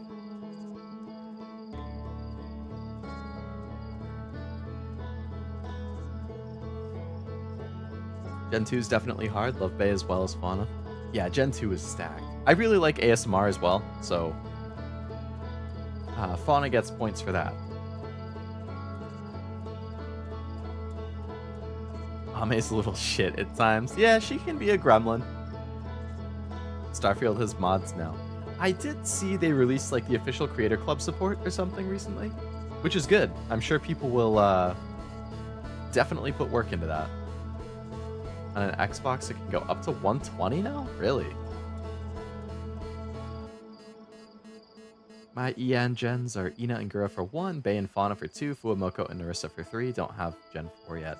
Also good picks, Jack. Also good picks.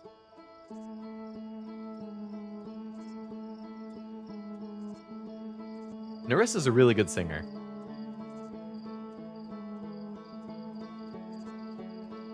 Biggest gremlin is Pekora. Yeah. She's such a troll. Man, Pekora was one of my intros to Hololive. It was like Miko, Pekora, and Gura were probably my intros. I remember some of the Miko GTA clips. Okay, Miko GTA, Corone Mario, I think Pekora Minecraft, and Gura Karaoke. Those were like the 4 first things that I saw. Late 2020, early 2021. And that's when I started getting into VTubers. And then who would have thought? A little over 2 years after I got into VTubers, I became a VTuber. Crazy. The world works in mysterious ways.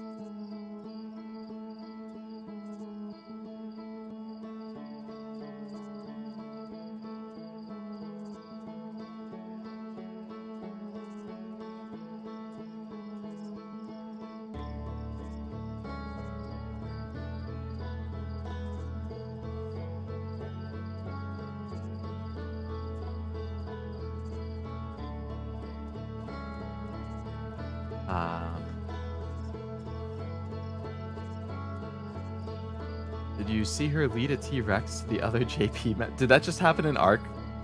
I know that there's been a ton of Arc stuff on the JP side recently. I haven't seen that. It doesn't surprise me at all that Pekora would do that. I think back to the Rust War every once in a while, which I think is hilarious. Like, there was the war, and then I think at some point Pekora like made herself the bad guy, and I want to say that there was like some sad side arc too with Koyori, where like Koyori wanted to team up with Pekora, and then Pekora, when she went villain mode, she like left a note behind and tried giving it to Koyori saying like, I still want you to be on my team, like this is an act, like this is planned or something like that. But when she tried giving the note to Koyori, I think there was some like mix up and it ended up in her inventory instead of her taskbar. So she didn't see the note. And then she just thought Pekora betrayed her and she was kind of sad.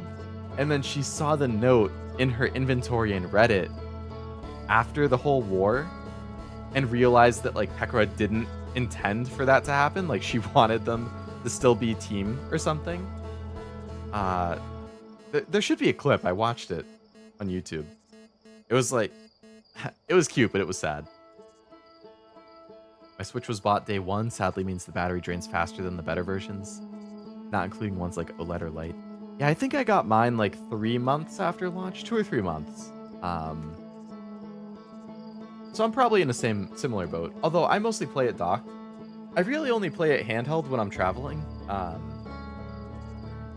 So I guess it's like always connected. You have 5 Switches? Oh man. Are they all just like different variants? Like there's a Zelda one, a Pokemon one, a base one, OLED, light, like you just have a bunch of the Rust War, good time. Rust War is iconic. Her as a demon. She is. Battery at 6%. It is getting late. It is 12:30 in the morning now. And I have been yapping for about an hour and a half. Which is impressive.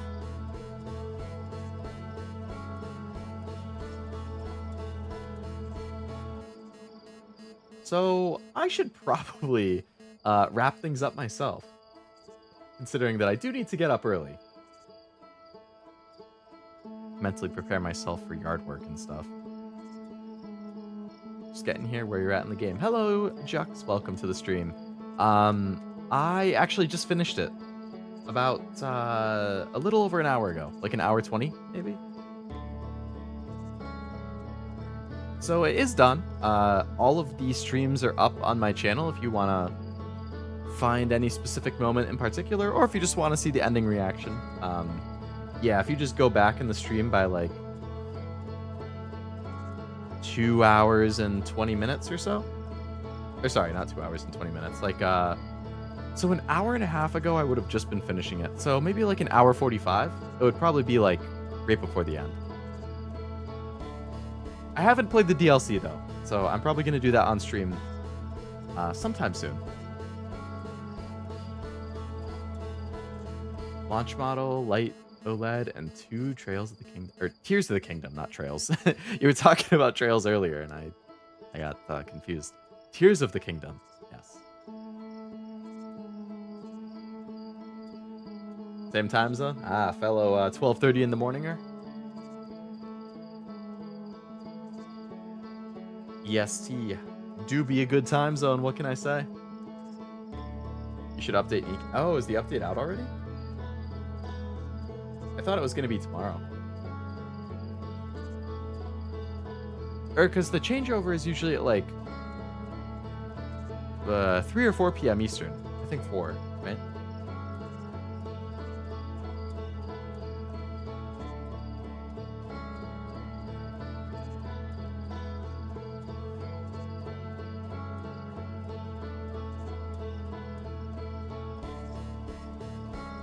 New event, Juvenile Days, major update. Oh boy.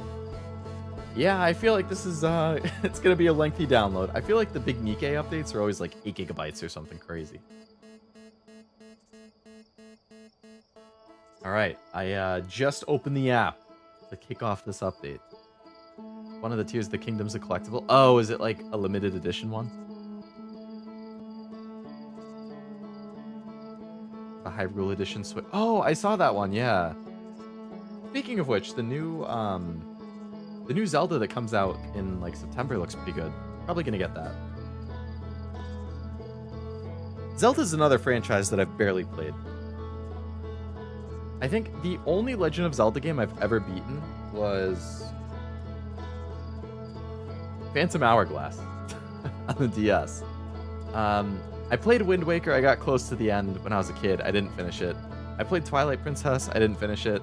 I played Breath of the Wild. I didn't finish it.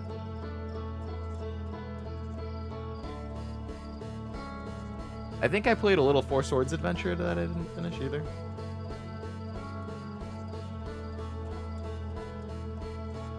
And I have Skyward Sword, the HD on Switch. I haven't played it yet. Link's Awakening I really want to play too. I like the art style on that a lot. Tears of the Kingdom themed console. Oh, is that the one that has like the dock? That's also like it's not just the Switch, it's the dock too.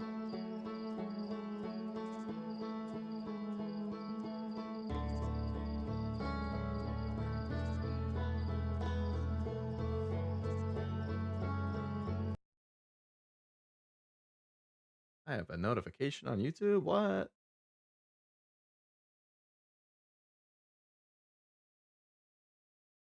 That's crazy. It is the one with the dock? Nice. I have I have like a They call them dock socks. I don't know if any of you guys have heard of those, but they're like soft sleeves essentially that you can put over the front of the dock that has a design on it, and it also makes it so that when you go to dock your Switch, it rubs against like the soft fabric instead of the potentially like the hard inside. It shouldn't touch the inside, but you know, it might like rub against it briefly or scratch depending on the angle that you put it in. So it like protects the front. And I have a Pokemon one that was custom made years and years ago, and it's got my boy Bulbasaur right front and center. This Bulbasaur is my favorite Pokemon.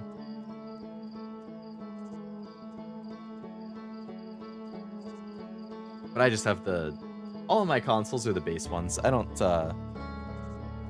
have any like cool special edition consoles that I can think of. I got a launch day PS5, launch day PS4. I think a launch day PS3 Slim. Switch I got like 2 or 3 months after launch. Launch day GameCube, launch day Wii.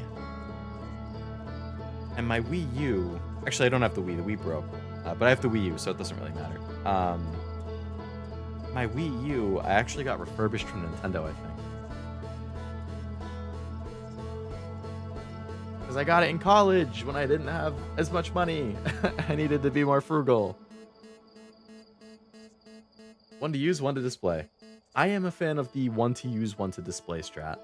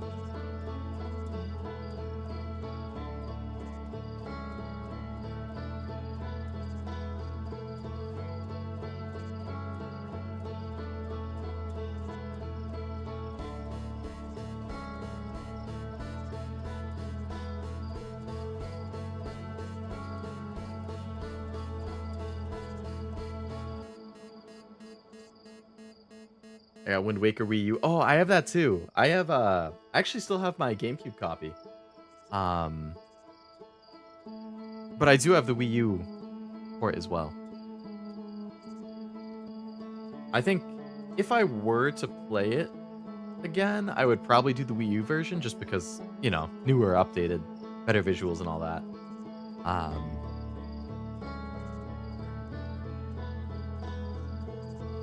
Yeah. I wish that they ported that to Switch too. But can't have everything.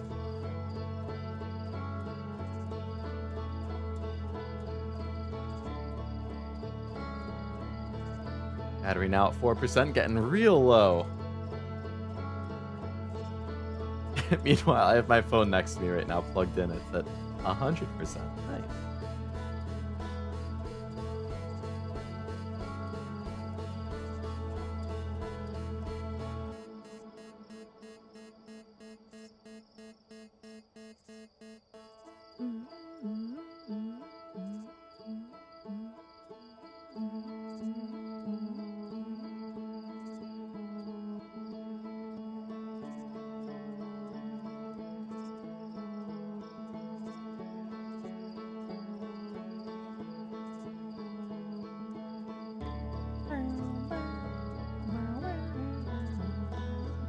All right. I've been yapping for an hour and a half, so I should probably wrap things up and get heading to bed.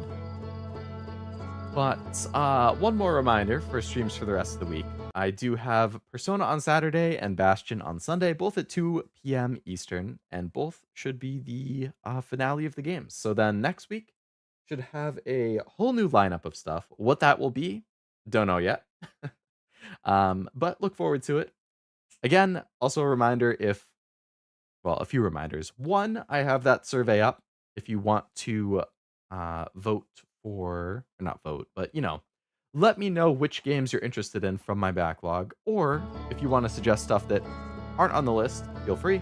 The link to the survey is on my YouTube community page. It should be the most recent post. Or in the Discord server. Link to join is in the description. And if you go in the Discord, it's in the suggestion channel, I believe. So that's the schedule. That's the survey thing. What else? I think that's it. So thank you very much for coming to the stream, to Outer Wilds, accompanying me on this very, very nice adventure. I had a lot of fun. Like I said when I finished it, I got a little choked up. I think it was a fantastic game. Definitely one of the best games that I've played on stream, in my opinion. So don't be surprised if you see the DLC pop up on my schedule at some point in the near future. And yeah, thank you for hanging out on the stream, chatting with me, and watching me experience this game for the first time. So, yeah. Hopefully I catch you on a stream sometime this weekend. If not, then I will catch you when I catch you. Thanks for the stream. Again, glad to see the finale. Yes, thank you for coming, Jack. Appreciate it. Definitely a good finale. Good night. Good night to you as well, Multi-Man. Thank you as well, Armando.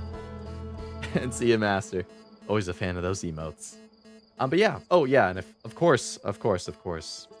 How could I forget? If you're not subscribed and you would like to catch more streams, by all means, feel free to do that. Got lots of random stuff.